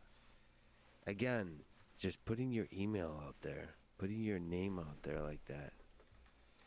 Like what I see from that, just at the scale of that market, what it just makes me wonder how many criminals are out there that are not making these low-hanging fruit mistakes and are still successfully operating. To me, it seems like you could be a criminal. It's much easier to be a criminal on the internet. What else to you is interesting to understand about that case of Russ and Silk Road and just the history of it from your own relationship with it, from a cybersecurity perspective, from an ethical perspective, all that kind of stuff? Like, when you look back, what's interesting to you about that case? I think my views on the case have changed over time. I mean, it was my job back then. So I just looked at it as I'm going after this. I sort of made a name for myself in the bureau for the anonymous case, and this one was this was a bigger deal. I mean, they flew me down to DC to meet with the director about this case. The president of the United States was going to announce this case, the arrest. Unfortunately, the government shut down 2 days before, so it was just us. And that's really the only reason I had any publicity out of it, is because the government shut down, and the only thing that went public was that affidavit with my signature at the end. Otherwise, it would have just been the Attorney General and the President announcing the rest of this big thing, and you wouldn't have seen me. Did you understand that this was a big case? Yeah, I knew it the yeah, I knew at the time. Oh, this fucking mime said, bro, get your levels. I just knew that the public was going to react in a big way. Top now, needs I help, think we'll go it's top. going to be on the front page of every newspaper. Yeah, go top. We're good down here. No, but I could sense it. Like, I went like 3 or 4 days without sleep. When I was out in San Francisco to arrest Ross, I had sent 3 guys to Iceland to. So it was a 3-prong approach for the takedown. It was get Ross, get the Bitcoin, and seize the site. We didn't want someone else taking control of the site, and we wanted that big splash of that banner. Like, look, the government found this site. Like, you might not want to think about doing this again. So and you were able to pull off all three. Maybe that's my superpower. I'm really good about putting smarter people than I am together and on the right things. You know, I've done the only way to do it. In the business I formed, that's what I did. I hired only smarter people than me, and I'm not that smart, but smart enough to know who the smart people are. The team was able to do all three. Yeah, we were able to get all three done. One of the main guys I sent to Iceland, he was so smart. Like, I sent another guy from the FBI to France to get that part, and he couldn't do it, so the guy in Iceland did it. He had to pull some stuff out of memory on the computer. It's live process stuff. I'm sure you've done that before, but I'm sure you did. Look what you're doing. This is like a multi-layer interrogation going on. Was there a concern that somebody else was set up in this? Absolutely. We didn't have insight of who exactly had control. So it turns out that Russ had like dictatorial control. So it wasn't easy to delegate to somebody else. I think he had some sort of ideas. I mean, his diary talked about walking away and giving it to somebody else, but he didn't. He couldn't give up that control to anybody apparently. Omaewa Moshinderu. Nani? Ideals are not as strong as he got him. Because if it was about the freedom of being able to buy drugs, if you want to, then he surely should have found ways to delegate that power. He changed over time. You can see it in his writings that he changed. So people will argue back and forth that there was never murders on Silk Road. When we were doing the investigation, to us there were 6 murders. So there was the way we saw him was Ross ordered people to be murdered. People stole from him and all that. It was sort of an evolution from, shit, man, I can't deal with this, I can't do it, it's too much, to the last. I didn't get out the AoE. The guy said, he's got 3 roommates. Alright, now that I die, I'm gonna come top. Was that ever? You didn't start it yet, right? No, the murders never went forward. There was some no shit. problem in that case, so there was a separate case in Baltimore that they had been working on for a long I'm gonna defend it at the goal. During the investigation, that caused a bunch of problems because now we have multiple federal agencies case against the same thing. How do you decide not to push forward the murder investigations? So there was a deconfliction meeting that happened in DC. I didn't happen to go to that meeting, but Jared went. This is before I ever knew Jared, and we have televisions where we can just sit in a room and sit in a meeting, but it's all secure network and all that, so we can talk openly about secure things. And we sat in on the meeting, and people just kept saying the term sweat equity. I've got sweat equity, meaning that they had worked on the case. I think we should just take jungle and dip. If we can score, then do it. But by this time, no one knew about us, but we told them at the meeting that we had found the server and we have a copy of it. And I got 33. And these guys just had never mind undercovers. They didn't really know what was going on. And this wasn't my first deconfliction meeting. We had a huge deconfliction meeting during the anonymous case. Agents within your agency or other federal agencies have an investigation that if you exposed your case or took down your case or hurt their case or the other so you gotta have it's like the rival gangs meet at the table and smoke. I just saw somebody. And then less bullets at the end, but yeah. It's a boy with the sweat equity. Yeah. So I mean, there's careers at stake, right? Yeah. 0 ores in the jungle. You hate that idea. Why is that at stake? Just because you've worked on it long enough, longer than I have, that means you did better? Yeah. That's insanity. Coming top. That's rewarding bad behavior. And so that one of the part of the sweat equity discussion was about murder, and here's the chance to actually get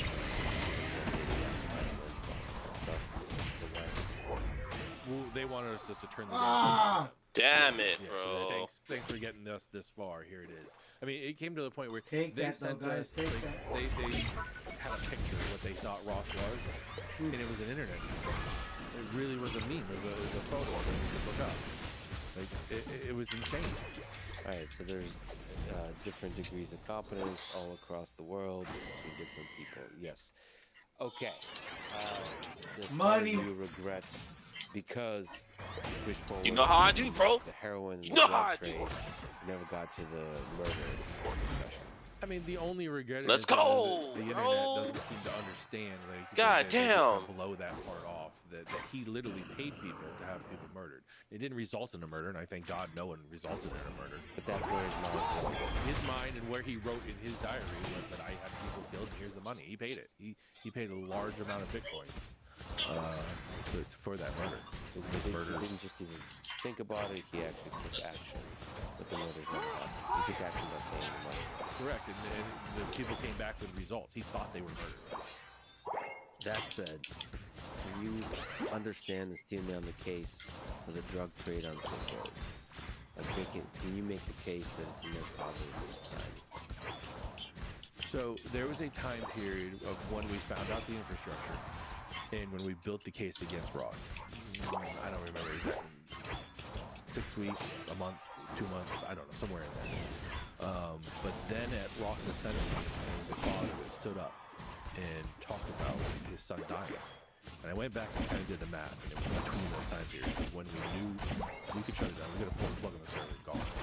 And when Ross was arrested, his son died from buying drugs on Silk Road. And I still think about that father a lot. But if we look at Oh, the shit. scale at the war on drugs, Damn. I thought I was going to die. Let's just I mean, even I thought I was outside dead of Silk already. Road, I think the war on I'm drugs dead for the next 30 seconds, by bro. the United States What? has caused. Score it. Has They're not paying attention. alleviated more suffering Where are or they? caused more suffering in the world. Oh, shit. Cinderace is I'm right not there. above Just my wait pay for it. scale. I mean, All right, I I'll do it. understand the other side of the argument. I mean, people said that I don't have to go down to the corner to buy drugs. I'm not going to get shot on the corner buying drugs or something. I can just have them sent to my house. People are going to do drugs anyways. I understand that argument. From a Oh, shit. personal standpoint, if I made it more difficult for my children to get drugs, then I'm satisfied. So your personal philosophy is that if we legalize all drugs, including heroin and cocaine, that would not make for a better world. I know personally, I don't believe legalizing all drugs would make Can you imagine that it would? Do you understand that argument? Sure. Yeah, I mean, as I've gotten older, I've started Let's to. go, I like to see bro. both sides of an argument, and when I can't see the other side, that's when I really like to dive into it. And I can see the other side. I can see why people would say that. Get off my dick. I don't want to raise children in a world where drugs are just free for reuse. And then the other side of it is Silk Road. Did taking down Silk Road, did that increase or decrease the number of drug trading criminals? It's unclear. Online, I think it increased. I think, that's one of the things I think about a lot with Silk Road was that no one really knew. I mean, there were, thousands of users. But then after that, it was on the front page of the paper, and there was millions of people that knew about Tor and hundreds of sites. I mean, it was an advertisement. I thought crypto was going to crash right after that. Like, what people now see that bad people are doing bad things with crypto, and that'll crash. And I thought, Ross will send them to 2 life sentences plus 40 years. No one's going to start up these. God damn. Beat them up. Some of them started as opportunistic. I'm gonna take those escrow accounts and I'm gonna steal all the money that came in. There was that, but there were a lot of dark markets that popped up after that. Now we put the playbook out there. Damn. Yeah. Money. Yeah, and also there's a case for. Do you ever think 16 and 7. about not taking down? Top damage though. If you've not taken down Silk Road, you could use it. We both to hit. market. We both hit over 100K It's though. That shit crazy. We're the disgusting. primary criminal organization.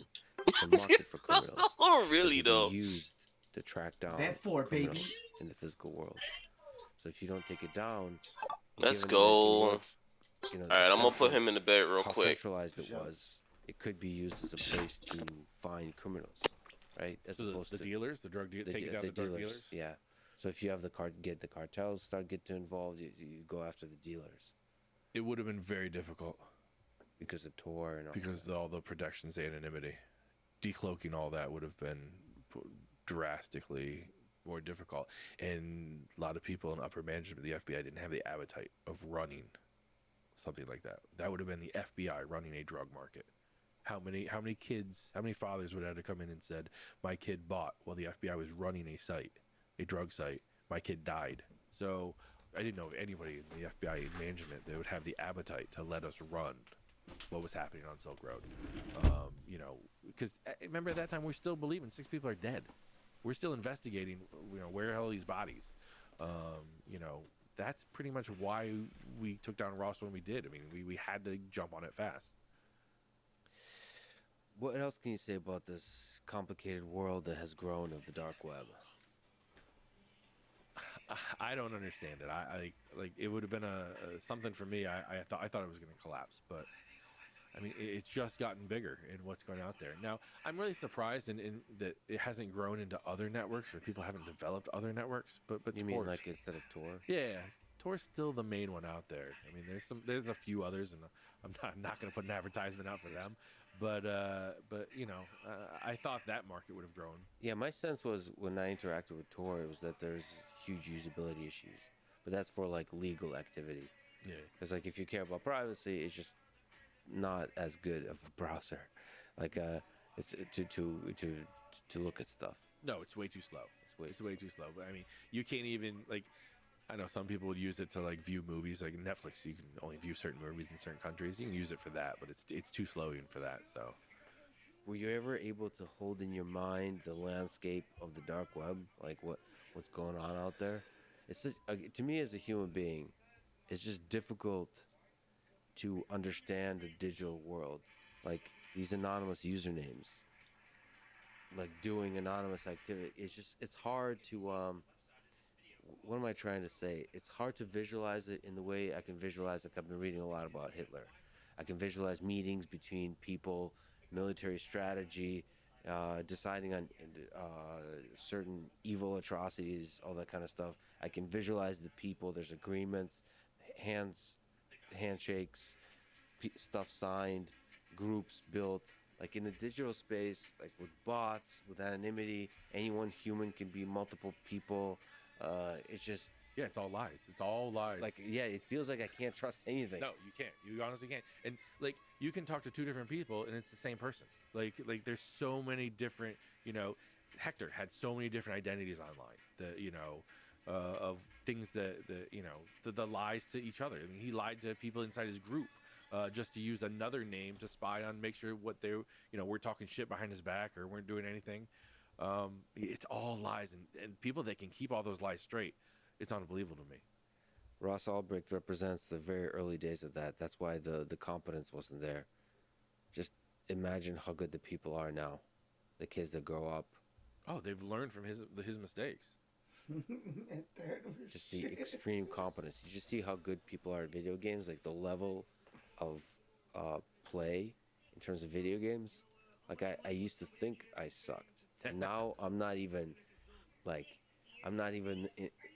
in the like consideration of calling myself shitty at video games. I'm like non-existent. I'm like the mold. Yeah, I stopped playing because it's so embarrassing. It's embarrassing. Yeah, it's like wrestling with your kid and he finally beats you. He's like, well, fuck that. I'm not wrestling with my kid ever again. Yo, you ready? In some sense, hacking at its best and its worst is a kind of game. Weezy, you ready? And you can get exceptionally good at that kind of game. Yeah. And you get the accolations shit. of it. I mean, there's power that comes along if you have. I almost accepted a rando to the party. In the Uber and Rockstar Games. Be like, damn fam. Use the name. Not even. I'm gonna just kick that boy. A screen name. He was very proud of it. He won building evidence against himself. But he wanted that slap on the back. Like, look at what a great hacker you are. What do you think is in the mind of that This was one of guy? my What do you think is in the mind of ever Russ? bought, I Do you think. think they Yeah, see it was in my themselves as good first people? 5. This is also one of my favorites. Nobody ever asked think to they see this one, acknowledge so I'm the excited. bad they're doing? I'll show you guys on my lives. So that Uber hack, I think that's just you. Ross was a little bit older. I think Ross truly is a libertarian. He truly had his beliefs that he could provide the gateway for other people to live that libertarian lifestyle and put in their body what they want. I don't think that was a front or a lie. What's the difference between DPR and Ross? You said, like, I have never met Ross until I have only had those two days of worth of interaction. Yeah. It's just interesting, given how long you've chased him, and then having met him. What was the difference to you as a human being? He was a human being. He was, you know, he was an actual person. He was nervous when we arrested him. So one of the things that I learned through my law enforcement career is if I'm going to be the case agent, I'm going to be the one in charge of, you know, dealing with this person. I'm not putting handcuffs on him. Somebody else is going to do that. Like, I'm going to be there to help him. You know, I'm a conduit to help. And so, you know, right after someone's arrested, you obviously have pat them down for weapons to make sure for everybody's safety. But then I just put my hand on their chest. Just feel their heart, feel their breathing. You're going to, I'm sure it's the scariest day. But then to have that human contact kind of settles people down. And kind of like, let's start thinking about this. I'm going to tell you, you know, I'm going to be open and honest with you. You know, there's a lot of cops out there, and federal agents, cops, that just go to the hard-ass tactic. You don't get very far with that. You don't get very far being a mean asshole to somebody, you know. Be compassionate, be human, and it's going to go a lot further. So given everything he's done, you were still able to have compassion. Yeah, we took him to the jail, and it was after hours, so he didn't get to see a judge that day, so we stuck him in the San Francisco jail. I hadn't slept for about 4 days because I was dealing with people in Iceland, bosses in DC, bosses in New York. So I was in San Francisco. So time frame, like the Iceland people were calling me when I was supposed to be sleeping. It was insane. But I still went out that night while Ross sat in jail and bought a breakfast. I said, "What do you want for breakfast? I'll have a nice breakfast for you." Because we picked him up in the morning and took him over to the FBI to do the FBI booking, the fingerprints and all that. And I got him breakfast. I mean, and you don't get paid back for that sort of thing. I'm not looking for out of my own. Did he make special requests for breakfast? Yeah, he asked for certain things. What can you mention? Was that top secret FBI? Not top secret. I think he wanted some granola bars, like and you know. But I mean, he'd already had lawyered up, so we, you know, which is his right. He can do that. So I knew we were going to work together, you know, like I did with Hector. But I mean, this was most of the conversations have to be them with lawyers. From that point on, I can't question him when he asked for a lawyer, or if I did, it could be used against him. So we just had conversation where I talked to him. You know, he could, you know, could say things to me, but then I would remind him that he asked for a lawyer and he'd have to waive that and all that. But we didn't talk about his case so much. We just talked about like human beings.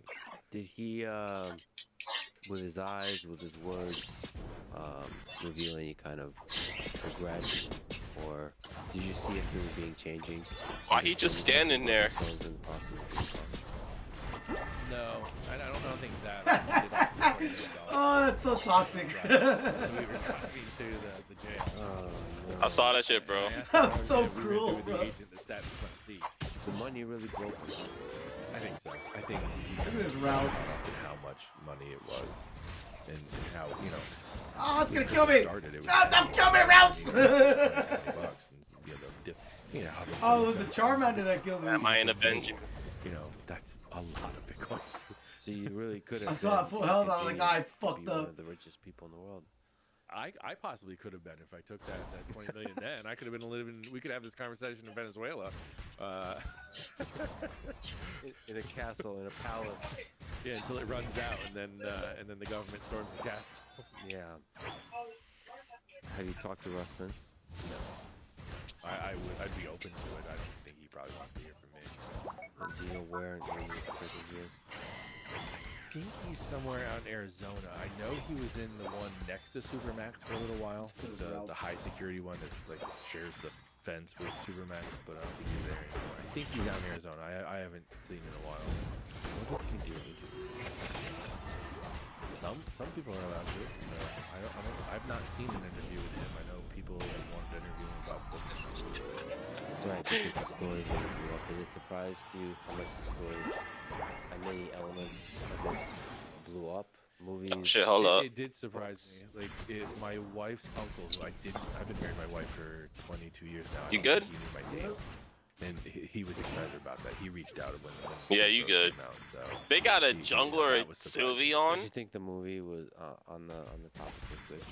I didn't have anything to do with that movie. I've watched it once. It's kind of cool that Jimmy Simpson, was my name in the movie. But outside of that, I thought it sort of missed the mark on some things. When Hollywood, I don't think they understand what's interesting about these kinds of stories. And there's a lot of things that are interesting and they miss all of them.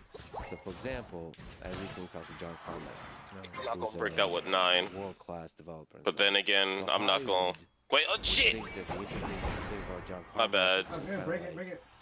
Shitty, like, parody of a hacker, stuff like that. They would show like really crappy, like emulation of some kind of Linux terminal. The reality is like the technical details for 5 hours. Iowa. Oh, Shinderu. Even people that don't program, they want to see a brilliant mind. The details. Even if they don't understand all the details, they want to have Piss off. The genius there. That's just one way of saying like, that you want to reveal the genius and complexity of that world in interesting ways. And to make a Hollywood parody caricature. Damn it! Bastard! The spirit of the thing. So one, the Operation FBI is fascinating. Oh, I'm Just playing attack. tracking I'm down playing attack weight. on the so. cybersecurity front. Score strat. The other is just how you run Tor, how you run this kind of organization, the trust issues of the different criminal entities involved, the anonymity, the low-hanging fruit, the being shitty at certain parts on the technical front. All of those are fascinating things. And, that's what a movie should review. It should probably be a series, honestly. Yeah, maybe one of an FX show or something like that. Cause it's kind of gritty, Yeah, gritty. Exactly, gritty. I mean, shows like Chernobyl from HBO made me really like, okay, you can do a good job of a difficult story, and like reveal the human side, but also reveal the technical side, and have some deep, profound understanding on that case, on the bureaucracy of a Soviet regime. Screaming bitch, shut the fuck up. The bureaucracy, the chaos of a criminal organization. Of a law enforcement organization. I mean, there's so much to like explore. It's fascinating. Yeah, I like Chernobyl. When I rewatch it, I can't watch episode 3 though. The animal scene episode. They go around shooting all the dogs and all that. I gotta skip that part. You're a big softie, aren't you? I really am. We're top. I'm sure I'll probably cry at some point. Oh no! Don't get me. Oh, you got him. That episode you made. Oh about shit! Your grandmother. Oh my god, that was rough. Bully. Just to linger on this ethical versus legal question. What do you think about people like Aaron Swartz? I don't know if you're familiar with him, but he was somebody who broke the law in the name of an ethical ideal. He downloaded and released academic publications that were behind paywall. And I'm not contesting that. He was arrested for that and then committed suicide. And a lot of people see him in the MIT community throughout the world as a hero, because you look at the way scientific knowledge is being heroes, it does seem we should unethical. And he basically goodbye broke the law to do the ethical thing. Now you could challenge it, maybe it is unethical, but there's a gray area, and to me at least, it is ethical. To me at least, he is a hero, because I'm familiar with the paywall created by the institutions that hold these publications. They're adding very little value, so there is basically holding for millions of scientists. Used her ult on me for that. For some kind of, honestly, a how I crappy didn't stun institution. Sylveon is beyond me. It doesn't make any sense to me. It should get screamed at. You're dead. Their Clefable is utter garbage. There's no reason it shouldn't be. All publications should be. So he stood for that. Bro, ideal, really caught me at the edge of his ult, dude. And was punished harshly for it. That's the other criticism. It's too harshly. And of course, deeply unfortunately, that also led to a suicide. He was also tormented. Let's get the objective real quick. Let's get the objective real quick. What is legal? It's tough. It's a tough case. I mean, the outcome is tragic, obviously. Unfortunately, when you're in law enforcement, you have to. Your job is to enforce the laws. I mean, it's not if you're told that you have to do a certain case, and there is a violation of, at the time, 18 USC 1030, computer hacking. You have to press forward with that. I mean, you have to charge. You bring the case to the U.S. Attorney's office, whether they're going to press charges or not. You can't really pick and choose what you press and don't press forward. I never felt that, at least that flexibility, not in the FBI. I mean, when you're a street cop and you pull somebody over, you can let them go with a warning. So in the FBI, you also do things. Oh no! I did not expect to melt that nigga that fast, bro. So but I can't be the jury for whether it was a good hack or a bad hack. It's all a victim is going to forward, and I agree with you because again, the basis of the internet was to share access. I mean, that's where the internet was born. It's not up to you. The role of the FBI.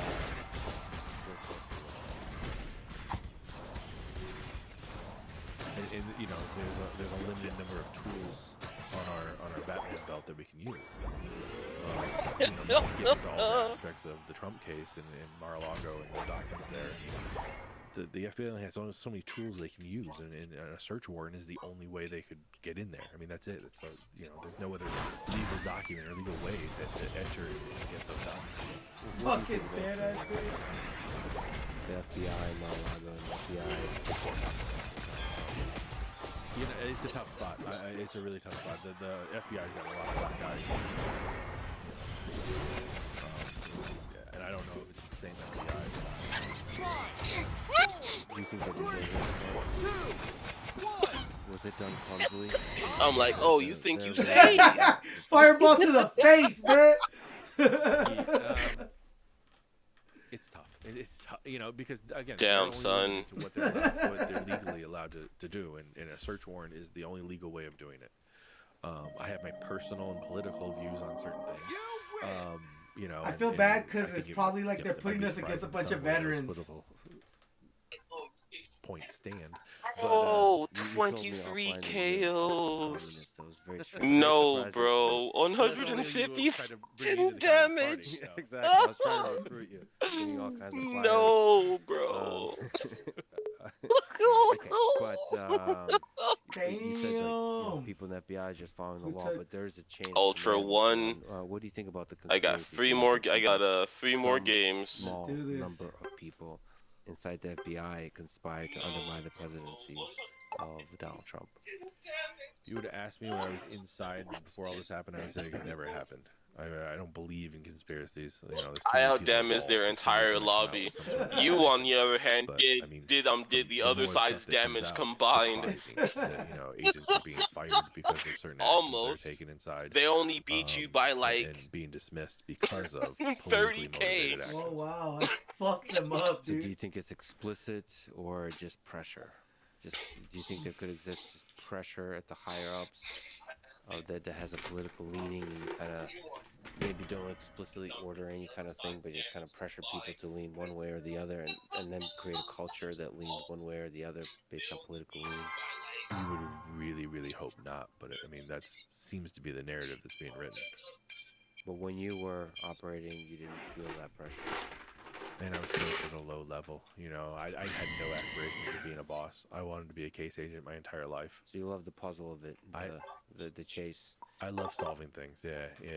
To be management and manage people and all that, no desire whatsoever. What do you think? Gotta play around with the new Pokemon. Mark Zuckerberg on Joe Rogan's podcast, saying that the FBI warned Facebook about potential foreign interference. And then Facebook. Oh yeah, my phone going to die. From that they're talking about Hunter Biden laptop story and thereby censored it. What do you think about that whole story? Again, you asked me when I was in the FBI, I wouldn't believe it. From being on the inside, I wouldn't believe these things. But there's a certain narrative being written that is surprising to me that the FBI is involved in these stories.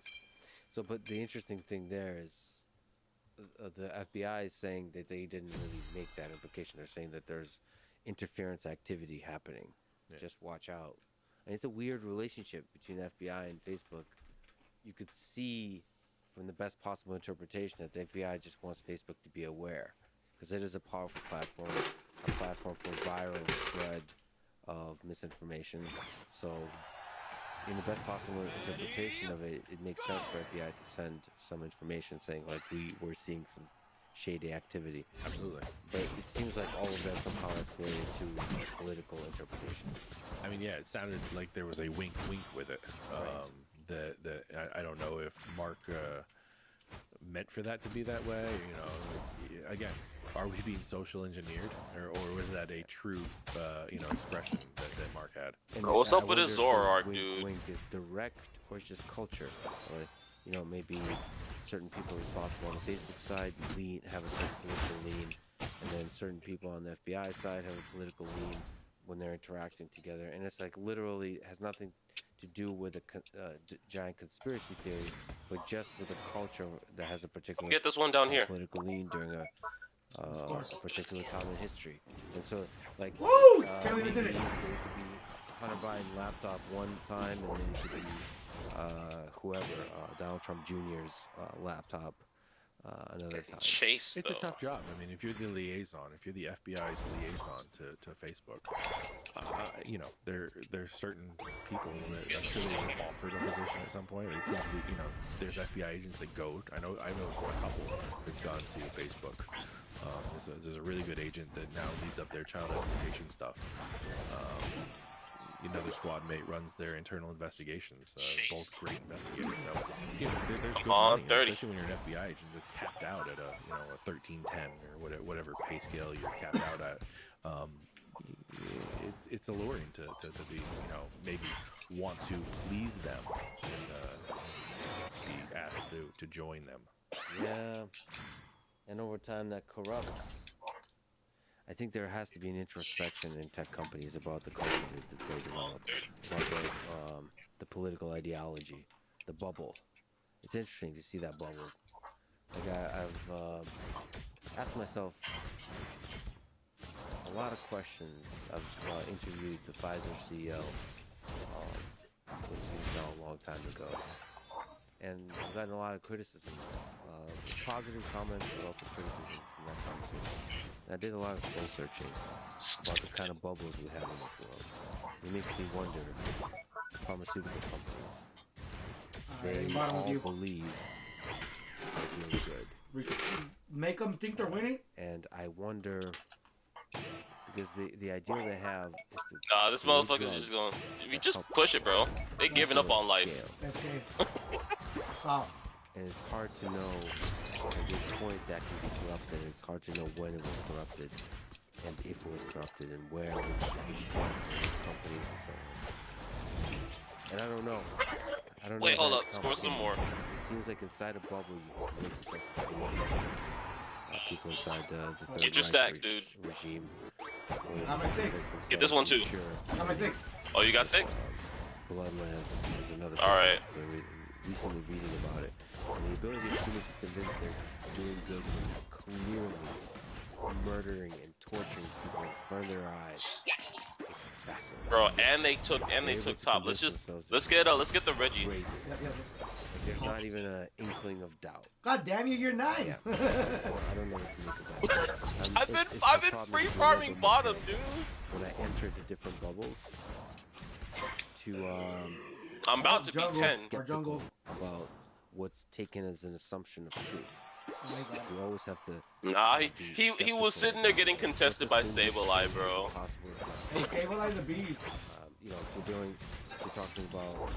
Yeah, but so is Zoroark. Assume that in certain places the surveillance is good. Well, let's question that assumption. Yeah. And it inspired me to question my own assumptions that I echoed is true. Constantly. Yeah. It's tough. But you don't grow. I mean, do you want to be just static, not grow? You have to question yourself on some of these things. Let's see if we can get you to score top. Yeah, for sure. Now, one of the tough things actually is being a public personality when you speak publically is you get attacked all along the way as you're growing. And in part being salty as well. Those it hurts. Do you pay attention to it? Yeah, yes. It's very hard. Like, I have two choices. One, you can shut yourself off from the world. Yeah. And ignore it. Oh, well. I never found that compelling, this kind of idea that haters gonna hate. Yeah. Like, this idea that anyone... No, his combo's down, he's gonna die. Never done anything, he's always gotten hate. Yeah, okay, maybe. But, like, I still want to be vulnerable, wear my heart on my sleeve, really show myself, like, open myself to the world, really listen to people. And that means every once in a while somebody will say something that touches me in a way that's like, what if they're right? Do you let that hate influence you? I mean, can you be bullied into a set different things than you think you really are just because of that hate? No, I believe not, but it hurts in a way that's hard to explain. Like, yeah, it just wow, bitch! Shakes your faith in humanity. Whatever. I'll take that trade. Like, people that are the Putin apologist or a Zelensky apologist, like, everybody almost an equal amount of. But it hurts. It hurts because it hurts because yeah, I'm coming for it. Damages slightly my faith in humanity to be able to see the love that connects us, and then to see that I'm trying to find it. I'm doing my best in the limited capabilities I have to find it. And so to call me something like a bad actor, essentially, from whatever perspective, fuck out of here, bro. Makes me realize, well, people don't have empathy and compassion. It makes me question that for a brief moment. And that's a get off my fucking dick, bro! Fucking piece of shit. Very few. He's Kazuki. Online muscles, man. I Kazuki. That it happens. Yeah. Because I've hung around with Rogan, and when your platform grows, there's people that would come up to Joe and say stuff to his face. I don't know what this dude is thinking. They forget.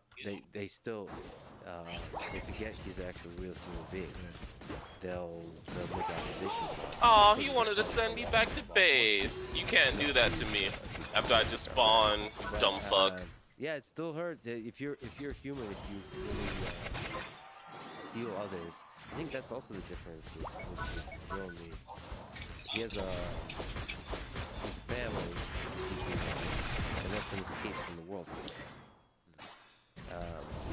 There's a loneliness in me that I'm always longing to connect with people, and with regular people, to learn their stories and so on. Absol down. Absol is down. That way, the things they tell you can really hurt.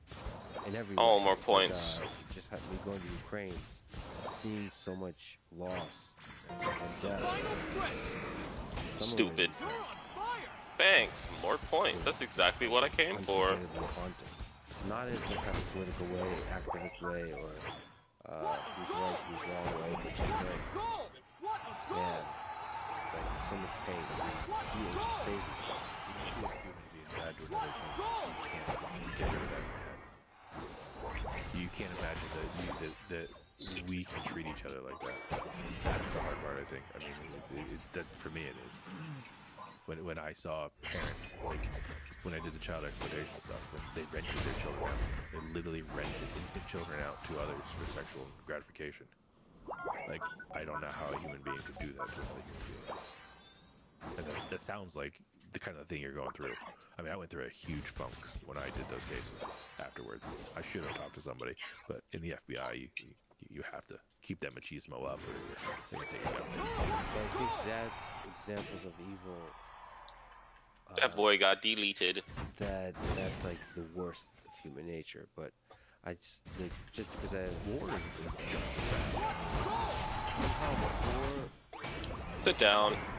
It's somehow understandable given all the very intense propaganda that's happening. So you can understand that there is love in the heart of the soldiers on each side, given the information they're given. A lot of people on the Russian side believe they're saving the cities from the Now, there is stories. There is a lot of evidence of people fun murdering civilians. Now that is closer to the things you've experienced of like evil, and I with that directly with people who for fun murdered civilians. But you know it's there in the world. I mean, you're not naive to it. Yes, but if you experience that directly, if somebody shot somebody for fun, You saw how many times it took you to go ahead and throw your ult out on stream. That's just stupid, bro. Knowing that it exists is different than seeing it yourself. Damn. With victims of that. And they tell me stories. I think like 4 in a row now or 3. Destroyed for no good military reason. Dude, I ain't keep it count. Where it's over 1,000? It's a lot. Lingers with you. It's, yeah, the people that are capable of that. Bro. That goes with the propaganda. I mean, if you want to build a story, you have to have on the other side, You're gonna need a homes master. are going to be destroyed. The non-military targets are going to be destroyed. To put it in perspective, I'm not sure a lot of people understand the deep human side, or even the I military got strategy one more side game and I'm in master. There's a lot of experts outside of the situation that are commenting on it with certainty, and that kind of. I'm over here. I'm like, I didn't get to master this season, not knowing that there was still 1 day left in the season. Yeah. So that's how you know I ain't been paying attention to this season.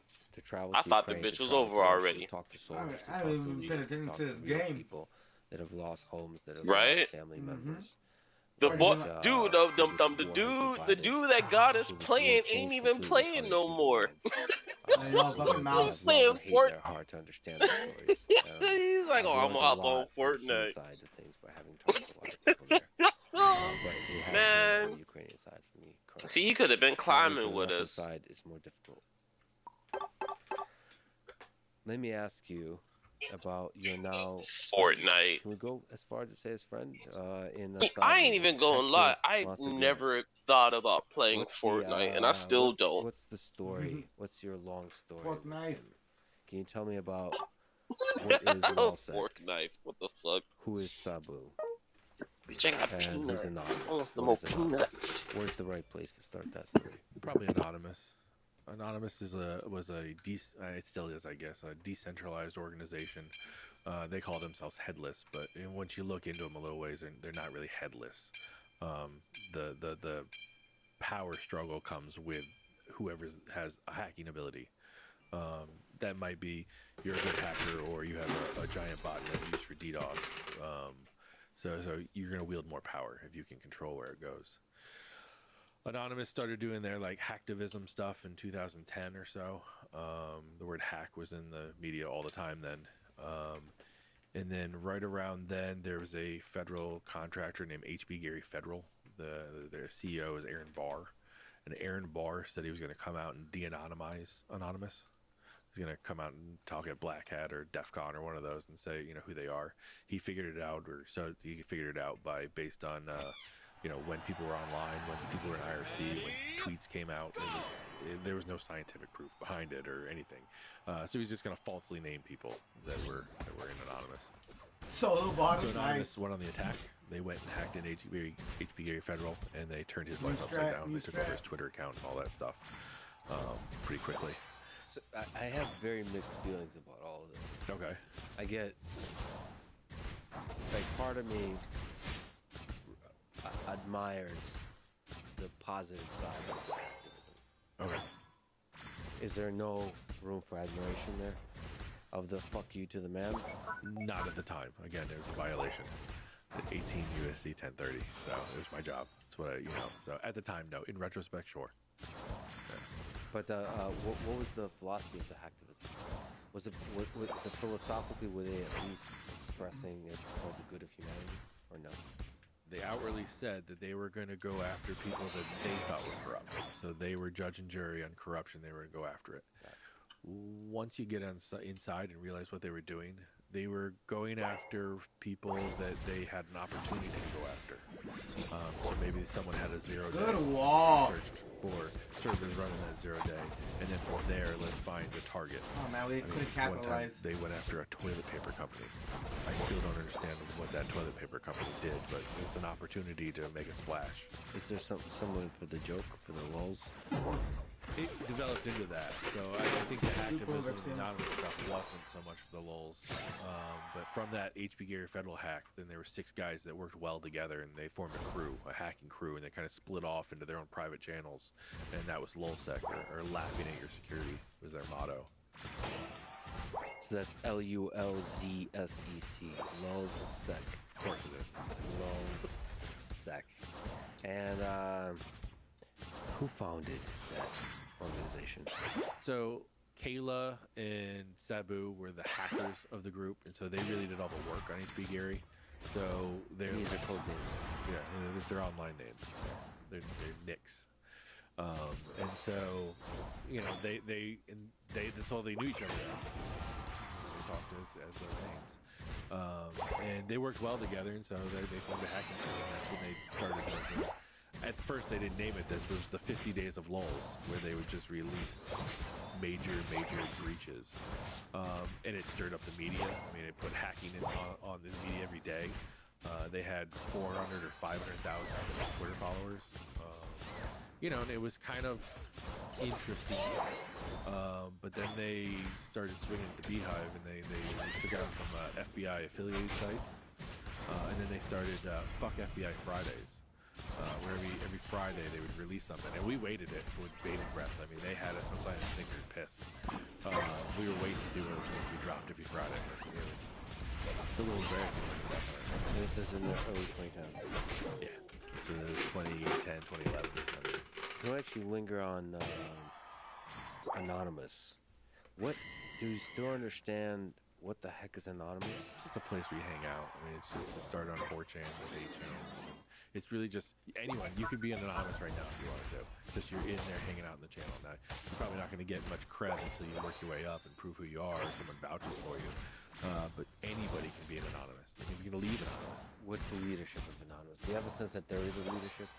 There's a power play. You know, there's not someone that says this is what we're doing. No, we're doing it. I love the philosophical and the technical aspect of all of this. But I think there is a slippery slope where for the longs you can actually really hurt people. That's the terrifying thing. When you attach, I'm actually really terrified of the power of the lull. It's the fun things about the I haven't quite understood the dynamics of that, but even in myself, if you just have fun with a thing, you lose track of the ethical grounding of the thing. And so, like, it feels like hacking for fun could just turn it, like, literally lead to nuclear war. Like, literally destabilize. Yeah, like a yada yada yada nuclear war. I could see it. Yeah. So I've been more careful with the law. I've been more careful about that, and I wonder about it because in internet speak, somehow ethics can be put aside through the slippery slope of language. Everything becomes a joke. If everything is a joke, then everything's allowed, and everything's allowed, then you don't have a sense of what is right and wrong. You lose sense of what is right and wrong. You still have victims. I mean, you're laughing at someone. Someone's the butt of this joke. You know, whether it's major corporations or the individuals, and some of the stuff they did was just, releasing people's PII and their personal identifying information and stuff like that. Is it a big deal? I don't know. Maybe, maybe not. But, if you could choose to not have your information put out there, probably wouldn't. We do have a sense of what Anonymous is today.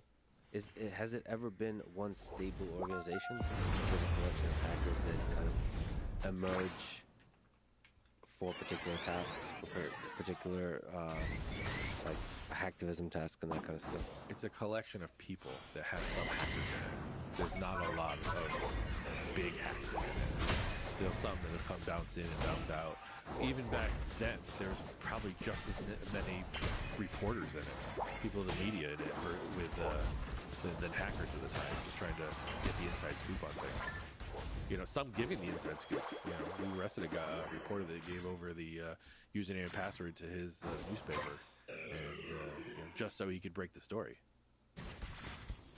He trusted him. Speaking of trust, reporters, boy, there's good ones. There's good ones. There are. But boy, do I have a complicated relationship with them. How many stories about you are completely true? You can just make stuff up on the internet. And one of the things that, there's so many Jukes, baby! sociological elements of the internet to me.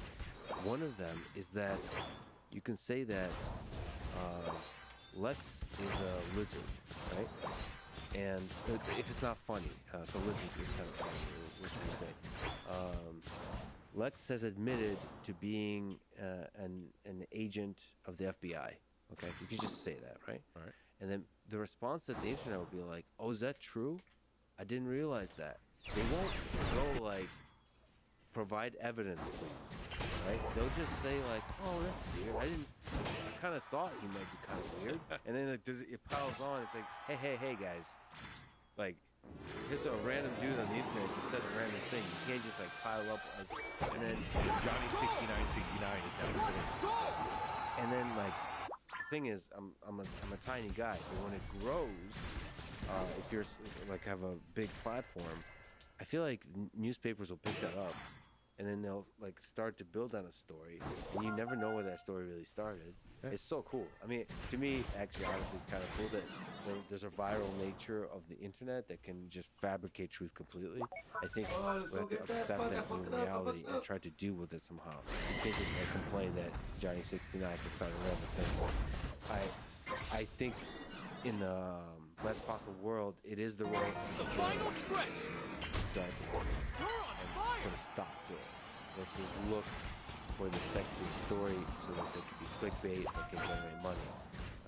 Journalism should be about sort of slowing things down, thinking deeply through what is true and not, and showing that to the world. I think there's a lot of hunger for that, and I think that would actually get the most clicks in the end.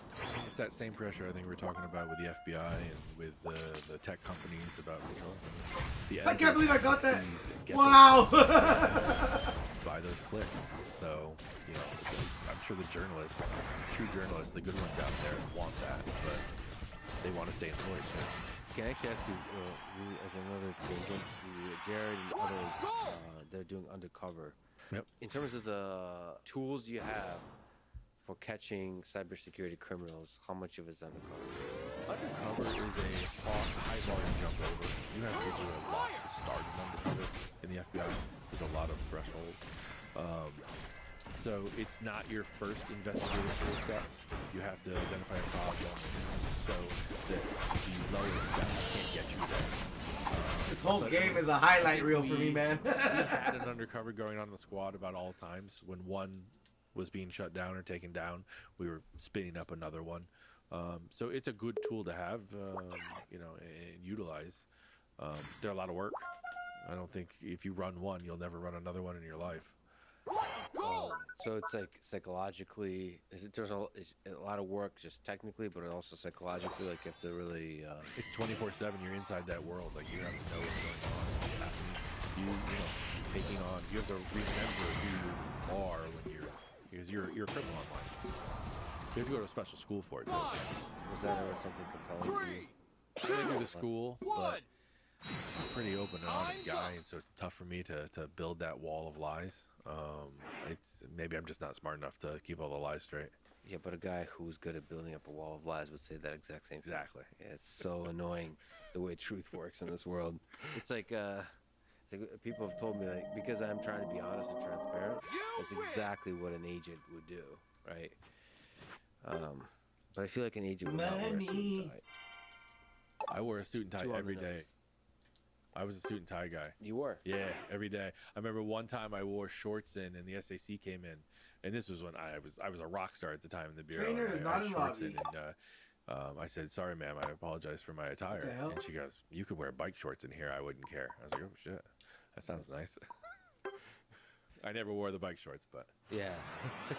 Well, see, I see a suit and tie as constraining. I think it's liberating in sorts. It's like shows that you're taking the moment seriously. Weezy! People wanted it. I mean, people expected when you are dressed like a perfect FBI agent. When someone knocks on their door, that's what they want to see.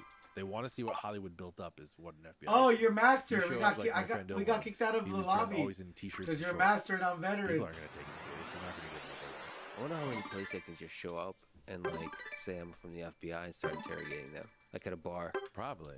Like how? Oh, definitely. If they've had a few drinks, you could definitely. Well, but people are gonna recognize you. That's the only problem. That's another thing. You start taking out of big cases. You can't work cases anymore in the FBI. Your face gets out there. And your name too. Yeah. Well, actually, let me ask you about that before we return to our friend Sabu. Okay. I got kicked out of lobby. Fucking haters. Worked on some of the most dangerous people in this world. Have you ever feared for your life? So I had to make a really, really shitty phone call one time. I was sitting in the bureau, and this was right after Silk Road, and Jared called me. He was back in Chicago, and he called me and said, "Hey, your name and your kid's name are on a website for an assassination. They're paying to have you guys killed." Now, these things happen on the black market. They come up, and people debate whether they're real or not. But we have to take it serious. Someone's paying to have me killed. So I had to call my wife, and we have a word. And that if I said this word, and we only said it one time to each other, if I said this word, this is serious. Drop what you're doing and get to the kids. And so I had to drop the word to her. And I could feel the breath come out of her because she thought her kids were in danger. I mean, at the time they were. I wasn't in a state of mind to drive myself, so an agent on the squad, a girl named Evelina, she drove me. Lights and sirens all muted, at school. By the way. And I can't hear you. We had locked. I called. Damn, school, I have been muted this whole time, bro. Nobody should get in or out, especially someone with a gun. The first thing they did was let me in the building with a gun. So I was a little disappointed. Bro, I was popping off when you got your Penta, dude. Kindergarten and 5th grade. Oh, I got a Penta. Like, I didn't even notice.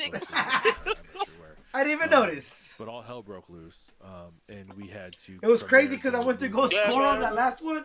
I went to go score on that last one, and I'm like, fuck, we're going to lose Rayquaza. I get there, and the only shot I took was for Rayquaza, and I fucking stole it, bro. Hey, why is this yes, bro, you stole that shit with a basic. I'm like, oh shit, what a basic! What a basic! Yeah, because I went in there with my blaze kick to do the distance, and then I just was holding B, bro. My mother-in-law's words. So good, so good. Fucking got him. Got him. It's a highlight right during there. Silk Road, I didn't tell my family what I was working on. I don't talk about this. So I want to escape that. I don't want to be there. I remember that. So when I was in the FBI, driving in, I used to go in at 4:30 every morning because I like to go to the gym before I go to the desk. So I'd be at the desk at 7, so in the gym at 5, a couple hours, and then go. The best time I had was to drive in the morning where I could just be myself. I listened to a sports podcast out of DC. I'm gonna keep watching the stream though. They talked about sports, and, the Nationals and whatever it was, the Capitals. It was great to not think about. I can keep grinding, or I can just switch to my other account. But that was my best time. But yeah, again. So yeah, I've had that move into the safe house. I left my MP5 at home. That's the Bureau's machine gun. I mean, we can play Fuel Fury if you want. I don't know what that shit is. I don't know what it is either. I'm cool off that. Or work and live with. Not too much of a fan of that stuff. It was only that time. I mean, for yeah, you don't do quick battles. After the anonymous stuff, I really tightened down to my cybersecurity. I don't have social media. I don't have pictures of me and my kids online.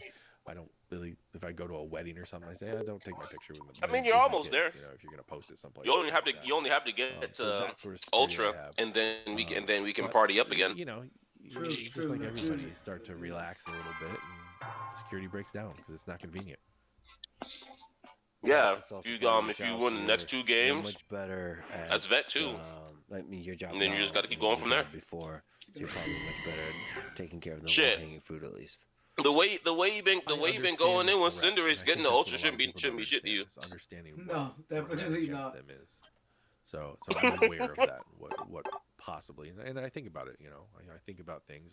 I do remember. So you tripped a memory in my mind. I remember a lot of times, and I had a gun on my hip. I still carry a gun to this day. Opening my front door and being concerned what was on the other side. Walking out of the house because I couldn't see it. I remember those 4 o'clocks heading to the car. I was literally scared. Yeah. I mean, having seen some of the things you've seen, it makes you perhaps question how much evil there's out there in the world. How many dangerous people there are out there. Crazy people, even. There's a lot of crazy. There's a lot of evil. Most people, I think, get into like cybercrime or just opportunistic. Not necessarily evil. They don't really know. Maybe think about the victim. They just do. It's a crime of opportunity. Oh my God. You know, I don't label that as evil. And one of the things about America that I'm also very happy about is that rule of law. Despite everything we talk about, it's tough to be a criminal in the United States. So, like, if you walk outside your house, you're much safer than you are in most other places. You're safer, and the system's tougher. I mean, Lulsec, 6 guys. 1 guy in the United States, 5 guys other places. Hector was facing 125 years. Those guys got slaps on the wrist and went back to college. You know, different laws, different places. So who's Hector? Tell me the story of Hector. So this Lulsec organization was started. So Hector was before that he was in part anonymous. He was doing all kinds of hacking stuff. But then he launched Lulsec. He's old school hacker. I mean, he learned how to hack, and I don't want to tell his story, but he learned to hack because he grew up in the Lower East Side of New York and picked up some NYPD computers that were left on the sidewalk for trash. Yeah. Taught himself how to. He doesn't exactly look like a hacker. For people who don't know, he looks. I don't know exactly what he looks like. Like not like a technical, not what you would imagine. But perhaps that's a Hollywood portrayal. Yeah, I think you get in trouble these days saying that what a hacker looks like. I don't know if they have a traditional look. Just like I said, Hollywood has an idea of what an FBI looks like. I don't think you can do that anymore. I don't think you can say that anymore. Is he jungling? Well, he certainly has a big personality and charisma and all that kind of stuff. That's Sabu. I can see him selling me anything. That's Sabu. That's convincing me of anything. You know, there's 2 different people. There's Sabu and there's Hector. That's stupid. Hector is a sweet guy. Urshifu's literally uncontested because he's just spamming fucking CC. Fuck that shit, bro. Rather, you know, just sit there and have a one-on-one conversation with you. But Sabu, that's a ruthless motherfucker. And you first met Sabu? I was tracking Sabu. That's all I knew was Sabu. I didn't know him. So when did your paths cross in terms of tracking? When did you first take on the case? The spring of 11. So it was through Anonymous? Through Anonymous. Well, then really. All right, yeah, I'm ready for the next game. I can't even do anything. Lulsec was a big thing, and it was pushed out to all the cyber, 56 field offices in the FBI. Most of them have cyber squads or cyber units. And so, it was being pushed out there, and it was in the news every day, but it really wasn't ours. So that we didn't have a lot of victims in our AOR area of responsibility. And so we just kind of pay attention to it. Then I got a tip that a local hacker in New York had broken into AOL. And so Olivia Olson and I, she's another agent she's still in. She's a supervisor out in LA. She's a great agent. We went all around New York looking for this kid, just to see what we can find, and ended up out in Staten Island. This game mode is stupid. At his grandmother's house. She didn't know where he was, obviously. Why would she? But I left my card. He gave me a call that night, started talking to me, and I said, let's just meet up tomorrow at the McDonald's across from 26 Fed. And he came in, and 3 of us sat there and talked, and gave me his stuff. He started telling me all the felonies he was committing those days, including that break into AOL. And then he finally says, I can give you Sabu. Sabu to us was the Kaiser Soze of hacking. He was our guy. He was the guy that was in the news that was pissing us off. So he was part of the FBI fighters? Sabu was, yeah. Oh, he led it. Yeah, he was the leader of fuck FBI. That Mew uses his fucking laser beam for the tree instead of killing the fucking... So what? How do you get? Why? How and why do you go after the Beehive? Time to go die. It gets you on the news. It gets you. It's the lulls. It's funnier to go after the big ones. You know, and they weren't getting like real FBI. They weren't breaking into FBI mainframes or anything, but they were affiliate sites or anything that had to do. A lot of law enforcement stuff was coming out. So, but we looked back, and so if this kid knew that Sabu, maybe there was a chance we could use him to lure Sabu out. But we also said, well, maybe this kid knows Sabu in real life. So we looked through the IPs, 10 million IPs. We find one, and it's logged to him. So that day, Sabu, someone had docked Sabu, and we were a little afraid. I come across another issue, but I'm just done. Team. FBI surveillance teams are awesome. You cannot even tell they're FBI agents. That's the most stupidest shit I've ever seen, bro. It's a baby Kuma. strollers and all whatever you wouldn't expect an FBI agent to have. So that's a little like the movie. Nah, but on what's it called? On Full Fury, you don't get, you have reduced cooldowns. So Urshifu was literally had no cooldowns and he was just spamming his abilities.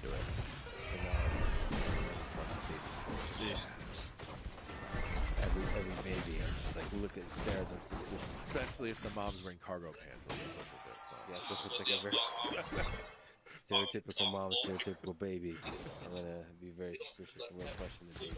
The baby's wired. You know, we raced out there. Like our squad's not even full. If I see another Urshifu, I'm just gonna leave the game. I don't care. And I only bring it up because Sabu makes fun of me to this day. I mean, it's not gonna. I'm gonna be able to play it anyway. That was it. Fight short. So. Raced over to there. We didn't have any equipment. We brought our boss's boss. He stopped off at NYP, got us like a ballistic shield and a battery. Then we get to Hector's house, Sabu's house, and he's on the 6th floor. So normally, with the Cyber Dork squad, we'll hop in the elevator. 6th floor is a long way to go up, bulletproof vest and a ballistic shield. But we had been caught in an elevator before on a search, so we didn't. We took the stairs. We get to the top, tad winded, but knock on the door, and this big towering guy opens the door just slightly, and he sees the green vest with big yellow letters FBI, and he steps outside. Can I help you? You know, and tries to social engineer us, but eventually we get our way inside the house. You know, I noticed a few things that are kind of out of place. There's a laptop charger and a flashing modem. I said, well, do you have a computer here? He said, no, there's no computer here. So we knew the truths and the half-lies and all that sort of thing. So it took about another 2 hours, and finally we gave up. That he was Sabu, the guy we were looking for. And so we sat there and we kind of showed him sort of the evidence they had against him.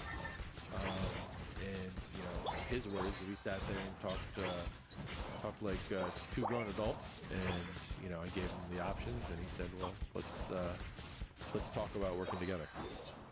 So he chose to become an informant. I don't think he chose that night, but that's where it went to. So we brought him down to the FBI that night, it was a funny trip because I'm sitting in the back seat of the car with him. And I was getting calls from all over the U.S. from different FBI agents saying that we arrested the wrong guy. I was like, I don't think so. And they're like, why do you think so? I was like, because he says it's him. And they still said, no, it's the wrong guy. So I said, well, let's see how it plays out. It's the final stretch. Because it's tough to, because you still have to prove it's the same guy, right? Because the anonymity. Yeah, I mean, we had his laptop at that point. Yeah, that helped. I get included my will. Yeah. But yeah, if he would have fought it, I mean, that definitely would have come in as evidence that other FBI agents were saying it's not him. You have to disclose that stuff. He had a lot of stuff on him. What was he facing? He was facing 125 years. 125 years. That's if you took every charge we had against him and put him, consecutively. No, one has charged that. But yeah, essentially it would have been 125 years. Fast forward to the end, he got thanked by the judge for his service after 9 months. and he walked out of the court a free man. But that's being Too early. Well, the word informant here really isn't Fuck. that good. It's not fitting that. I fucked that technically, one I guess up, that's guys. what he was, but he didn't know the other people. It was all in all. He knew Knicks and all that. He really gave us the insight of what was happening in Hacker. Like I said, he was an old school hacker. He was back when hackers didn't work together with Anonymous. He was a Cult of Dead Cow and those type guys, like way back. And he was around for that. He's like an encyclopedia of hacking. But we so like his prime was in the 90s. For terror hack, but yeah, he kind of came back when Anonymous started going after MasterCard PayPal and all that stuff. But even that little interaction with being an informant, he probably made a lot of enemies. How do you protect that? He made enemies after it was revealed.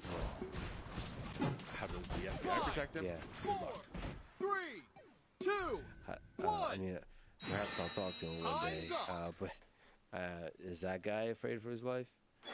I think it doesn't seem like it. He has very good security for himself, cybersecurity. But he doesn't like the negative things said about him online. I don't think anybody does.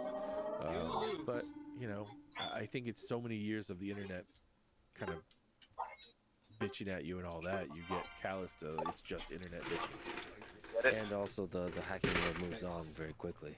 Stole my jungle. Kind of didn't even jungle they correctly. have their own wars to fight now, and he's not part of those wars anymore. There's still people out there that bitch and moan about him, but yeah, I think it's less. I think and he has a good message out there. Consumed. He trying to keep kids from making the same mistakes he made. He tries to really preach consumed. How do people get into this line of work? Is there all kinds of ways? Being not your line of work, his line of work. It's just all the stories you've seen of people that are in Anonymous, and LawSec, and Silk Road, and all the cyber criminals you've interacted with. What's the profile of a cyber criminal? I don't think there's a profile anymore. I used to be able to say, the kid in your mom's basement or something like that, but it's not true anymore. Like it's wide. It's like I've arrested. Did we bring it back? I've arrested people that you wouldn't expect would be cyber criminals. And it's in the United States. It's international. It's everything. Oh, it's international. I mean, we're seeing a lot of the big hackers now. The big arrests for hackers in England, surprisingly. No, we didn't bring it back.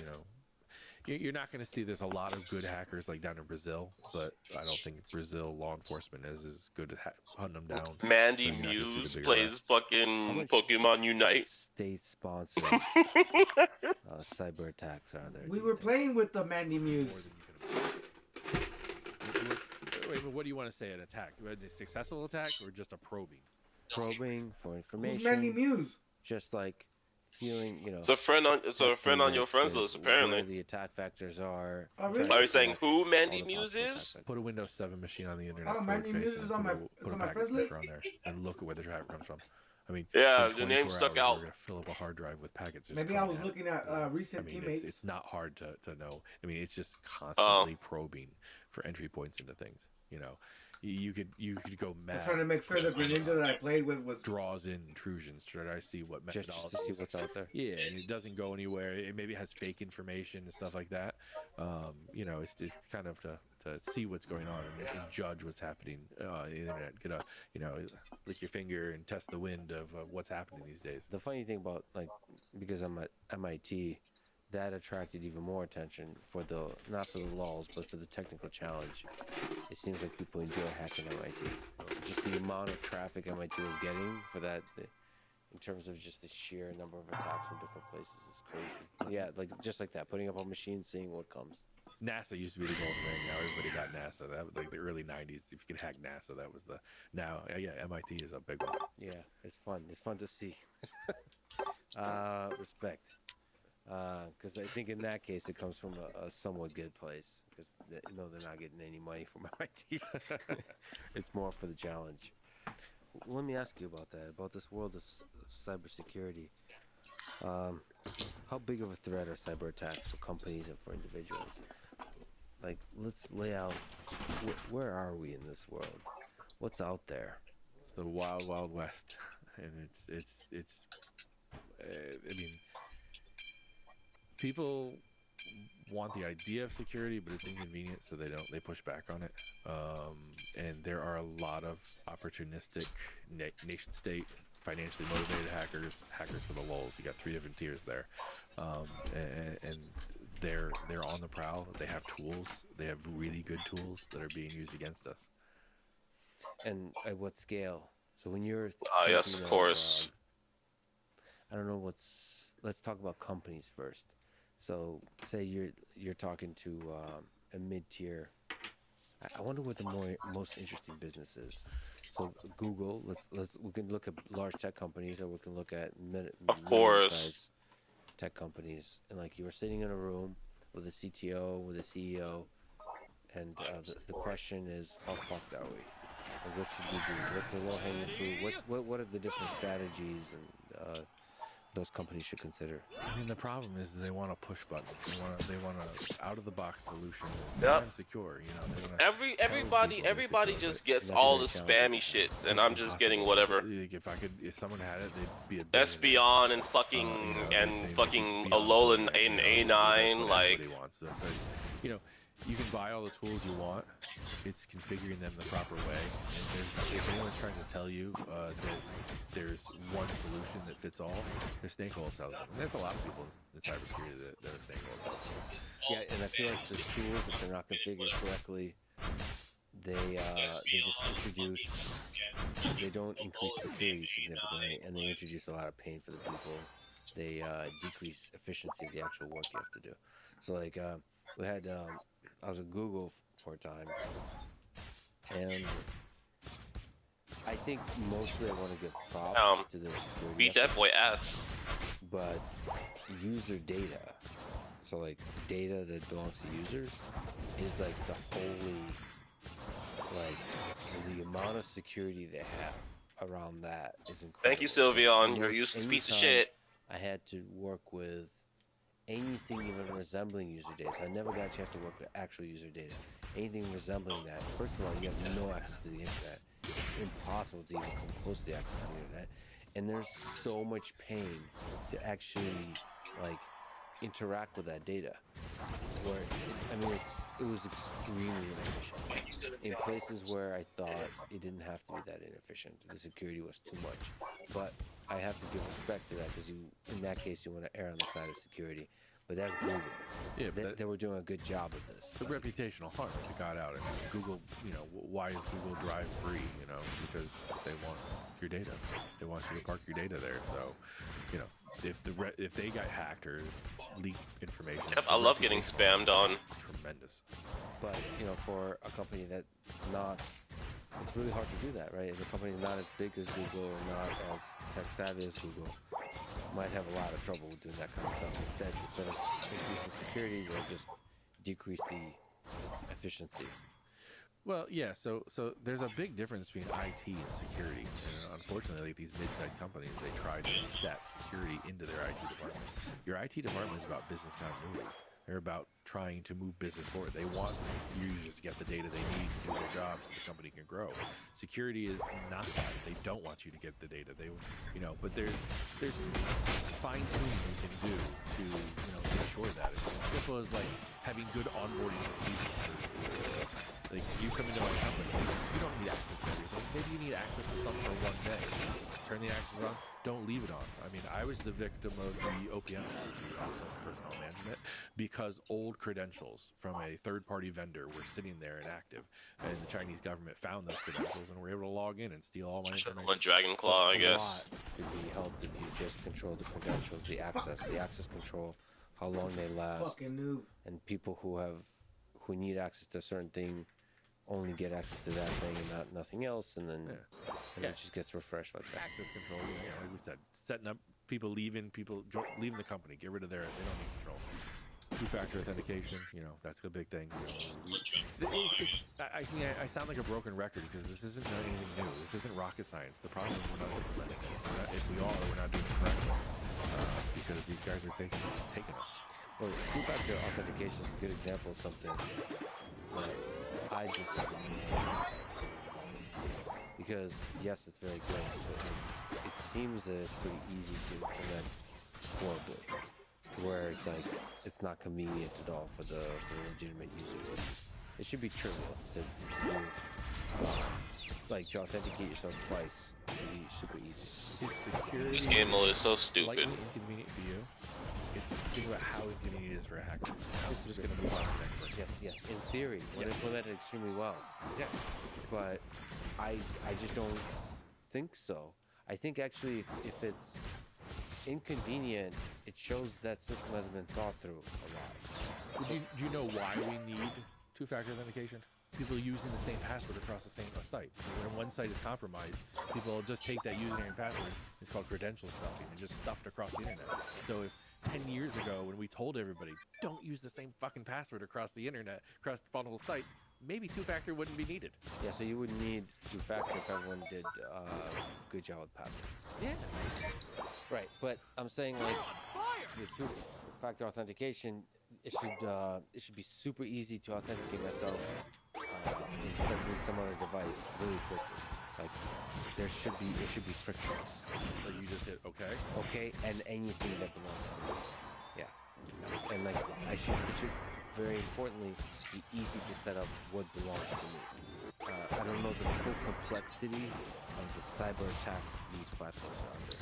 They're probably under insane amount of attacks. Yeah, you've got it right there. That people have no idea that large companies how often they're attacked, on a per second basis, and they have to fight all that off and pick out. Oh, it actually showed you how many attack weights that you have now. Yeah, that's cool. There's no way I can large tech company. You saw that?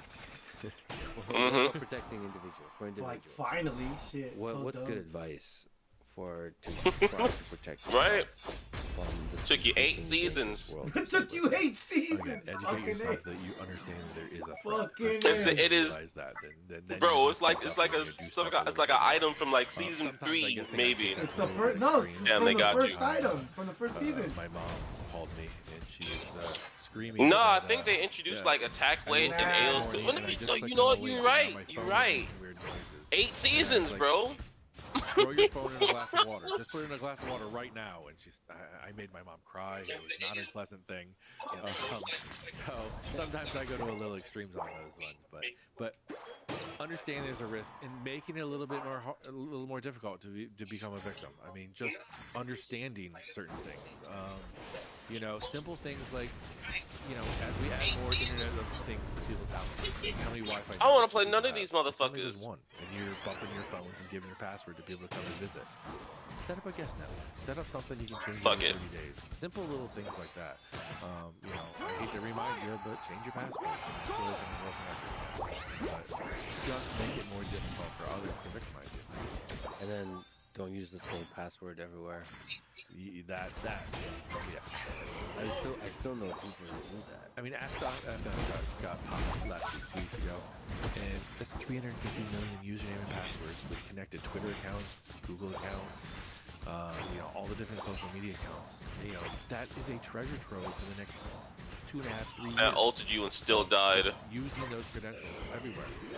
You learn, even if it's not the right password, you learn people's password styles. Bad guys are making portfolios out of it. We're figuring out how people generate their passwords. Kind of, figuring that then it's easier to crack their password. We're making a dossier of 350 million dossiers. And I want that Yahoo. Half a billion. So the thing a hacker would do with that is try to find all the have some kind of program that evaluates the strength of it, and then finds the weak ones. That means that this person is probably the kind of person that would use the same password across multiple. Or even just write a program. Remember the Ring hack a couple of years ago? That's all it was credential stuff. Ring, the security system by default, had 2 factors, but didn't turn it on. And they also had don't try unlimited tries to log into my account. Lock it out after 10. By default, not turned on because it's not convenient for people. Ring, it's like I want people to stick these little things up and have security in their house, but cybersecurity don't make it inconvenient that people want to buy our product. That's how they got hacked. They want to say that it's insecure and got hacked into. Reputational harm right there for Ring, but they didn't. It was just credential stuffing. People bought username passwords on the black market and just wrote a bot that just went through Ring and used every one of them. Maybe 1% hit, but that's a big hit to the number of Ring users. You know, you can use also password managers to make the changes. To make you can choose the number of special characters, the length of it, all that. But my favorite thing is when websites yell at you for the password being too long or having too many special characters. Or like, oh no, bro. You're not allowed to have this special character or something. You can only use these 3 special characters. It's a, you know, you understand how passive cracking works if you specifically tell me bro. What special characters I can use. I honestly just want to have a one-on-one meeting, like late at night when because that's like an intern. I just want to have a sit-down meeting. Yeah, I made my parents switch banks once because the security was so poor. I was like, you can't have money here. But then there's also like the 0-day attacks, like I mentioned before the QNAP NAS that got hacked. Luckily, I didn't have anything private on there, but it really woke me up to like, okay, so like, you have to take everything extremely seriously. Unfortunately for the end users, there's nothing you can do about 0-day. It's, you know, there's this, you have no control over that. I mean, the engineers that made the software don't even know about it. Now, let's talk about 1-days. So there's a patch now out there for the security. So if you're not updating your systems for these security patches, if it's just not on you, my father-in-law has such an old iPhone, he can't security patch it anymore. So, you know, and I tell him, I say, you know, this is what you're missing out on. This is what you're exposing yourself to because, you know, we talked about that powerful tool that how we found Ross Ulbricht at gmail.com. Well, bad guys are using that too. It's called, you know, it used to be called Google dorking. Now I think it's named kind of Google hacking by the community. You can go, you know, and find a vulnerability, read about the white paper, what's wrong with that software, and then you can go on the internet and find all of the computers that are running that outdated software. And there's your list. There's your target list. Yeah. I know the vulnerabilities that are running. Again, not making a playbook here, but you know, that's how easy it is to find your targets, and that's what the bad guys are doing. Then the reverse. Oh no, bro. Much tougher, but it's still doable, which is like first find. Oh no, bro. Specific targets. To you know, hack into a Twitter account, for example. Much harder. That's probably social engineering, right? That's probably the best way. Probably if you want something specific to that. I mean, if you really want to go far, you know, if you're targeting a specific person, I'm dead now. How hard is it to they get got into me. their office and put a little device? Bro, I USB was device in fucking line with jumping their mouse. on You can they check how shit. their mouse is plugged in, and you can for $40 on the black market, you can buy a keylogger that just. So you USB know and how I plugs told right you into that it. there's It looks reduced like an cooldowns extension on this mode, right? You can buy the So I went stuff with a Greninja. mouse I inside went of it, double plugged into team somebody's computer. and There's a keylogger that lives in there and surf. calls home and says everything you want. So I'm just dashing fucking in grad everywhere, school, bro. They can't do anything, dude. A program Turning invisible all quick. It was fascinating. A tracking mouse, just for what I was doing as part of the research. I was doing to see if the dynamics of how you type and how you move the mouse, you can tell who the person is. Oh wow. That's like it's called the active authentication. Or like it's basically biometrics that's not using Bio. To see how identifiable that is. So it's fascinating to study that, but it's also fascinating how damn easy it is to install. Did you win the last game? I didn't see. Naturally, what happens is you realize how many vulnerabilities there are in this world. 20 KOs. Understand bacteria. No assists. I didn't need anybody's help. And I turned in 182 points. You realize that all the vulnerabilities that are out there. One of the things I've noticed quite a lot is that shit was crazy. How many people don't log out of their computers. Just how easy physical access to systems actually is. Like in a lot of places in this world. I'm not talking about private homes, I'm talking about companies, especially large companies. Why don't you grab blue buff first when you jungle? I've been to walk in I just grab and have whatever. physical access Doesn't to a matter to system. me. And that's depressing to me. Well, if you grab blue buff first, it helps you farm everything else faster. He worked at big company. Like I mean, the whole thing about Blue Buff is not only to give you like cooldown redux and shit, but it also like you do increase damage to the wild Pokemon. To his computer when he's not there, and that's his security. So I always got Blue Buff first, makes grabbing everything else easier. Yeah, I mean, I guess if you can afford to do that. Yeah. At least you're taking your security seriously. I feel like there's a lot of people in that case would just not have a login. Yeah. No, the security team there had to really work around to make that work. Not compliant with the company policy. But that's interesting. The keylog. There's just a lot of threats. Yeah, I mean, there's a lot of ways to get in. Yeah, I mean, so you can't sit around and worry about someone physically gaining access to your computer with keyloggers and stuff like that. You know, if you're traveling to a foreign country and you work for the FBI, then yeah, you do. You took little, you know, sometimes some countries you would bring a fake laptop just to see if they stole it or accessed it. I really want, especially in this modern day, to just create a lot of clones of myself that generate Lex sounding things and just put so much information out there. Seen it happen. I could dox myself all across the world. And you're not a target, I guess. Just put it out there. I've always said that though. Like, we do these searches in FBI houses and stuff like that. If someone just got like a box load of like 10 terabyte drives and just encrypted them, oh my god, you know how long the FBI would spin their wheels trying to get that data off there? It'd be insane. Oh, so give them. You don't even know which one you're looking for. That's true. That's true. So it's like me printing like a treasure map to a random location, just get to go and use Jason. Yeah. What about operating system? What have you found? What's the most secure and what's the least secure operating system? Windows, Linux. Is there no universal security? I mean, it changed. You could use things like Mac for the most secure just because they just weren't out there. But now Internet access to them. So, you know, I know you're a Linux guy. I like Linux too, but you know, it's tough to run a business on Linux. You know, people want to move more towards the Microsofts and the Googles just because it's easier to communicate with other people that maybe aren't computer guys. So. Someone needs to break that what's best, what's easiest. That what's it called? As much as you can. Just think about it. That Reggie leg. So we just started Nexo. So I left the government and went to a couple of consultancies, and I started working with other people I worked good in the government with.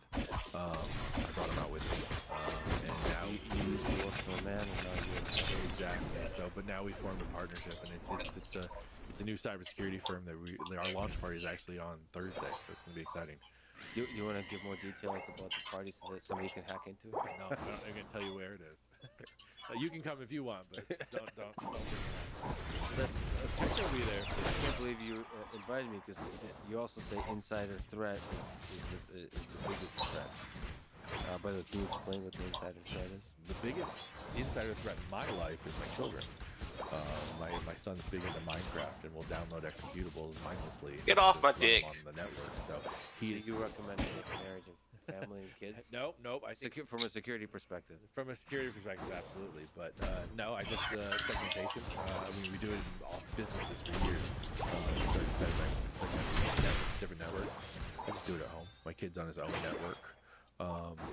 It makes it a little bit easier to see what they're doing too. You can monitor traffic and then also throttle bandwidth if your Netflix isn't playing fast enough or it buffers or something. So you can obviously change that a little too. You know they're going to listen to this, right? They're going to get your tricks. Yeah, that's true. They'll definitely will listen. But there's nothing more humbling than your family. You think you've done something big and you go on a big podcast and you talk to Les Freeman and they don't even care. Unless you're on TikTok or you'll show up on a YouTube. I'm gonna make these boys not want to play no more. Yeah, my son does a podcast for his school, and I still can't get him to tell him. So Hector and I just started a podcast talking about cybersecurity. We do a podcast called Hacker in the Fed. It just came out yesterday. So first episode. So yeah, we got 13. Nobody want to come bottom. Downloads the first day. We were at the top of Hacker News. So it's called Hacker in the Fed. Aw, you don't want to come bottom. Download and listen to Hacker in the Fed. I can't wait to see it because I don't think I've seen a video. That's fine. I'll come top. So the fuck? Wait to see what the chemistry is like. It's not weird that you guys used to be enemies and now you're friends. So yeah, I mean, we just did a trailer and all that, and our producer, we have a great producer, a guy named Phineas, and he kind of pulls things out of me, and I said, okay, I got one. My relationship with Hector is, we're very close friends now. I arrested one of my closest friends. Yeah, which is a very strange relationship. Yeah, it's weird. But he says that I changed his life. I mean, he was going down a very dark path, and I gave him an option that one night, and he made the right choice. I mean, he now does penetration testing. He does a lot of good work, and he's turned his life around. Do you worry about cyber war? If there is a global war, it'll start with cyber. If it's not already started. No fucking way, dude. Do you feel like a boiling? All because I wasn't there on time. The war beating. Oh well. What's happening in Ukraine, with Russia, feels like the United States becoming more and more involved. Sorry, ass Lucario. In the part of the world, and China is watching and starting to get involved geopolitically. And probably in terms of cyber. Do you worry about this kind of thing happening in the next decade or two, like where it really escalates? So people in the 1920s were completely terrible at predicting. Run, bitch! Do you think we're at the precipice of war potentially? I think we could be. I would hate to just be. This nigga just turned level fucking 9, dude. I can't make this shit up, bro. All that, but I mean, there's some flags going up that are very strange. I hope so. I hope smarter people than I are figuring it out. I hope people are playing their parts and talking to the right people, because war is the last thing I want. But there's two things to be concerned about on the cyber side. One is the actual defense. Nope. On the technical side of cyber, and the other one is the panic that might happen when something like some dramatic event happens, some major hack that becomes public. I'm honestly more concerned about the panic because sure. I feel like if people don't think about this stuff, the panic, like if they're not conscious about the fact that we're constantly under attack, I feel like it'll come like a much harder surprise. Yeah, I think people will be really shocked on things. I mean, so we talked about Voltec today. Voltec in 2011, they had access into the water supply system of a major U.S. city. They didn't do anything with it. All because we had a dog shit fucking Venusaur that doesn't know how to play the game. Like, maybe they were gonna do something to fuck with it. I don't know. You could have been sitting there spamming fucking sludge bomb and solar beam, but nah. A lot better since then.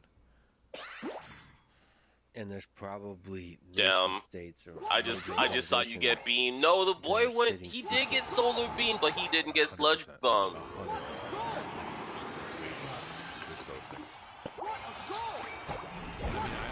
don't want to scare the shit out of people, but people have to understand the fact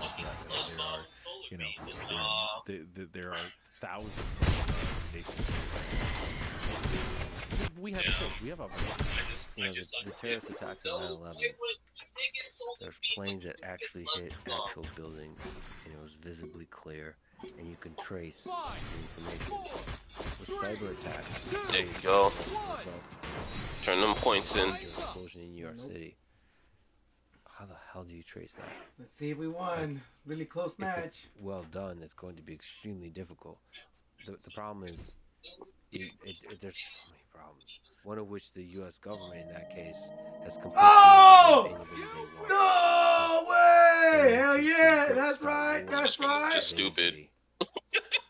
Anybody that actually see motherfucker watched you die and then wanted to see if he could turn in 31 while the goal was being defended. Nah, fam. Took credit for it. When we see the cyber attack, I doubt we're going to see attribution. Maybe the victim side, the U.S. government on this side, might come out and try to blame somebody. It was but that Sizor like for you sure. brought up, they could blame anybody they want. There's not really a good way of verifying that. Can I just ask for your advice? So, in my personal case, am I being tracked? How do I know? How do I protect myself? Should I care? You are being tracked. I wouldn't say you're being tracked by the government. You're definitely being tracked by big tech. No, I mean me personally, Lex, an escalated level. So like you mentioned, there's an FBI file on people. Sure. I'd love to see what's in that file. Who did I have the argument? Oh, let me ask you, FBI. Yeah. How's the They cafeteria? actually say what At the loadout academy? you have, Yeah. like your emblem loadouts. I think they actually Headquarters, save them a now, little bit better, depending 'cause on what that's where the Pokemon you director put them is, to. and he eats up on the 7th It didn't floor. make no sense Yeah, for you they- to sit there and have to choose. Yeah, they save them now. Like those. I've been to the Google in Silicon Valley. I've been to the Google in New York. Yeah, the food is incredible. It is great. So FBI is worse. Well, when you're going through the academy, they don't let you outside of the building, so you have to eat it. And I think that's the only reason people eat it. It's pretty bad. I got it. Okay. I don't know why. But there's also a bar inside the FBI Academy. People don't know that. Alcohol bar? Yes, alcohol bar. And as long as you've passed your PT and going well, you're allowed to go to the bar. Right. It feels like if I was a hacker, I would be going after like celebrities because they're a little bit easier, like celebrities like Hollywood. Well, Hollywood nudes were a big thing there for a long time. But not even, yeah, I guess nudes. That's what they went after. I mean, all those guys, they socialized. They social engineered Apple to get backups, to get the recoveries for backups, and then they just pulled all their news. And I mean, whole websites were dedicated to that. Yeah. See, I wouldn't do that kind of stuff. It's very creepy. I would go, if I was a hacker, I would go after like major, like powerful people, and like tweet something from their account, and like something that like positive, like loving, but like for the likes. Obviously, it's a troll. By What a agent. bad Really? Wait, why? Because hackers never put things out about love. Oh, oh, you mean like this is clearly? Yeah, this is clearly Lex. What the He fuck? talks about love in every podcast he does. I would just be like, no. Oh, god damn it! Now somebody's gonna do it. It wasn't me. It wasn't me.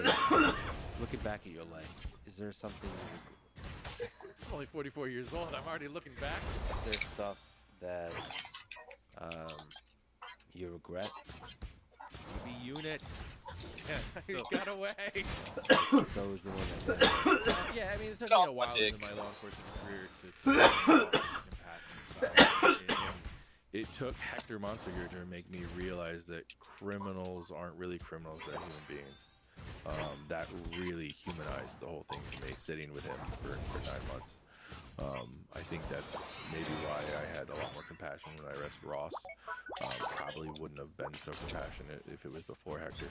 But yeah, he changed my life and showed me that humanity side of things.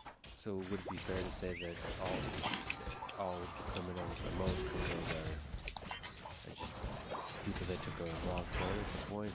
They all have the capacity for doing it. I'd say 99% of the criminals that I've interacted with, yes. The people with the child exploitation, no, I don't have any place in my heart for them.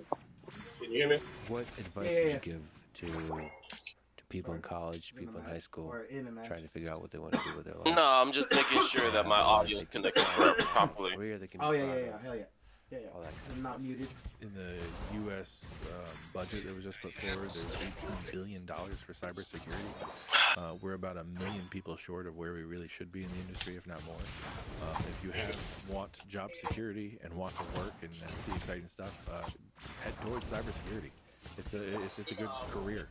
And you know, one thing I dislike about cybersecurity right now is they expect you to come out of college and have 10 years experience in protecting and knowing every different Python script out there and everything available.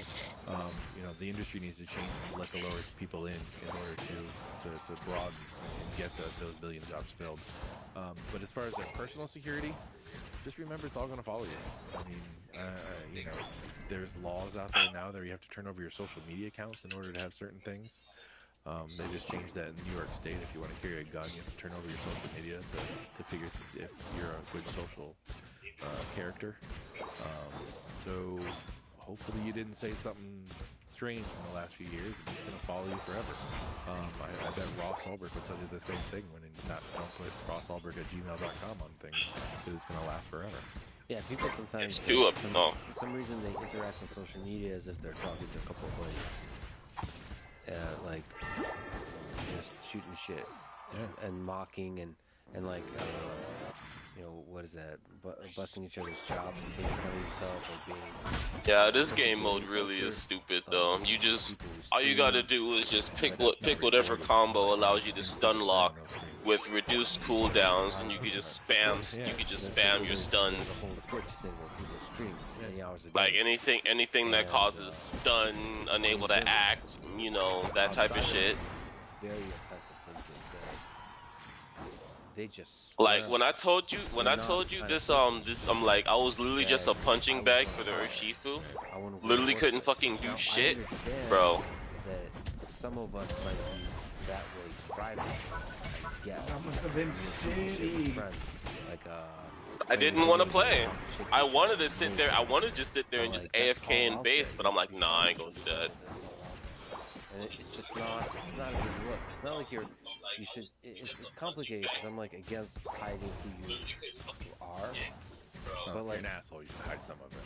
Yeah, but like, I just feel like it's going to be misinterpreted. When you talk shit to your friends while you're playing video games, it doesn't mean you're an asshole. Because you're an asshole to your friend, but that's how a lot of friends show love. Yeah, an outside person can't judge how I'm friends with you. But if I want to be, this is our relationship. If that person can say that I'm an asshole to them, then that's fine. I'll take it. But you can't tell me I'm an asshole to them just because you saw my interaction. I agree with that. They'll take those words out of context, and now that's considered who you are is dangerous, and people take that very nonchalantly. People treat their behavior on the internet very carelessly. That's definitely something we need to learn and take extremely seriously. Also, I think that taking that seriously will help you figure out what you really stand for. If you use your language carelessly, you've never really asked, what do I stand for? You're supposed to go bottom, wasn't it? It's a good opportunity when you're young to ask, like, what are the things that are okay to say? What are the ideas I stand behind? Eldegoss going to die. Eldegoss ain't dead. I forgot, Eldegoss is probably invincible in this game mode. Versus just saying random shit for the walls. Or cotton. Just for the random shit for the walls, get that off the internet. Yeah. That said, man, I was an idiot for most of my life, and I'm constantly learning and growing. I'd hate to be responsible for the kind of person. No, bro! In my teens, in my 20s. I mean, it didn't do anything offensive, but it just I changed as a person. Like I used to, I guess I used to, I used to read so much existential literature. That was a thing. There's like phases. You grow and evolve. That changes you. Yeah, thank God there wasn't social media when I was in high school. Thank God. Oh my God, I would never have gotten the FBI. Would you recommend that people consider a career at a place like the FBI? I loved the FBI.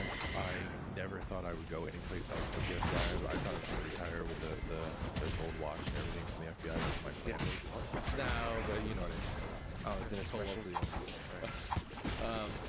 you get a gold badge. You actually get your badge in lucite, red, put it in lucite and all that. So does it? By the way, just on a tangent, since we like those, does it hurt you that the FBI by certain people is distrusted or even hated? I've never, until recently, sometimes be embarrassed about. Oh, this Eldegoss is actually scary, dude. Really hard for me to say because I love that place. I love the people in it. I love the brotherhood that you have with all the guys in your squad, guys and girls. I developed a real drinking problem because we were so social. I'm just melting, literally. I'm melting things by freezing them. That's how fucked up they are right now. So I do miss that. But yeah, I mean, if somebody can become an FBI agent, it's pretty fucking cool, man. The day you graduate and walk out of the academy with a gun and a badge, the power to charge someone with a misdemeanor for flying the United States flag at night, that's awesome. So there is a part of like representing and loving your country And especially if you're doing cybersecurity, so there's a lot of technical savvy in the in different places in the FBI. Yeah, I mean, there's different pieces. Sometimes, you'll see an older agent that's done, not cybercrime, come over to cybercrime at the end so he can get a job when he goes out. But there's also some guys that come in. I won't name his name, but there was a guy. I think he was a hacker when he was a kid. Now he's an agent. Now he's way up in management. Great guy. I love this guy. He knows who he is and he's listening. He had. But we also lost a bunch of guys that had some skills because we had one guy in the squad that he had to leave the FBI because his wife became. No fucking way. Down in Houston, and she couldn't move. He wasn't allowed to transfer, so he versus the FBI. So there's some stringent rules in the FBI. To be relaxed. I love Adam's turn. I did not score. Why did I deny myself the score? I was being greedy. That's why. There's a big hack in the 90s, and then now it's recently Twitter chief security officer CSO. But he had a bunch of different leadership positions, including boss at Google. But originally a hacker. It's cool to see hackers become. Why he like a managerial route for high-tech companies. I think a lot of those guys, so this is like the 90s, they really were about like freedom. There's like a philosophy to it. And when I think the hacking culture evolved over the years, I think when it leaves you behind, you start to realize like, oh, actually what I want to do is I want to help the world, and I can do that in legitimate routes and so on. And that's a story that, and yeah. If I went Shell Bell, I would have actually been able to keep myself alive. I wonder how common that is to young hackers. Damn. I'm saying it like pulls you in. If you're not careful, it can really pull you in. Damn. Everyone's slapping you on the back and saying what a good job and all that, at a very young age. Yeah. So, yeah, I would love to get into my buddy's mind on why he stopped hacking and moved on. Oh, that's going to be a good conversation. In his case, maybe it's I'm not saying I lost or anything, but I mean, shit. That grounds you.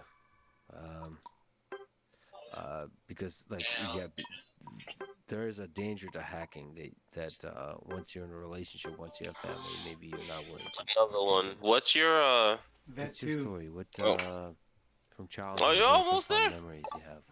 Fond memories? Where did you grow up? Ooh, let me see. Nope, not Garchomp ever again. In Virginia. Not Del Fox. What are some rough moments? What are some okay. I guess I'll go Absol. I had a very good family growing up.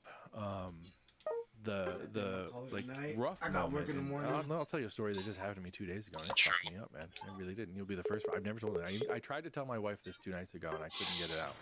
If you wanna, we got till 7 for me, and I think 4 for you tomorrow afternoon. So I mean, if I ain't doing shit, hit me up, bro. Oh yeah. I'll probably be at work though. He was my biggest fan. True. He just wanted to know everything about. Oh well. What was going on in the FBI. You got your main to masters. Before the FBI. Yeah, that's true. The season's gonna be over. Foot chase and all that, and kicking doors in. He wanted to hear those stories. I forgot to put on what's it called? I just want to break and all that, and things going on. We lost my dad. I forgot to put on my not because of COVID, but it was around that time. But it was right when COVID was kicking fucking off. So he died in the hospital by himself. The guy, like the CC in this game is just stupid. My mom had some people visiting her the other night, and Tom and Karen Rogerberg, and I'll say they're my second biggest fans, right behind my dad. They always asking about me and my career, and they read the books and seen the movie. They'll even tell you that Silk Road movie was good. They'll lie to you on that. And so they came over, and I helped them with something, and my mom called me back a couple days later, and she said, "I appreciate you helping them. I know, fixing someone's Apple phone over the phone really isn't what you do for a living. It's kind of beneath you and all that, but I appreciate it." And she said, "Oh, they loved hearing the stories about Silk Road and all those things."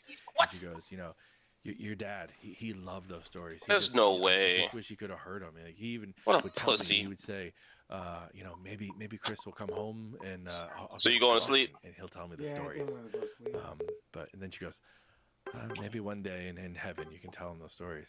And I fucking lost it. I literally stood in my shower sobbing, like a child. Like it just thinking about like all my dad wanted was those stories. Yeah. And now I'm I on do fucking wanna podcast grind, stories but- to the world. But I know Ultra's gonna be like 5 hours. Like, nah, So- not 5 hours. It's gonna be Did like you ever another have, 2 like, a hours. long Ultra heart-to-heart for sure. with him? And I have to do About, like, win streaks. About such stories. Nah, I'm good. He was in the hospital one time, and I went through, and if I could play I at want to know work, about I his might. history, like his life, what he did. And I think he maybe sensationalized some of it. But Don't that's fucking what run you for want. me, Your dad's bitch. a hero, so you want to hear it. He's a good storyteller. Yeah. Again, I don't know what was true and not true, but you know, some of it was really good, and it was just good to hear his life. But you know, we lost him.